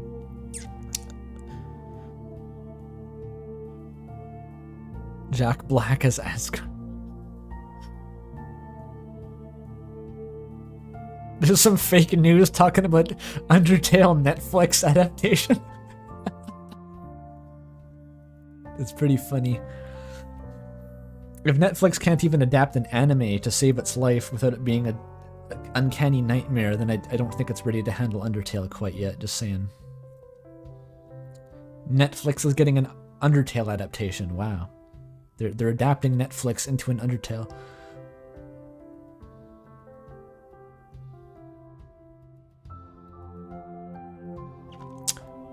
Alright. So picture this. You've played Undertale, loved it even, you beat the true pacifist, and you've seen the murder run. You're too much of a pansy to go through with killing the good skeleton boys. Perhaps you even mucked around the neutral routes multiple times to see what would happen. Getting to the point wasn't easy. The game made a point of calling you out on it and really making you reflect on whether it was okay to do a true reset. But at the end of the day, you told yourself... Big. It's just a game. After a certain point, all that carefully crafted lampshading of separation of player and game, the emotional highs the narrative and characters made you feel, the whole Flowey as a reflection of the player deal, you finally went sufficiently numb to it. It's just a game after all. So you repeat playthroughs, enjoying the game on a more and more mechanical, perhaps even more objective level, appreciating what it gets right as a game and noticing the cracks. You've broken free of that tug between internal and external, right? I wonder what the twist is. Wait, is this Night in the Woods music? I mean, it was a second ago, now it's Outer Wilds, but... Or Outer Wilds fan covers, I should specify. Yes, the music playlist is in the description. In the doobly-doo, you can go poke the doobly-doo for that. Eventually you start getting curious about the game as a game. Maybe you heard rumors of funky shit like the game's code on the internet. Or maybe you just got curious yourself, maybe both. But in any case, you decide to start digging around in the game's insides, looking to see what makes it tick. That's when you find it. What it is might be different for each person, but for you, it was the fun value. What was this? Does the game ever refer back to it? You stick a pin in it, go trolling a little deeper, and find some strange things. Dialogue you've never seen before, weird-looking NPCs all tied to specific fun values. Huh. You, having an extremely rudimentary knowledge of programming, realize that maybe just maybe, that fun value is supposed to say fun with a capital F. You change it, pick the value that'll bring forth this second test thing you spotted, muck around in the game some. The sound test thing, yes. And you reach the sound test. Holy shit, this is real. And one of the songs, Gaster's theme, wouldn't stop once you started playing it. Gaster? Who the heck is that? Actually, didn't you say that name on some dialogue when you finished up while messing with the fun values? Oh, yeah, some dialogue you fished up while messing with fun values. Maybe there's more to this. You wind up going down another rabbit hole. I'm reading a green text, I just realized. That's fine. That's the same thing I did. You wind up going down another rabbit hole entirely, puzzling over this Dr. W.D. Gaster, hiding within the game's code, but not its narrative. You didn't realize it at the time, but you never escaped Undertale's metafictional bubble. Even when you seemingly completely divorced yourself from Undertale as a narrative to be experienced, even when you were seemingly only engaging with it as a collection of code, graphics, and dialogue strung together to make a video game, you were still trapped within the game's logic. Banger. It knew you'd get there at some point, and it was there to meet you in the margins of the very code that held it together. It was only when Toby Fox hit you with Deltarune Chapter 1 years later, hitting you with an apparent confirmation about those details in Undertale's code weren't just unused elements or meaningless bait, that you realized that you never left the sights of Undertale's microscope. Even from beyond the game's own narrative, it was still a step ahead of you, divorcing yourself entirely and breaking it down as a product. That is another part of the show, baby. I already knew the game was special by the time I started getting prank calls from Sans, but it took years for me to truly realize how thorough and masterful the game's examination of its relationships with the player truly was. Whoa. That's a banger comment. I'm not sure if that actually is your experience. That may just be like an idealized retelling of what probably happened to someone, the first people who figured out the Gaster stuff. Because that's not an angle I'd ever considered before, is actually on ground zero discovering the Gaster code yourself, right? But that is, you could argue that that's even another line of defense. Like, even if you distance yourself from what you thought Flowey was capable of, like, bringing you back into, then, like, Gaster's there. And he's like, yeah. That's cool. That's a very cool comment. How old is Undertale mod tool? I don't know. I've only actually used that once just to see, what it did. I've never been into data mining really personally. It just feels like it's not the most interesting way to engage with the game for me, which is maybe paradoxical considering I'm into game dev myself, but maybe it's just more mundane if I've already looked into so much of it myself in terms of just like how games are made, but or maybe it's not that deep and I've just been too lazy. Maybe that second thing.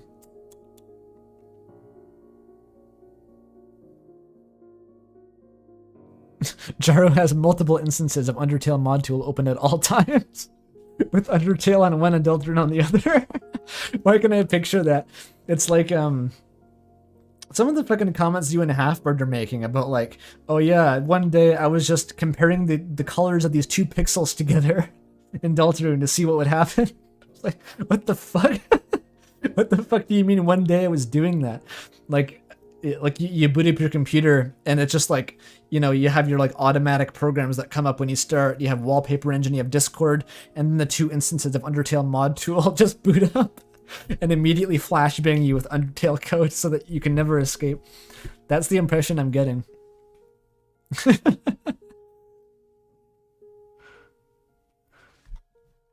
Okay. I don't think my Undertale journey is quite common at the start. Someone showed me the game and urged me to do Pacifist, so I did. Then typically for me, I spent 50 hours learning every single bit of narrative I might have missed. So I learned about the genocide routes and everything associated, and that made me want to kill Sans just for completing. As in, I've beaten every boss in the game. Yeah, classic. But I wanted more. Classic human in-universe motivation. I want to beat every boss in the game.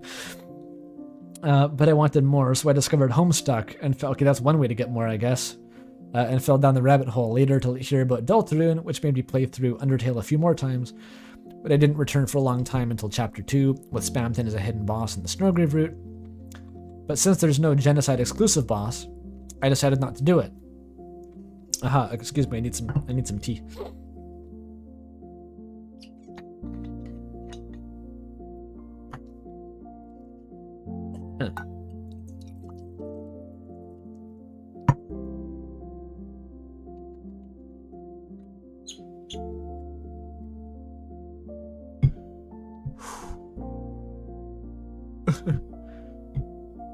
Okay. Okay, so you weren't going to do the Snowgrave route. It made you revisit Undertale, since I didn't really beat any boss in the neutral way, killing them but not one-shotting. And I also was reminded of Punch Card increasing attack of Tough Gloves, so I decided to beat every boss with the highest attack possible. Oh, does that? I didn't even know that was true. It's just a pun. It's just a pun, right? Punch Card makes punching better. Fucking Toby, you sly dog. I did know about the Punch Card being able to fucking distort reality and wrong warp you, but not that other thing.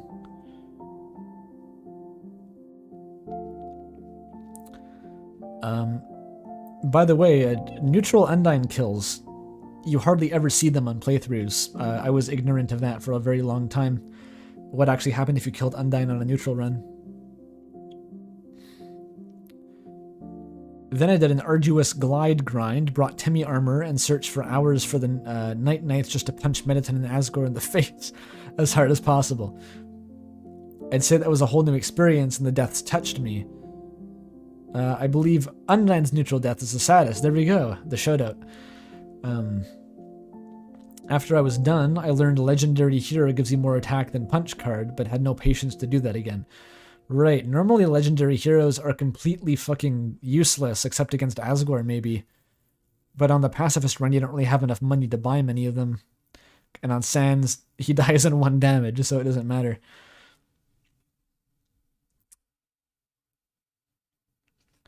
It was a unique experience, not because I never did neutral, but because it was mine and I redeemed me in the hours of grind. This route, the Power Seeker route, if you will, made me passionate about Undertale by thinking what new additions and neutral endings could there be. Exploring the neutral endings, it's kind of crazy. There's so much depth there in the game, but there's very little reason compared to like the Genocide route to go down them because the differences are all very minor and spread out. It takes a really like dedicated player to, I think, explore those, but there is a lot of hidden depth there. It's just really thinly spread. So I think it's fair to say you didn't truly experience Undertale without killing every boss in the neutral run, and I encourage you to find your own way of doing it. Oh, there you go. The best ending is Mediton becoming a dictator. Yeah, that's fucked up. Where's the Mediton morality discourse? I'm sure it exists. I'm sure it exists everywhere, and I'm fortunate for not having encountered it, but Mediton's always struck me as the most morally dubious character in the story, in a way.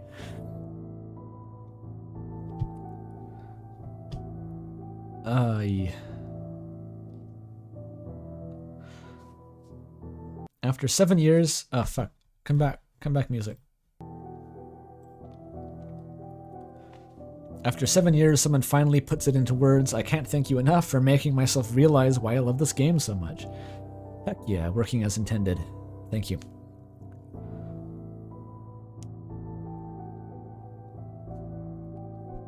Did you read my comment about the textbook? I don't know. There's been a lot of comments, so I don't really remember.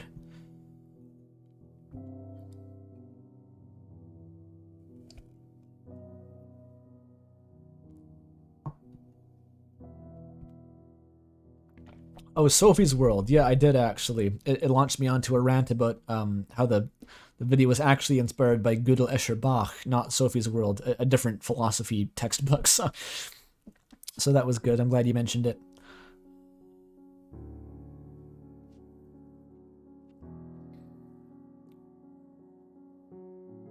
Mediton never becomes worse than an average rich guy unless he becomes a dictator. I sort of mean, like, if you think about his motivations in the fight, he's the only one who wants to kill you, I guess aside from Mad Dummy, just to take your soul and leave, where everyone else wants is like has the justification at least of like freeing all of monster kind. Medicine's just like, no, I'd like it if I had your soul and so I could fuck off to the surface. Kind of an asshole move, you know. It's just like, I'd kidnap 1,000 children before I let this company die. Anyway, I couldn't bring myself to play anything other than a pacifist run, and I've only played it a couple times over a decade, so I feel you. Yep.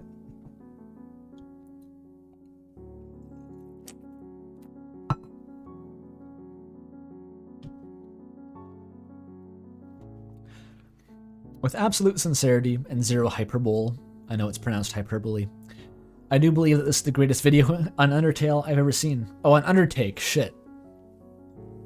They're actually talking about the very niche genre of Undertaker analysis, which I believe Super Eye Patch Wolf made one. I didn't realize that I was contributing to that, but I guess I have. And one of the best videos on the web. I mean, I'll take the compliment. Thank you very much. That's high praise. There's no textual equivalent to a standing ovation. So imagine it. Thank you. Thank you.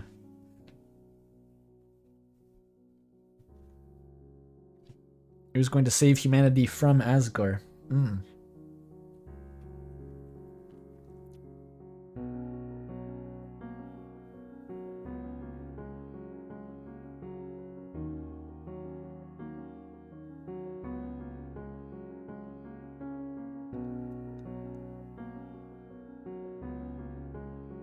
Mettaton has the least interesting lore and ethical dilemmas to discuss, so no one looks at him that way. That's kind of true, actually. Yeah, Mettaton just tends to get overlooked a lot because, I guess he's relatively... He's not light on screen time, but he's light on, like... Most of the time it's kind of one note. He's being a TV personality. Then you see a little bit of his, I guess, inner self at the very end, but yeah, it's not as much compared to the other cast. So that's probably what would do it.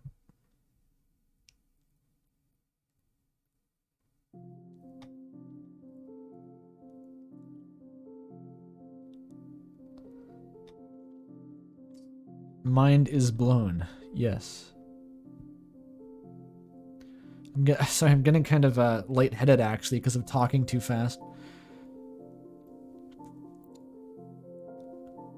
I'm just gonna have to take a break for a second and catch my breath here. The juxtaposition of those comments. Yeah. Well, they've been much longer, of course.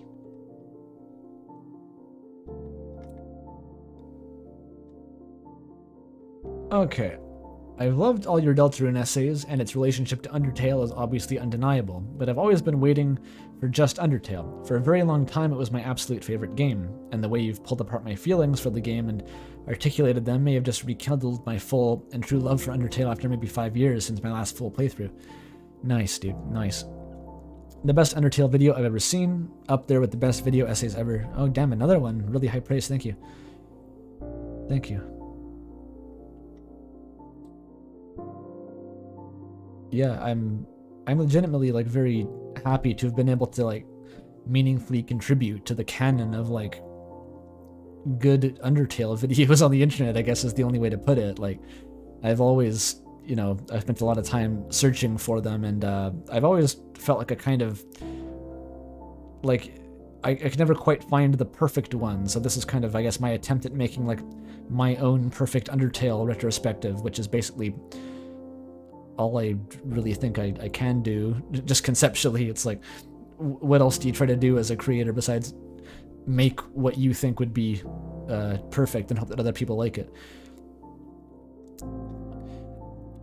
You perfectly explained my experience, albeit subconsciously for me initially. When I beat Undertale and reopened it to get that message from Flowey, I closed the game and never opened it again. Yep. I've since rewatched it several times, watched other people go through the experience that was so formative for me at the ripe old age of 23. That's pretty old, god damn. But I have never replayed it on my original save and never will. Flowey calls out those cowards in the No Mercy run, which is fair because it is cowardly, but what other option is there? Yeah, I never took it too personally. I was like, yeah, but I'm not actually doing it still, so. I still have some moral high ground, it's fine.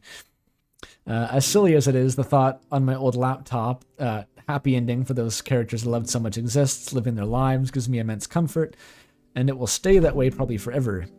This is truly what makes Undertale a transcendent experience. It makes me, the player, decide that the best option was not to play. Similarly to global thermonuclear war. Very cool. To treat me as if, as I would hope a benevolent god might our world, and might even use even the smallest sense of peace. Interesting. And that is why it's the best game I've ever played to this day. Amen. I didn't need to see the spit bucket. I kind of had second thoughts about including that, but fuck, the clip is iconic. What can I say?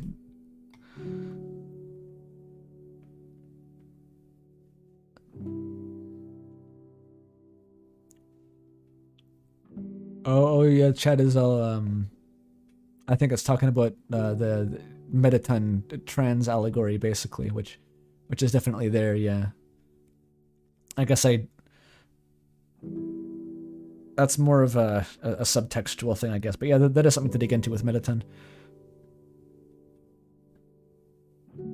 The spit bucket video, yeah. Chat says, people saying that leaving the world as it is like a merciful god fascinates me. That was a strangely poignant way of putting it. Like, holy shit, you just got theological on my ass, but it actually kind of makes sense.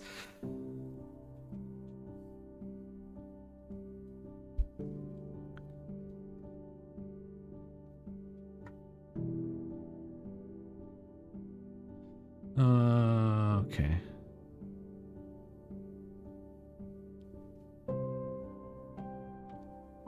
Small comment essay. Oh, well, how small? Like a big small or small? Oh, it's a small. Okay. Probably the best YouTube video ever. Another one? Really? Everyone's saying this is the best video. Okay, well, thank you. Thank you once again. For one, it's about the game that is, it's about the game that has, no dauntedly meant the most to me. I'm not sure what, okay. But I can never really answer why myself. Oh, that is no doubtedly, I think, meant the most to me. I think that's what they meant. This video is extremely well made, while also being able to answer questions unlike anyone before. I would be interested in reading more about the topic in different circles of real-life fiction, as well as what lies outside of our circle, how they interact with each other, how we peer into different bubbles, and how they're affected by it. That's kind of what I'm planning to do a little bit in the follow-up, where I talk about one-shot more, because one-shot, I think, is if I represent it as one of those little bubbles, it has different behavior than Undertale even, and also different than normal fiction, so get a bit more of that. I may bring in the Chim diagram from the Elder Scrolls, that'll be funny. Is it pronounced Chim or Kim? Any thoughts in chat? It seems weird just to call it Kim, because that's just a person's name. But I have heard people say Kim. Is the playlist out?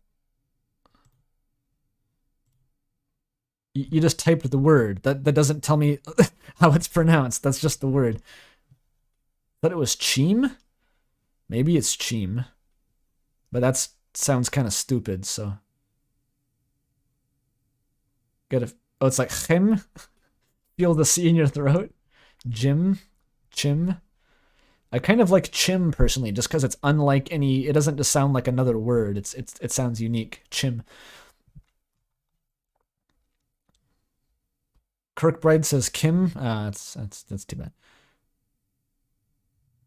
It's pronounced Jife. Cool. Let's loop the playlist here. Uvular stop. Shit, I took first year linguistics, but I'm not that good at it to do a uvular stop on command.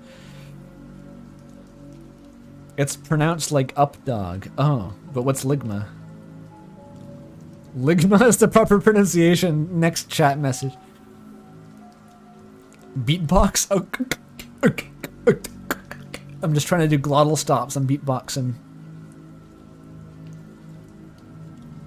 Assuming it's spelled Q-I-M. No, it's C-H-I-M. Anyway, enough fucking Kim lore for today. Who's Steve Jobs? Some 4 to 5 years ago, when I finished Pacifist for the second time, I felt like I was torturing the innocent monsters just by playing the game in a normal way. Yet, it was not because this world knew about the real world about me. I was the only person, I was the only reason for the pain I inflicted. The realization inspired me to want to make my own game, as there is almost no other game like this, but I have not started to begin making the game, mostly because of procrastination, but also because I want it to be as good as I can make it.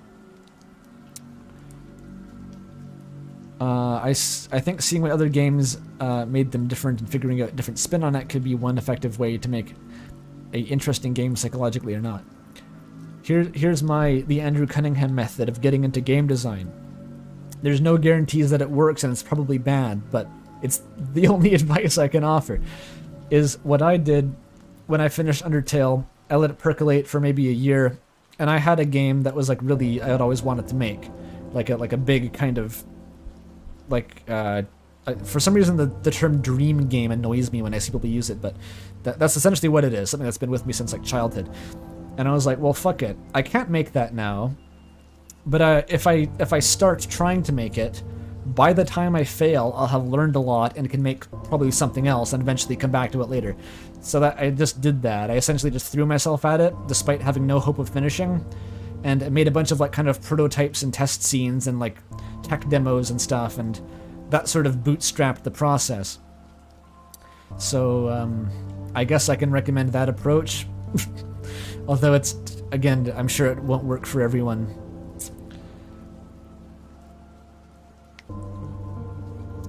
There are few games that delve into something as psychological as this, but I also don't think it should become the new norm either. If it becomes normal, then there isn't anything special with it either, and you would strive for something more to a point which maybe isn't possible.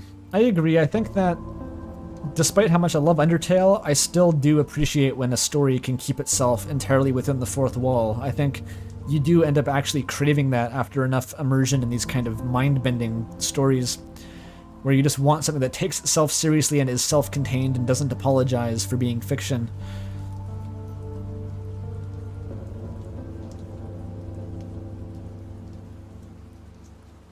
Why the fuck is chat just talking about reindeer antlers?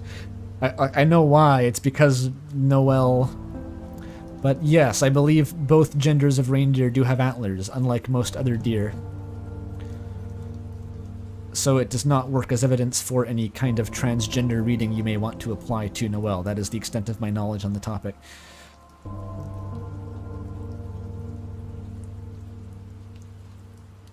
And also, they're monsters, says chat. This is true. In general, I dislike applying animal biology to figure out how monsters work, but Toby seems to be fucking doubling down on it in Deltarune anyway, so whatever.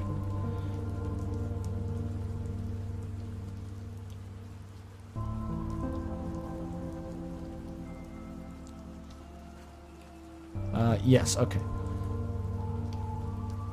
That was insanely interesting. I feel like everything you said was true and I compare it to my own experience, except one thing.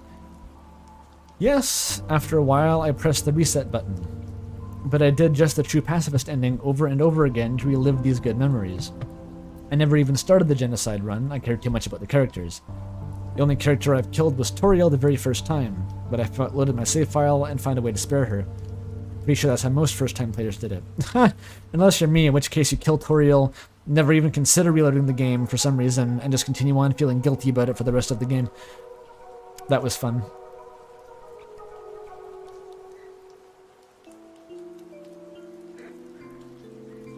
The number of people who insist that Gerson is long-lived because he's a turtle frustrate me.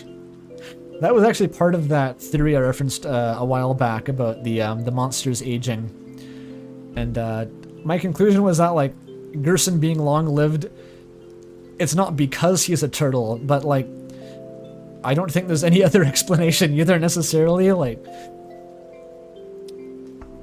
I don't think he's a boss monster, to put it that way. You can, if you try hard enough, if you delve deeply enough and focus on really specific details, you can make some weird conclusions about monster ages. Like, Dogme and Dogaressa were competing in the Nose Nuzzle championships against Toriel and Asgore when there were a couple, which was at least a long time ago, I guess. Which is weird, right? So some monsters just live for a long time and it's never explained or dwelled on whatsoever, but whatever. It's not really an important part of the story at all.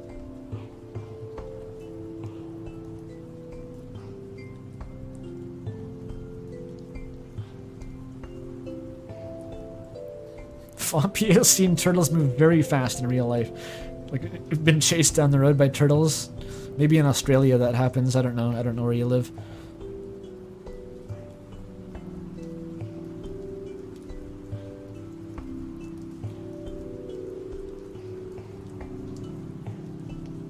Was that against the two, or was it the same competition a different year?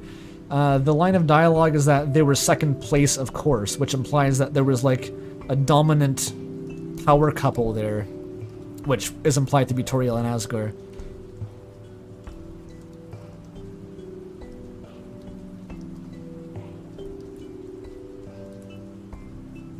They move that way when Mario kicks them. I'm picturing like a stampede of Galapagos tortoises now. They move like that in Australia, apparently. Okay. It's something I've noticed about like how every animal is described. It's like, it looks lethargic, but it can run at 30 miles an hour. And no matter what animal it is, it can always run at 30 miles an hour if it wants, and can always outrun you. No matter how slow it looks. It's like convenient that they made every animal just run twice as fast as a human over short distances.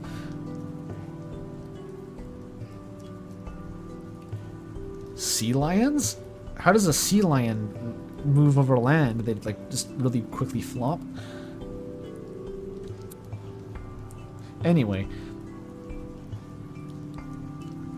Oh, here's Nico. Shoutouts to Nico One Shot.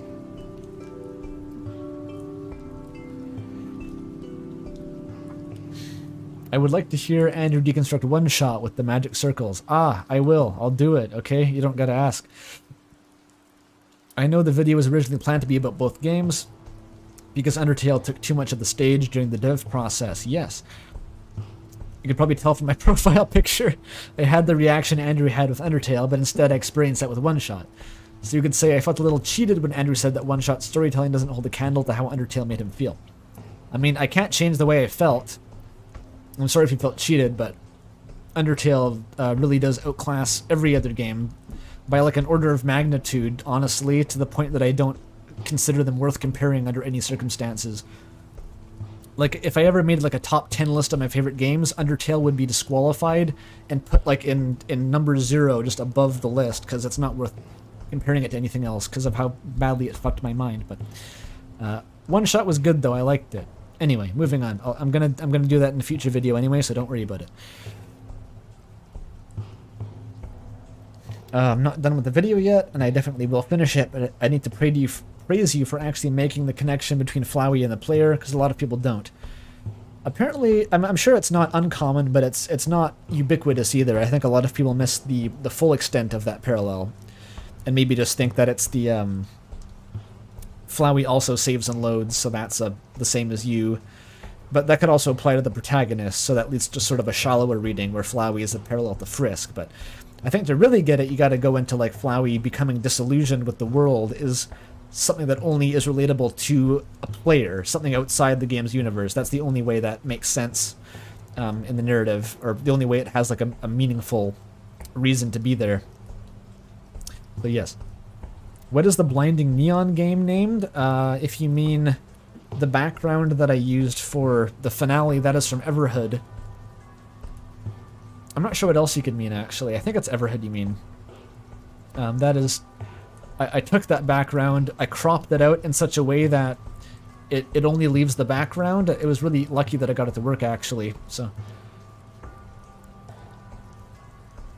Jaru says his favorite game before Undertale was Portal 2. The gap between them is to say the gap between them is large is a gross understatement. I feel similarly. Like, I had a favorite game probably before Undertale. It was probably like Link to the Past or something like that. But it's like, looking back on it, it's like it's incomparable. Like, it doesn't even make sense to try to compare those two.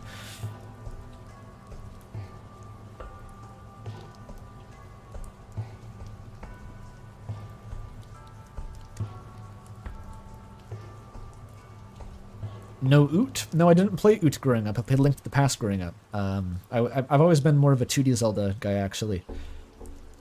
Even Majora's Mask. I didn't play Ocarina of Time and Majora's Mask until much later. You have to understand. I have played both, but I've actually beaten neither. They didn't really... I just don't vibe with the 3D Zeldas as much. Although I did really like Twilight Princess for some reason.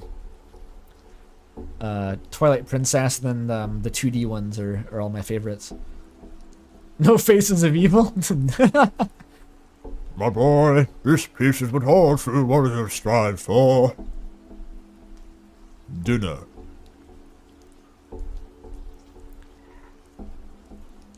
Yeah, Jar's into Twilight Princess too. I feel like Twilight Princess is the divisive one. It's like, it either hits or it doesn't. Like, in a lot of, I guess, more objective metrics, it's not the greatest, but the atmosphere, I really liked that. And the dungeons, I really got lost in them for a long time, which apparently is my only metric for how good a Zelda game's dungeons are, is how frustrated they made me. Oh yeah, and Midna too. She was cool. Who in chat just says Bug Fables? What about Bug Fables? I've played that game, it was good.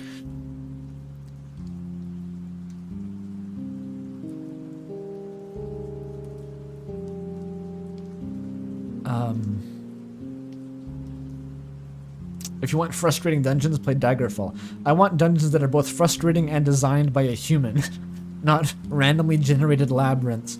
What I want out of a Zelda dungeon is getting stuck rotating the fucking staircase for 3 hours because I don't have spatial reasoning capabilities because I'm 12 years old. That is my ideal Zelda dungeon.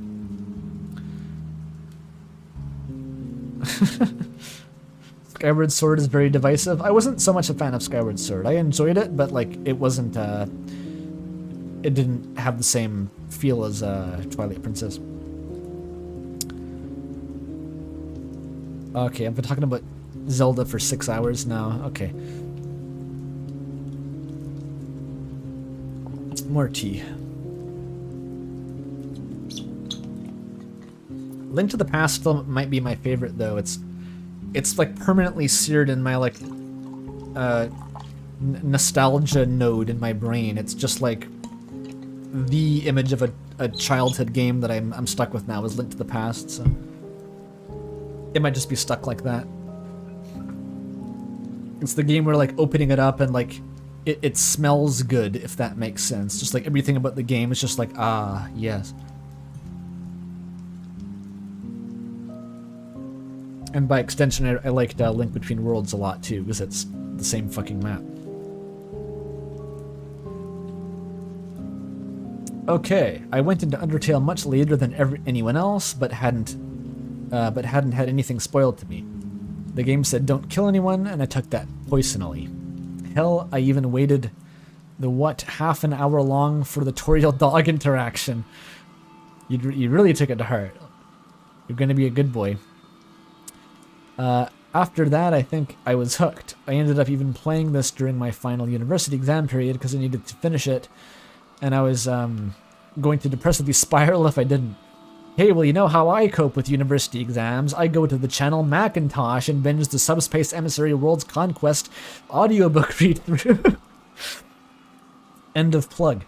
After finishing it, I knew I could never open it again unless it's on a new system without my saves. To save them all afresh. I watched Undertale memes on YouTube and even started reading odd Tumblr alt-universe fan comics. It happens to the best of us. I too remember the day that Dreamer Reborn got me. I held out for so long, so I wasn't going to read fan fiction, damn it. And then it got me.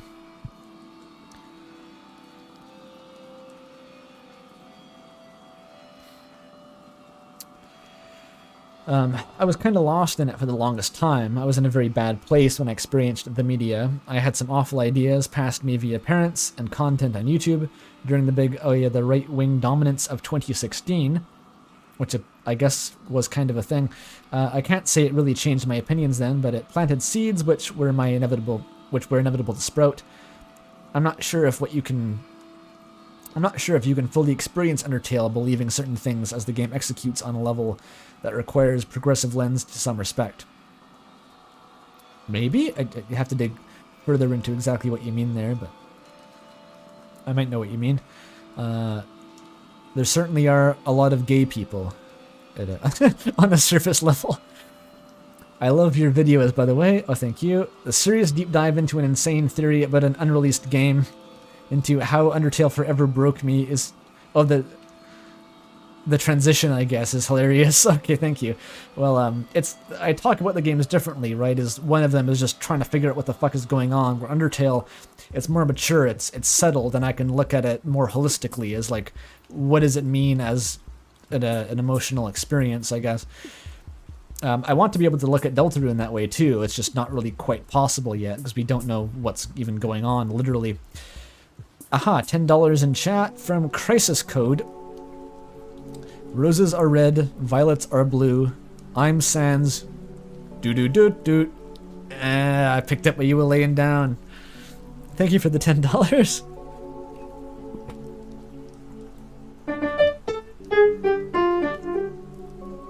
I don't know if literally any of that got through the noise suppression, but I tried.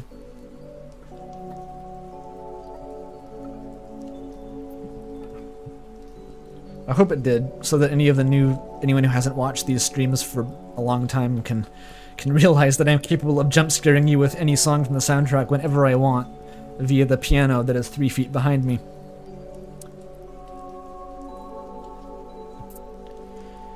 I hope to be able to catch the live streams when they're live, says the person who just joined chat, which I guess you did. There you go. The loop closes itself. Wonderful.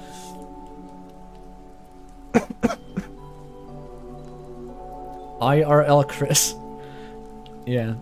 That's why I take umbrage with the theory that Chris can't play piano when you're controlling them.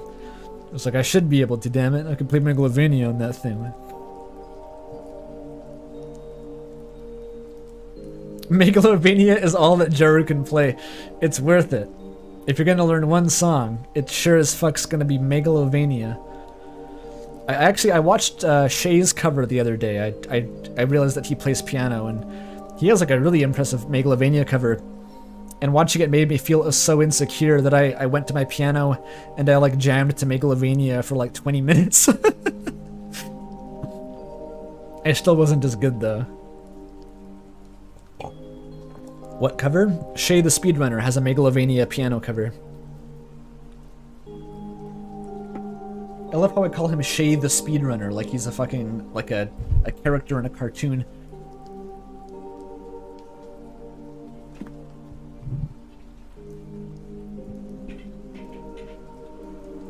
Shay Undertale. We enjoy your skills, King. I'm gonna have to go through an anime training arc to defeat Shay in a piano duel now, or something stupid like that. As if I could fucking out-practice a speedrunner. The dedication required to improve at piano is like, I've kind of lost it since my peak. I went to grade 8 in the Royal Conservatory system, and that was like the hardest I've ever, or the most disciplined I've ever been in my life, I think, was to achieve that, and then afterward it's been downhill. That was like years ago.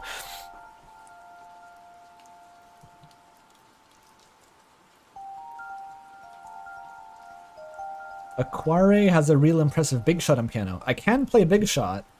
I've been slowly developing kind of a take on it. I can't really play the whole thing. I know most of the sections, but unfortunately I think anything I tried to play like that would clip the microphone, because there's a hardware gain on this that I can't turn down enough, and I think it would clip and be horrible. I can only play soft music.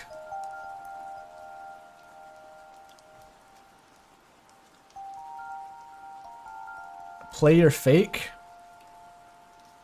I could try it. I could briefly try it. Maybe I'll briefly try it. Hang on. It'll sound like shit, but I'll try it. I have to rejigger the mic, though. I'll mute for a sec.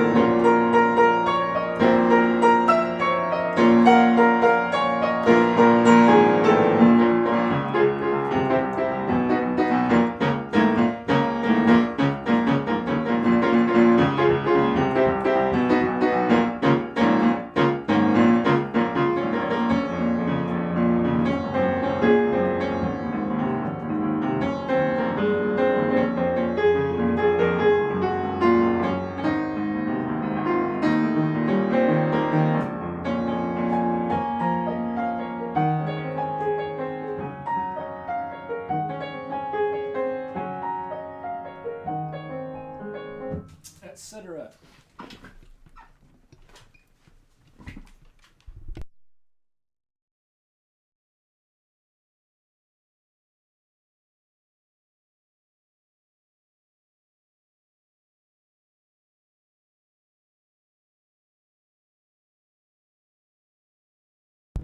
And I'm back. I hope you all enjoyed that and the mic was on. I kind of fucked it up at the end there, but I didn't want to spend the rest of the stream jamming to that.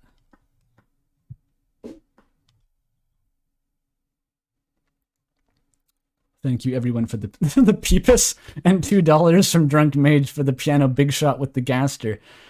Oh, piano big shot with gaster should be your intro.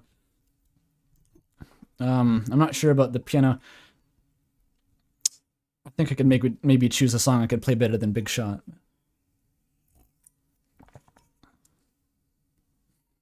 Posting the peepus is like pog champing, I guess so. I don't know what the fuck it means. Stuff like that makes me want to learn an instrument? Yeah. Learn some instruments. It's usually fun. Do it, another $2. Apparently playing piano gets me the cash. I should just do that more often. Here's another 2 kromer toward a new Kungadero. Thank you. You're trying to learn an ending? Oh, that's a good one. That one's not too hard, actually. Oh, no, wait, an ending. Oh, that one is kind of complex. There's a bunch of like weird modulations in that I didn't pick up on originally, but actually looking at the sheet music, there's like, oh, this is kind of harmonically complex. So no, I've never actually learned that properly. There's a really beautiful piano cover or a piano concerto, in fact, version of that song, but I haven't been able to get sheet music from it. I've asked the author via YouTube comments, but they have not delivered. Oh, add a donation incentive to play songs? Maybe. Maybe I could try that. Yeah, you missed me playing the piano. I'm sorry about that. Okay, back to the comment.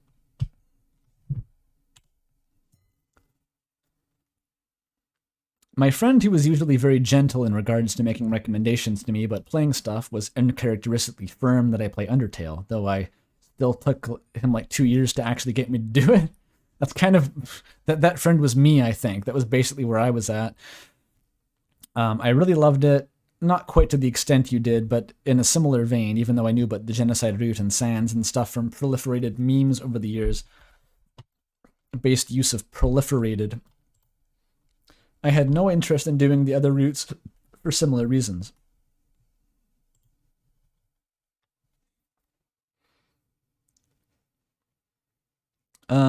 He insisted, though, And a few days after finishing it, the first time I did a tree reset and went through with it. And I was genuinely emotionally distraught the entire time. Sans walled me extremely hard for like a week or something, and I spent those a few hours each night just getting owned and feeling bad. Sounds like a great time. Sign up to Sans' wild ride. Get owned, feel bad. To the point where some days I was glad that he won and I didn't. Eventually I won, saw everything that came after, and then tree reset again for the sake of restoring the happy ending. Toby saw right through that as well, like everything else. At this point, I admitted defeat, and the game remains in the soulless state that it left it at the end of the entire ordeal. Hey man, it's easy. You just disconnect from the Steam cloud and delete system information 963. That's definitely canon. Looking back on it now, I can understand why my friend pushed me to this. In a lot of ways, the emotional battering I took through the entire thing felt very intended, or appropriate somehow. No other piece of media has ever managed to make me feel that way, and I don't know whether it ever will. Even so, even though it was largely negative feeling at the time, I'm kind of glad I got to experience that half of the game as well, because it was still very meaningful and wholly unique to Undertale.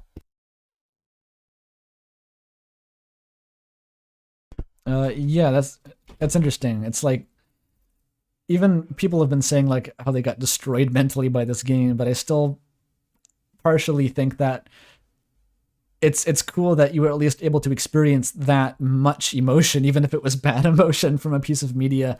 I still do think that's kind of valuable if a game can like, it's kind of like people play horror games, right? They're not playing those to feel good. They're playing them to feel something.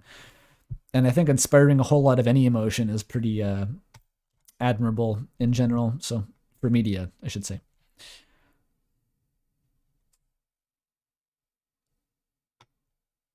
Let's be honest. It's so easy to lose it when you think for a longer while about that masterpiece. But yes, I think that is honestly somewhat correct. Was the fight at the end a real thing someone made? Yes, and that someone was me.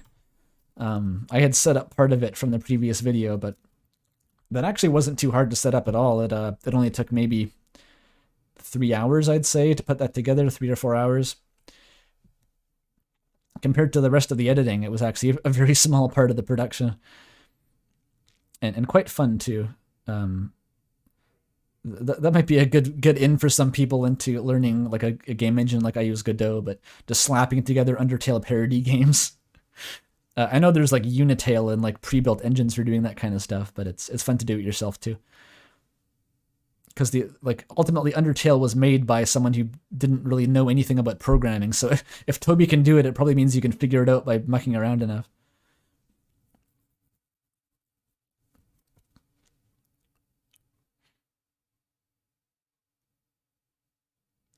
Oh, here's Shadok, the person who has done an ASMR read-through of a comment on my video, where is it? Here you go. Down the old content. Shoutouts to this, whatever this is. Hell yeah. Up to part 4 now? Yeah. Oh, the lo-fi beats stopped. I paused them for the piano. Oh, you started with games working on Doom mods. Yeah, starting doing mods is a great way to get into game dev, actually, because it's like a pre-built foundation, but then gradually you'll get more and more ambitious. You'll want to put more and more of your own ideas into it, and eventually you'll just move on to doing things that are completely original instead of the mods. I wonder how Itoi feels about Undertale. Didn't Toby meet Itoi, and Itoi said he was like a rad game dev? I think that's the extent of the story as I heard it.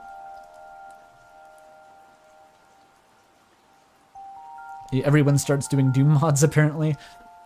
Probably Mario 64 ROM hacks, too. I see a million of those. Like, Simple Flips does streams where he gets ROM hacks from his community and plays them as like a competition, which it creates a huge amount of new people getting into game dev, I imagine.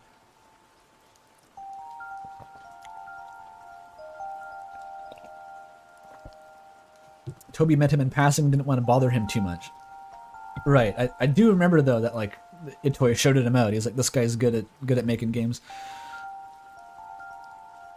Itoi had no idea who he was and admired his passion. So is that the actual reaction? Okay. That's funny.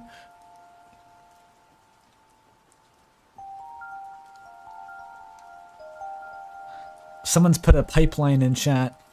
Game to sincere fandom, to ironic fandom, to the dark age, to sincerity, literally sincere literary appreciation, to ASMR of sincere literary appreciation of the game. We're in late stage Undertale fandom when you're doing ASMR of YouTube comments. Oh, even Jaru made a Doom mod. Apparently that's not true though. Apparently he didn't though. That sucks. Oh well. Did I see the more recent Toby interview with Fangamer? Which one? The one where he jumps behind a couch, or the one, the most recent Toby interview I know of was the stream that came out before chapter 2. No? I guess I haven't then. Usually someone sends me a video where Toby Fox is on camera and speaking, and I'm like, yeah, I don't like it, and I turn it off. I'm like phobic of looking at Toby Fox as a human at this point. I don't like looking at him speak. But I also don't know what you're talking about, so.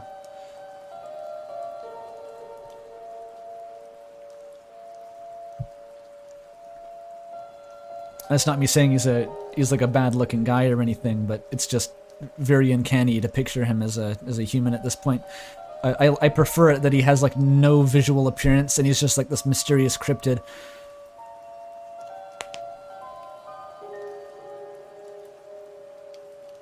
You want to keep him like the little dog. Yes, exactly. Yes, exactly. Something's hilarious.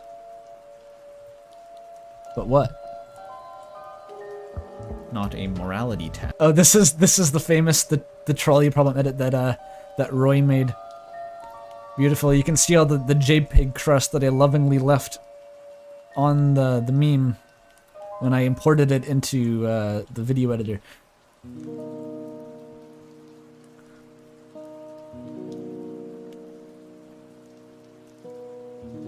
Are you opposed to watching it on stream? No, I'm not going to watch any like an interview during this. This is going to be long enough without that. I knew this is going to be crazy good. Seeing signs of this vid that Andrew read Homestuck. Yes, there are some signs that I've read Homestuck, including me using the MSPA reader for like 80% of the runtime. I have indeed read Homestuck, and I enjoy referencing it, even though I'm, all things considered, not really part of the fandom at all. But I enjoyed it. Why did you pick who to be on that track? Another one for the trolley problem? Again, I didn't even make the meme. Someone in my Discord did, and I was just like, hey, do you have that fucking trolley problem meme?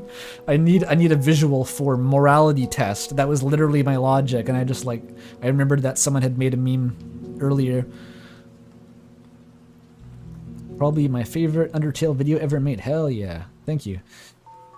Underrated. Thank you. To say that Undertale is an important game, or even, or hell, even milestone in my life is an understatement. It woke me up to what video games are capable of, cementing them as a medium I will engage with for the rest of my life and hopefully add to. On top of this, the game helped in solidifying my attitude, approach, demeanor, so that many other aspects of who I am. We're back to the, being insane makes you grow into who you want to be from that previous comment.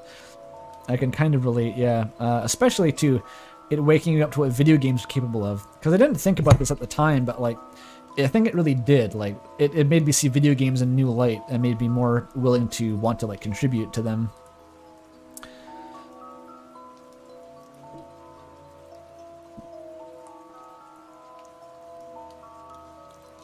Oh, the reason the trolley problem signals out Jaru is because there's a whole... Jaru has had a very strong mimetic presence on my server for a long time. It's complicated. He's had his own kind of like insular like cult, I guess, that has its own thread.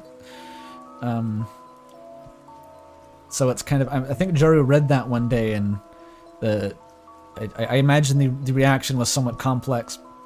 I hope it wasn't too traumatizing to read that, Jaru.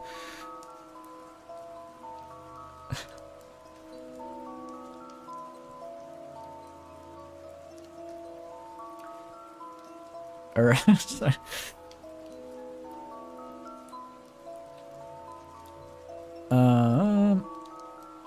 It was the most me piece of media I've ever consumed, and has remained this way to this day, so to put it bluntly, the experience Undertale left me was something profound and life-changing. And whenever I felt as if I was in a major slump, it would be there for me, despite me putting 200 hours across all of its releases, as Lesser hasn't faded. That is a lot of hours.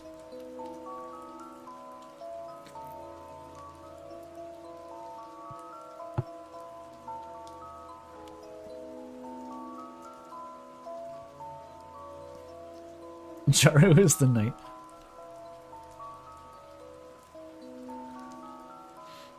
This is because of my deranged quirk when replaying the game. No matter what, by the time I part with the game for a significant amount of time, I must restore the world back to where it was at a true pacifist ending. Right, this means I can experiment with as many neutral runs as I want, but I feel the best part of the game. But when I feel it's best to part with the game for another year or so, I have to leave all the characters with the yeah, okay. Interesting.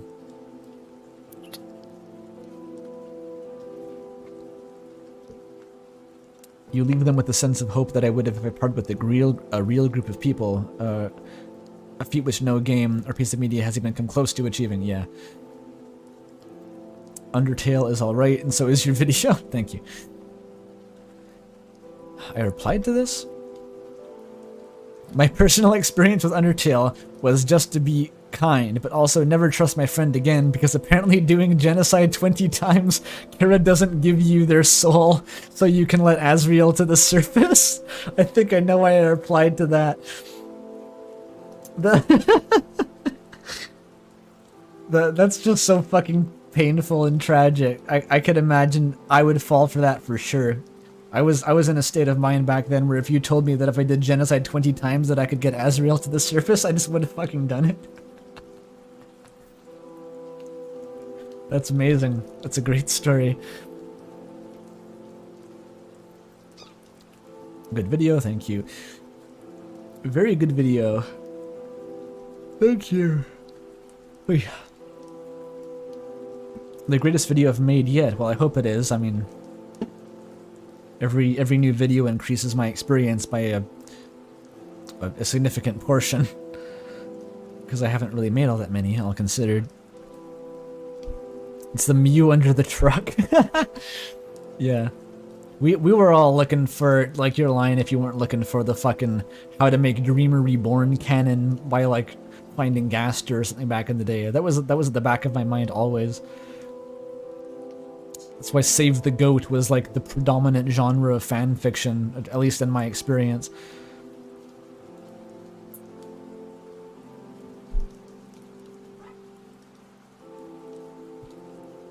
Who fucking cares if it makes the themes of the games weaker?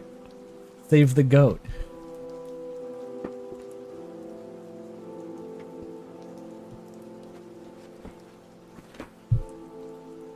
You got upset. You looked up a video how to unlock Crazy Hand and then got jump scared, so your mom left an angry comment on the video. Classic. Damn it, is someone comparing me to the Exurbia of Undertale analysis? That's quite high praise. I'm not sure if I don't think I'm at Exurbia levels personally. Exurbia's videos are fucking trips.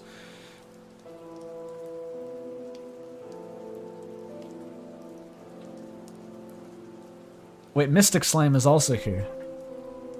Damn, dude, the whole Delta cast is appearing now.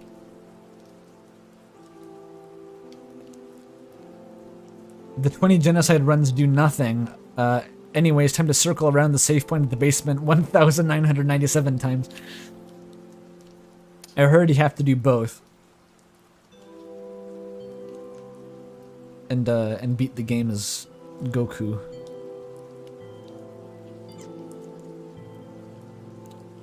I don't care if it'll ruin the narrative. I need the kid alive and well. Exactly, this guy gets it. I think my favorite part of Undertale is the fact that it even acknowledges those who engage with it outside the player sphere, those who watch others play it. Yep. And once again, we're back to the YouTube call out. He calls you out for watching it on YouTube. Flowey, what a guy. I don't remember the specific line. I think I do. You of all people know how liberating it must be to act this way. At least we're better than those sickos who stand around and watch it happen. Those people who are too weak to do it themselves but want to see it anyway. Something like that. Flowey stares right at the player while violent are better than those sickos who watch the violence rather than commit it. Oh boy. This turned into a long one.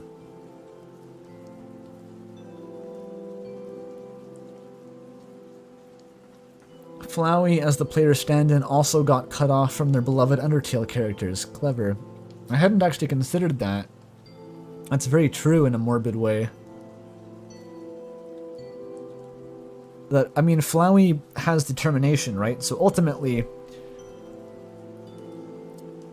I'm not sure he still has the power to reset, but it's sort of the same conundrum as Flowey was replaying the game himself over and over again because he didn't want to, well, I'm not sure exactly what he didn't want to do.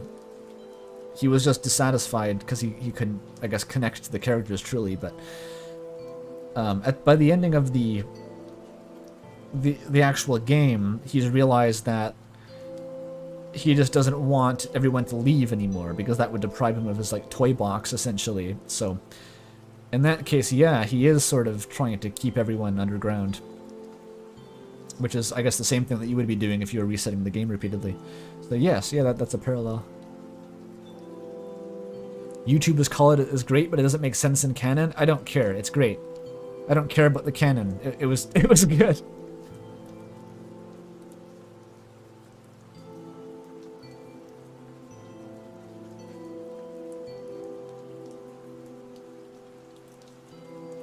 If Flowey was the real representation of the player, he'd have to pop up in every fight yelling at Frisk to spare everyone in their first playthrough. Very true. Maybe that's post-canon Flowey. I could picture that. It's like in the alarm clock dialogue canon.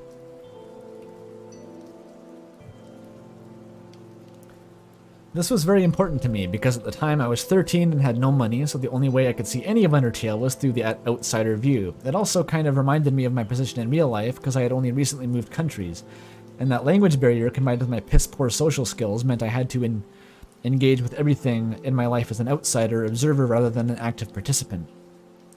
Oof, that feels bad. That single line of dialogue is one of the reasons I'm deeply obsessed with the concept of passive characters in media. Those who have the plot happen around them, not because of them, and the feeling of helplessness that inspires. It's hard not to think about that after, like, Sans basically existing. I think he invites that kind of speculation.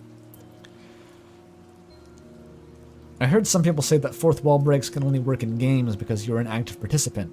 But now I'm desperate to see fourth wall breaks, one made to inspire dread, not humor, done in passive pieces of media, one in which you cannot react, one which cannot react to you but still reaches out anyway. It's not quite the same thing, but House of Leaves, maybe. That it doesn't exactly break the fourth wall as in like talking to you as a reader, but it has this complex thing where it layers fiction and sort of it has the same feeling to me. That's a book, by the way.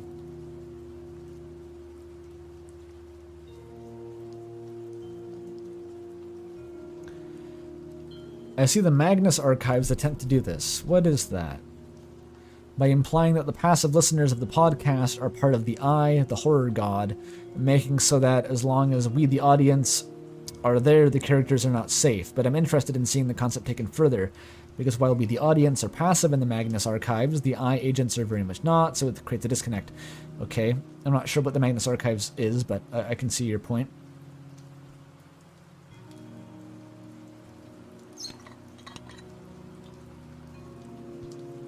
Yeah, the stream may never in fact reach your comment. It's just how it is, I'm afraid. I can only go for so long. And there's way too many to read all of them. I'm only gonna make maybe 20% of them optimistically. So most comments will never be read, sadly.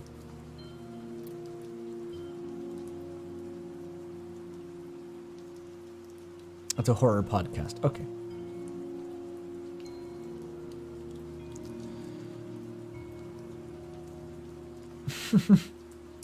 I've only seen this done once in a Behemoth fan fiction, which is called I'm No Pony, which is yeah, My Little Pony. Okay, I get it. Which is a work of eldritch horror in which the main character is constantly forgotten about. She would engage in conversation with someone, but the second they would leave, they would immediately forget about her, because the universe decided she should not exist. Okay, fuck. You've touched a nerve that I wasn't expecting anyone to touch in me. I mean, I have not read this fan fiction.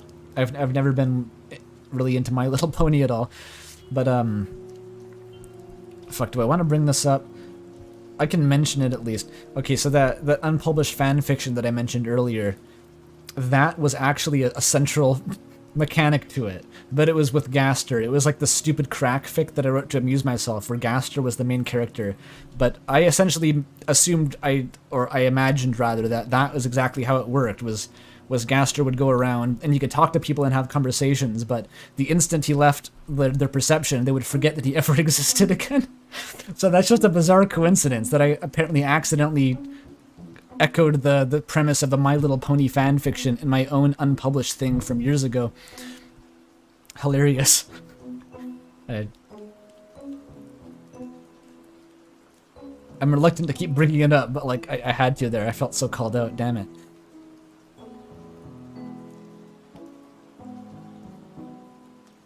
She would engage in conversation with someone. Yeah, okay. Forced to be an outside observer, unable to make any decisions for herself because any decisions she does make is rendered mute, with the fic being about her desperately trying and failing to get the universe to acknowledge her existence, always existing outside of the main plot of the show. Yes. Now that I think about it, I wonder if the fic was intended to comment about how the fans of the show could never truly engage with its characters because they do not exist on the same plane of reality.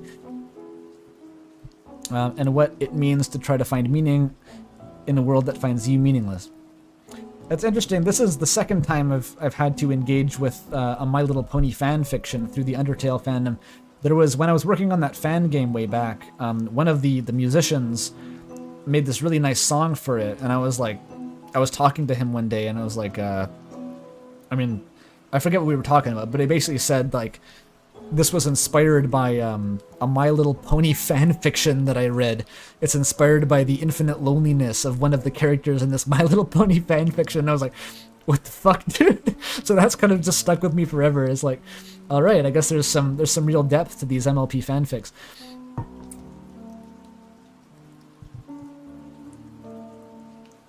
It's like the Goner Kid. That's what I was basing it off of, was the Goner Kid, essentially. I associate that with Gaster, I realized, more closely than I should. The idea of being, like, retconned out of history, basically. Oh, Remnant's in here because My Little Pony fanfiction was mentioned. I believe Remnant was into that scene back in the day. MLP fanfic stream 1. That's funny.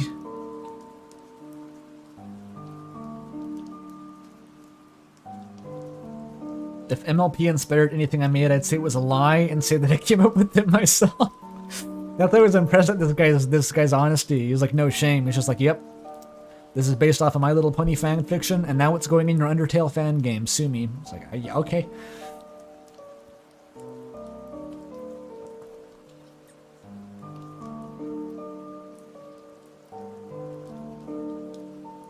Well-made fanfiction has a ton of depth. I think most people disregard fanfic because of its nature. I was there too for a long time. Like, I was definitely there too. I was like, I still have some trouble. I can do it, but it was like an acquired skill. I had to like learn how to read fanfiction because before it was like, it just felt like weird. I don't know how to describe it. Undertale goblins bullying the bronies. I'm not trying to bully the bronies. It was just funny, like, this incredibly niche fan project, the song came from a different incredibly niche fan project that was unrelated, and it was just ported over. That was mostly why it was funny to me.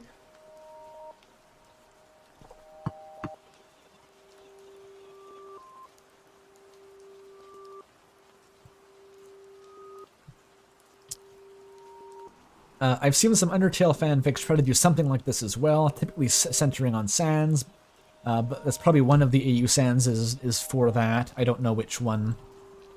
But because the fandom was so obsessed with Sans at the time, can't blame them, Sans is cool. They would forget that the other characters exist, creating an ironically self-centered narrative. Yes, that does happen. If you're going to write a story about an outside observer, you must flesh out the world they are observing, or how else are you going to showcase their meaninglessness within their own world? Oh, and the Gaster followers. Dear Lord, don't get me started on the Gaster followers, they freak me out. Yeah, it's the same concept, actually. At this point, I'm not even coherent anymore. I hope you get what I mean. I mean, I guess I do. I'm sure this concept has been explored elsewhere. If anyone knows examples, please recommend them to me. I saw something in chat talking about Doctor Who. It's a safe bet that any concept you can think of has been done in a Doctor Who episode at some point, so that doesn't really surprise me.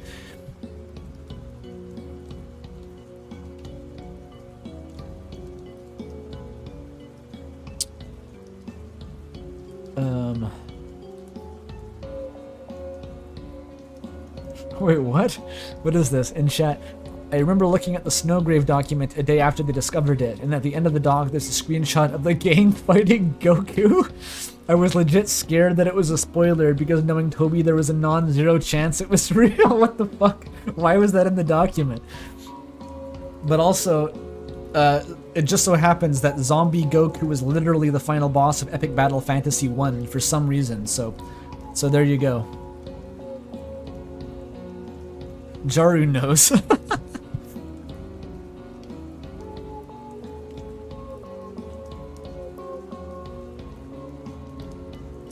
Yes, this was rather distracting to have an ascending Gaster gif as the background turned into a Mandela, or not a Mendelbrot zoom, and the scenery melted while I asked if you were still following me. Kind of valid. Spent a lot of time in this fucking drop. Y'all better appreciate the drop. But at this point, I'll have to assume that I either lost you 3,000 words ago, or that you'll agree with me that this is at least a little bit profound. Hell yeah. Fucking Reconciliation. Absolute banger. I think it's pretty easily the best song in Everhood.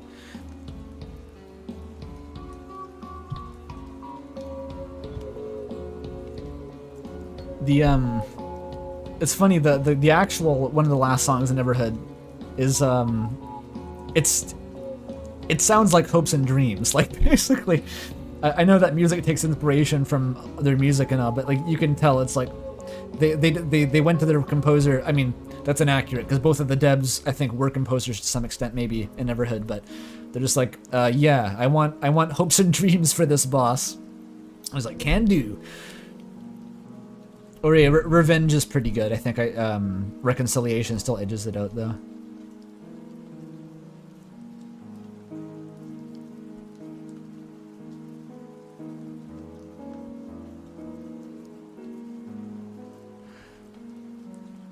Okay. I experienced Undertale in a much later way than you, including mistakenly resetting the game after finishing the flawed pacifist, and having never understood the meaning behind Flowey's genocide dialogue until now. Well, I'm glad you got there eventually. And it feels like I missed a lot of the experience I could have had. But, like, I'm not sure if I'd rather have experienced that way, given how incredibly difficult it's for me to finish another heavy RPG. I wonder if I actually enjoyed Undertale more by experiencing the whole detaching yourself from the part of the story.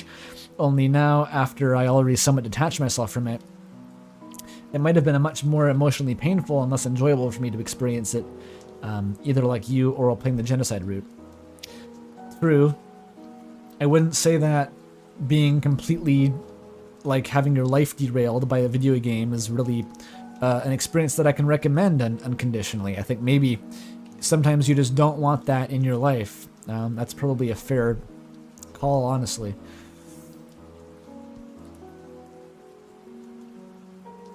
The Undertale inspiration in Everhead is super obvious. Oh yeah, it's everywhere. That game is a fucking... It looks like an Undertale fan game.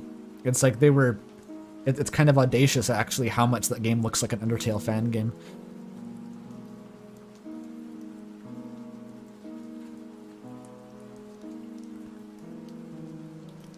I'm getting scared by hearing Omori OST. I mean, I wasn't playing the scary music, but I have to say, while going through, I was looking for sound effects for the video. I was trying to find that one where the red hands come down. I was going through the Amori sound effects and like just clicking on some of those, like it was giving me chills just out of context even. I was like, I don't like these. That game's got some spooky fucking noises.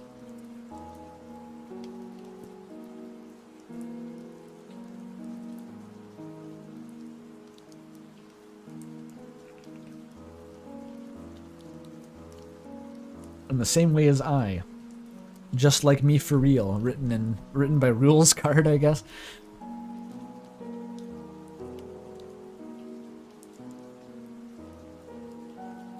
Have I played Yumi Nikki? I did play it, but I didn't finish it. I tried it, and then I kind of got bored and left, sadly. So that's the extent of my experience. I've looked into it afterward. I've seen people talk about the game. I'm familiar with most of what happens in it.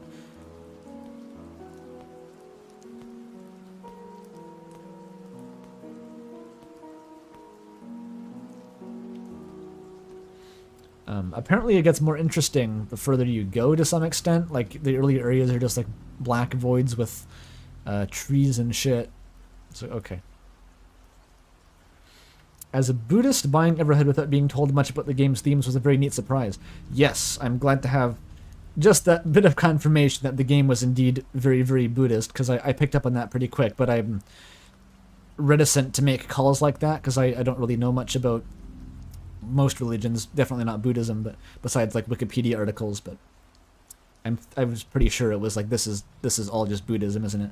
Or some variant of like New Age psychedelic McKennaist Buddhism, I guess, is how I describe it, but I'm not really sure what that means even. I've definitely I've known people who are really into psychedelics, and that kind of, it seems like they merge for some reason.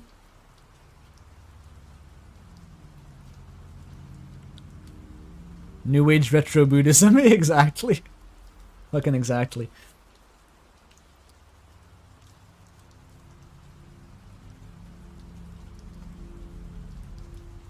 Yeah, I've said many times before, and I've always avoided getting into it really, because I don't want to really go there, but yeah, I didn't really enjoy Everhood's overall thrust. It was a very good game, but like it's probably the only game I've played where I just left it feeling kind of like gross, and like I just didn't really like what it was getting at. Like, it was all presented in the usual like indie game big emotional ending way that's usually very good at driving home what it's trying to say, but like after all that it felt kind of uncanny. I was like, oh dear, I'm not sure I can get behind this still. But yeah, I'm still not going to fully get into that. I had a weird Undertale experience. I tried to play it for years, but every time I'd only get a little further in before stopping, maybe 2 hours tops. Then I finally set out to play it with a friend watching. It was a slog. I constantly find myself without energy to play more than an hour at a time, if that. I mean, that's astonishing to me, but I guess that's your opinion, man. Yeah. I got to the end, and I finally started to enjoy myself. Not love, it was an okay game, but... So I tried the true ending, and boy did that change things. By the end of Undertale, it became one of my favorite games. I mean, that's great to hear, but I'm just astonished. Like, to me, Undertale's one of like the most tightly paced, punchy, all content, no filler, like RPGs I've ever played. So, I guess don't play off then is my advice. That's all I have to say.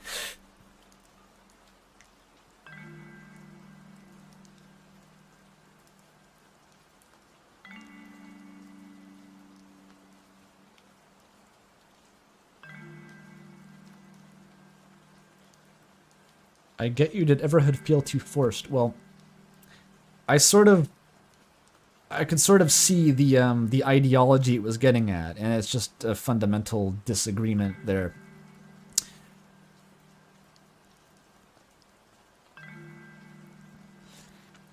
Okay. It's also worth noting that the circle bubble of Undertale's experience sort of extends to its files, data mining and editing the fund value. as well, though I feel that was really completely acknowledged only in Deltarune with the unused dialogue. Yeah, hashtag voice in the code. My experience with Undertale has been spoiled by my fault. I was one of the people called out by Flowey in his No Mercy monologue, but for the entire game. Well, I can find some excuses. I was still a kid, a teenager. I was learning English, so having a commentary in my native language perhaps helped me better understand the dialogue. In the end, I got to know the story in the same way, when I might not otherwise, but have I really experienced it? Definitely not properly. Thereby, I kind of refuse to consider myself a fan of Undertale, and so I've one-shot in Hollow Knight and a few other games for the same reason. They're the only games I wish I could forget to re-experience them for the first time, but in the proper way. Although I'm hesitant, because when I saw the final boss for Hollow Knight, I finally realized I'm spoiling myself for games, and had a really strong emotional reaction about it. Oh, that's too bad. I'd say, well, Hollow Knight's a game, like, it's so fucking sprawling that you'll have forgotten most of it by the time you replay it, so I'd say that one's worth a play. I'd finally realized what I did end up actually playing Hollow Knight and enjoying it. Oh, you did? Okay, good. And now, although I'm a bit of a spoiler phobe, I have been able to properly experience a lot of games by myself, including Outer Wilds. Nice! The one that counts! The one that you definitely don't want to spoil. Good job. Which was an incredibly important experience for me. And Deltarune, which I'm definitely a big fan of now. Excellent.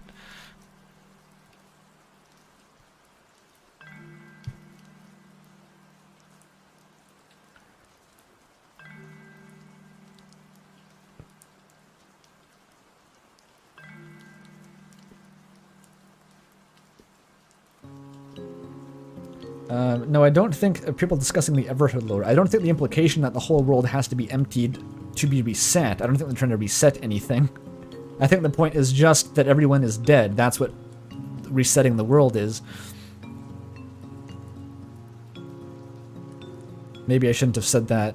Maybe that was too much of a spoiler. I'm sorry, but...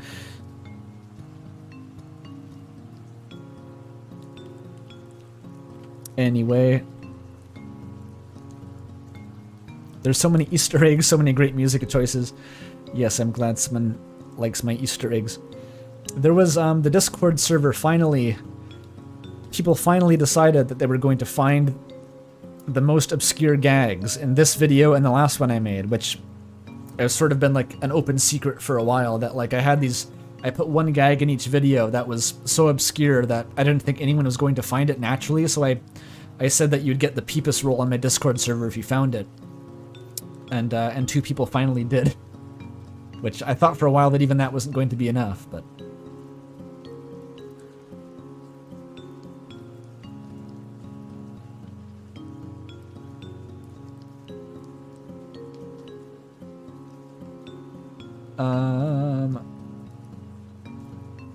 Fuck, I lost my train of thought. Oh yeah. The Bloodborne Western Canada got me. It's funny you associate with you can tell the Bloodborne players, right? They have their own fandom. In fact, that was a Dark Souls 3 overlay, but you know, over Elden Ring footage. But you know, it's fine. It's fine.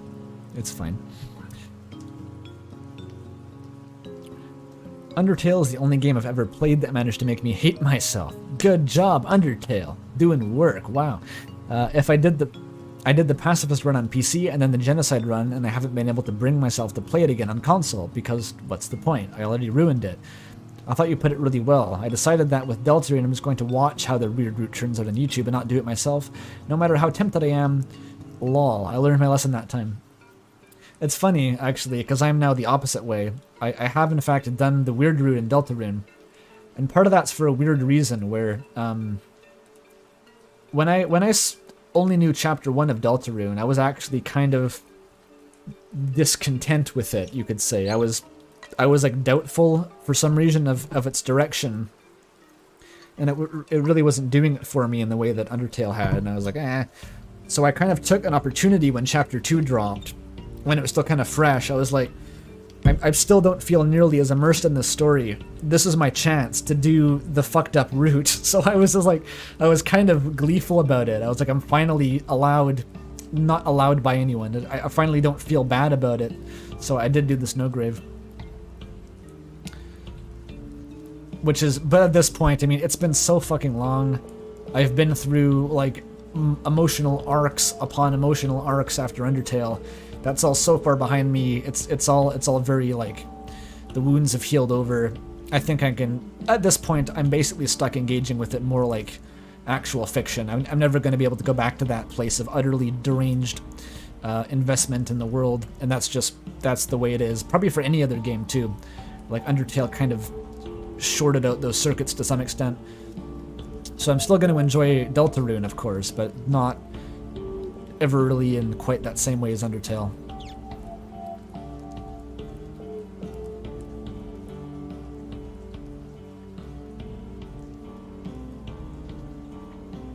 Has anyone delved down the rabbit hole of Undertale voice headcanons? If you mean, what do you mean delve down it? I know that a lot of people have similar, like, fandom consensus voices for, like, Papyrus and Sans and stuff, and I feel like most of the characters have pretty homogenous voice acting, actually.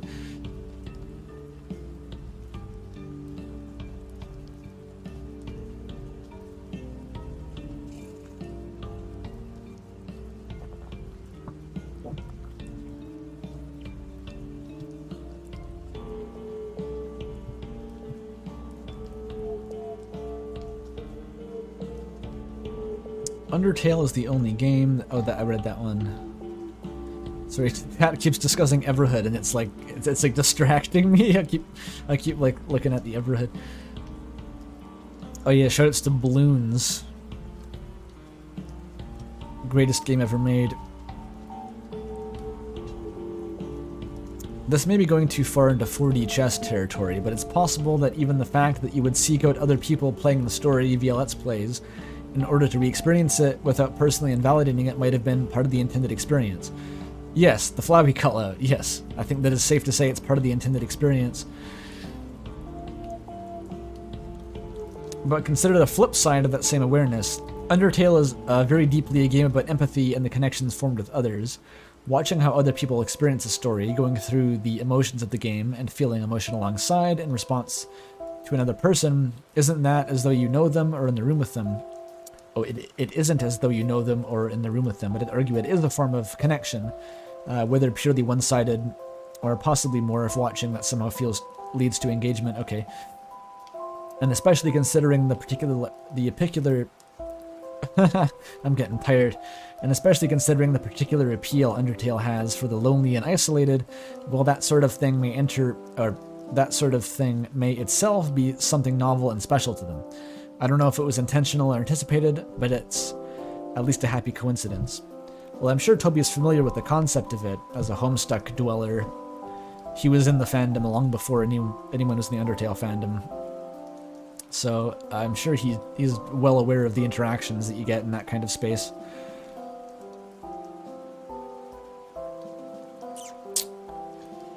Aha, we've reached the White Sandals comment. It's incredibly long, and I'm gonna go ahead and say that this is going to be the last one of the stream. I know that I haven't been doing these streams as long as I have with previous, but for some reason I'm just like, I don't know what it is about these comments, but I'm getting tired faster. Like I'm struggling to read at this point.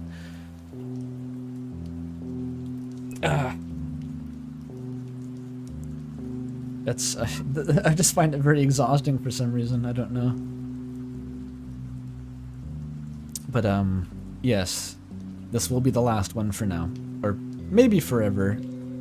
I'll probably won't do another stream for this. Because even though all the Undertale stories are all very nice, but I think we have reached the point where they're becoming somewhat homogenous now. We're seeing a lot of the points repeat, which is usually the criteria in the previous streams where I sort of called it off. So rest in peace, everyone who wrote a comment after this.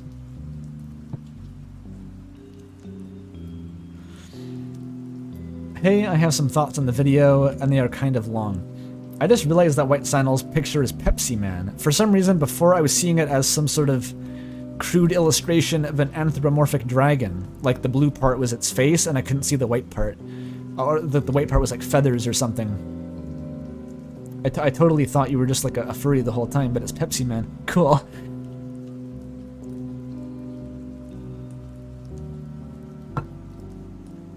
First of all, I'd like to say this video's presentation and editing is phenomenal, and it seems that multiple months it took to make the video paid off tremendously. Well, thank you. That's all I can hope for. The overall thesis you present is something I don't necessarily agree with. So a general summary of your main claim in the video is that the reason why Undertale was good is because it tricked the player into thinking that it was real and made you interact with it in a way that transpires of it just being the game, being a video game. I do agree with this concept being apparent with many people who've played the game, as you showed with Etika, Joel, and yourself, but there's a lot of bias to this claim, and then to claim something everyone will experience from the game. Yes, in Undertale you can reset and mess with certain characters and basically murder everyone in the game, but not everyone who played Undertale did the extra content or interacted with it in a similar fashion as you described. For example, when I first played it, I killed Toriel, did a neutral run, loved the game, and then found that I had to play the game for the best ending. I looked at the pacifist and genocide endings, and then never played the game again. And then devoured hours of fan content while also discovering other secrets online. Okay, this is very similar to a previous one actually, which fundamentally the problem is here. I was never claiming that everyone had the same experience as I did, and maybe that was implicit. Whatever. It's not a huge deal anyway, but that was never my point. My only goal with this video was to articulate my own experience, which I thought was pretty... I tried to make that clear by putting the framing device front and center of I was at Tim Hortons with my friend and he's the one who asked me the questions. So essentially, I was trying to explain my own idea of how this game destroyed my life. And it happened that ended up being very relatable to a large number of people, which I kind of anticipated, but ultimately I was only ever trying to explain my relationship with the game. So if you had a different one, then that's fine. But like, I'm not sure what the alternative would be here. Like, would I make a video trying to assess someone else's experience of the game? I don't think I could really do that, or at least not in a genuine or personal way. So this is sort of just what we got here, what we have. I was 10 at the time, and it was a stupid decision to watch the true ending, but it was still a different experience than the one described in the video. Well, yeah. Many people in the comments have all shared very different experiences with the game, I think, which is... It's not surprising to me at all. There's been a huge range of different ways that people have engaged with this game. A more prominent example is with the Glitch creator Camila Cuevas. Her first playthrough of the game was the genocide run. How did she manage that? Which is something that is clearly not intended to be played first and removes any impact of the commentary of that route. But despite that, she loved the game anyway. Now in the video, you go on to make comparisons to the player in Flowey. I actually completely agree, but this comparison only works for players who did the genocide run and other people like Shay who wanted to get all the secrets. That's why the story Flowey tells is only accessible in the genocide run. It's supposed to be directly commenting on what the player is doing at the time, which you didn't show in the video, but it doesn't apply for every player who's played Undertale. I mean, at this point, obviously the game has a certain... You have freedom to choose what you do, but doing a genocide run is very obviously not intended, and I'm comfortable... Or doing it first is not intended, and I'm comfortable saying that because... Well, one, it's hard to discover, and two, if you don't mean to be doing it, and you don't know what you're trying to accomplish, then you're given, like, endless opportunities to either fuck it up or intentionally stop. So, I'm guessing, and I can't prove this, of course, but I'm guessing that this Kamala person was doing the genocide run first because she had heard about it and chose to do it that way, which is essentially on the same level as, like, playing the game with like a walkthrough or something. So it's... At that point, I think you are essentially breaking the game. You're going far outside of the intended experience, which I'm not saying that you have to limit. The intended experience has to be limited to my own experience, but that's a very extreme example that like pretty much breaks a lot of what the game, a lot of the points the game is trying to make. So, like, obviously I'm not going to be able to cover that contingency because neither was Toby, ultimately. That's like going out of bounds. To end this off, I would like to mention one of the minor reasons you mentioned in the video to why many people enjoy Undertale. At 240, say the characters in the game are funny and likable and written amazingly. In my opinion, I think that's the main reason why Undertale is good. I'm gonna stop you there, but like, that, it's equally true. Okay, the reason I skimmed over the characters being good is because it's not interesting to talk about that. People have done that already to death, we know that. But it doesn't mean it's less important than the meta stuff. The reason the characters being so good are the reason that the meta stuff hits. And the meta stuff hitting is the reason why retroactively the characters seem to have even more depth. It's intricately intertwined, so I wouldn't place the meta stuff above the characters at all in any kind of hierarchy. But it's that was just how it seemed because of what I wanted to talk about in the video. I remember you mentioning in one of the Earthbound streams that the reason why these quirky RPGs are so popular is because they make everyone in the game completely insane or quirky. And of course, Undertale takes us to the max, but not just with the characters, but also the weird atmospheric, wacky world Toby has created. The lore surrounding Undertale's world is another thing that makes the game so appealing. I'm not sure I agree with you on the lore, actually. I think the lore, in terms of like world building, almost... I think Toby didn't really give that much of a shit about it. That's everything that's what it indicates to me. Because like there's a lot of it that seems to be it's just like brushed under the rug. I didn't get the impression that he was putting that much emphasis on. Oh, it's getting harder for me to speak. I'm sorry. I didn't get the impression that he was trying to put that much emphasis on it. It was sort of like a funny backdrop. But of course, if you enjoyed the lore, then that's great. I do enjoy the lore to some extent, but I guess that's just a difference in perspective or something. Undertale's characters are not just strange, but at the same time they can also be relatable for many people. For example, fucking everyone in the game, apparently.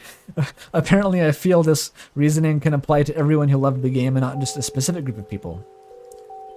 Anyway, this video isn't bad at all. As mentioned before, I actually agree with some of your points. I just don't feel they apply to everyone. Well, yeah, they don't. That basically, bottom line is they don't, and I didn't mean them to. It's just I had to articulate my own experience, because otherwise, what do I do? How do I make the video? It's the only way I could get deep into it. I could go over reasons that other people maybe like the game, but in order to really dive into it, like after all these years, to say my piece, it had to be my own experience. There was just no other way to go about it. So I think a better title would be How Undertale Immersed / Tricked / Deceived Many Players, or something along those lines. Okay. This is a bad title. The reason the title is not this is because this is not a good title. There has to be... That's about it. I've justified why the title is such is because I'm answering the question my friend asked me in Tim Hortons. Okay, that's the title lore. I claim it is not clickbait. I think the intro justifies why I made the title like that, so that's about why it is. And also, what's so good about Undertale anyway? I think it's a pretty good title, personally. That's fair. Okay, I'm good. I'm glad we can have an understanding then. Oh boy, that was a journey. That was a big journey. I'm so tired. But as always, I'll stay and talk to chat for a few minutes here before we actually kill the stream. Cursed to never have my comments read. You gotta get in earlier, JD. You gotta be day one. That's how it works. What do you mean by destroy your life? What determines terminal brain rot? What I mean by destroy my life was the 4 months that I talked about previously, where I woke up every day thinking about Undertale, could find joy in nothing else in life, and was probably diagnosably depressed, but I'm not sure about that. I sure felt very depressed during that period of time.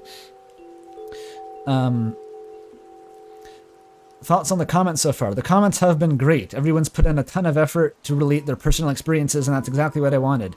Although it worked too well, and I've exhausted myself reading them all, because they're all very long. But like, I'm glad people really committed to this, and I'm glad more than anything that I was actually relatable to so many people that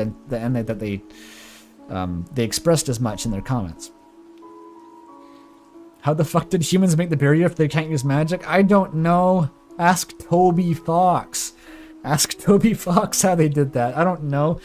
It's a reference to Link to the Past. I don't fucking know. When will the podcast come out? Hopefully within the next few days. Like right now it's at I've done the audio editing. The others have done a bunch of background visuals. And right now I think everyone's finishing up the some of the visuals, and they're going to get those back to me, and I'm going to compile it, and then we're all going to split it up into our own parts, and hopefully we can get that uploaded within the next couple days. There you go.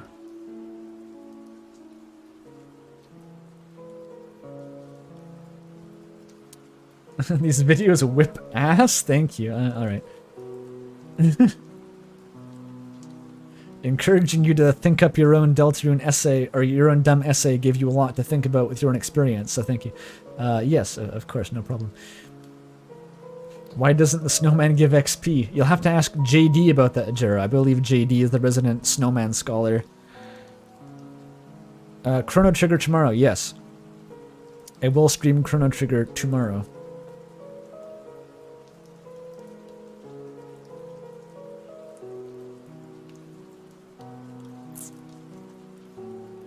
Half-Breed editing and Andrew editing, that's about to go crazy. A bit, yeah. Yeah, Half-Breed's handling a lot of the early... We have like a TV prop. I don't want to give away exactly what we've rigged up, but there's like a TV in the background that's going to be showing relevant like footage, so Half-Breed's editing a lot of that.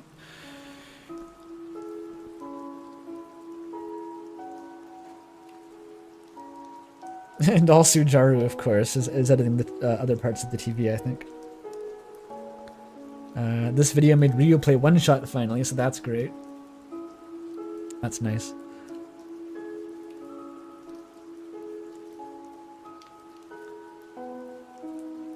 The Jaru slideshow, Pog. That's what it's supposed to be. The video is it's just a slideshow. It's a podcast, okay? It's 4.5 hours long. You have to do a slideshow.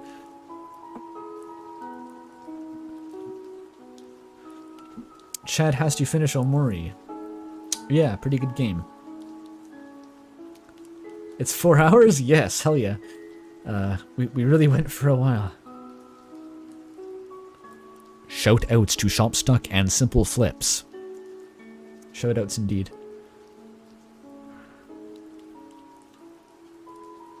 ADHD brain is excited for that. Yes, it'll be S-tier background noise, I believe. For many hours. Talked about Newbert for 4 hours. We didn't mention Newbert, I think. I think we completely forgot to mention Newbert. Theoretically, it is about the Spamton sweepstakes. I'm not sure Newbert was actually in that. We do talk about... what do we talk about? Stuff. We talk about a lot of stuff. Many things regarding Spamton and honestly the whole fucking game, because we can't keep on topic. We just go on like these massive loops around whatever. I think we started talking about who was the knight at one point for some reason. It's like shit went nuts. Yeah, Spamton, I think. A lot of it was Spamton. We covered the lore about Swatch only listen to smoking hot ass now. That was a conversation topic. I can guarantee that. So there you go.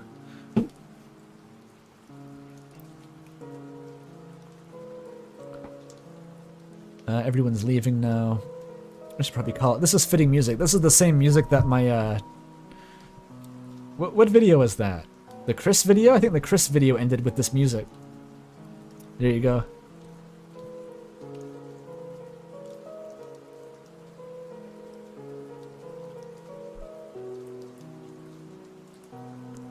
Bookends. Okay, yeah, that should be it then. Good night, everyone. And I'll be streaming Chrono Trigger tomorrow. And I won't have to cancel it this time because of a podcast recording that made me too tired, so... Okay, bye everyone.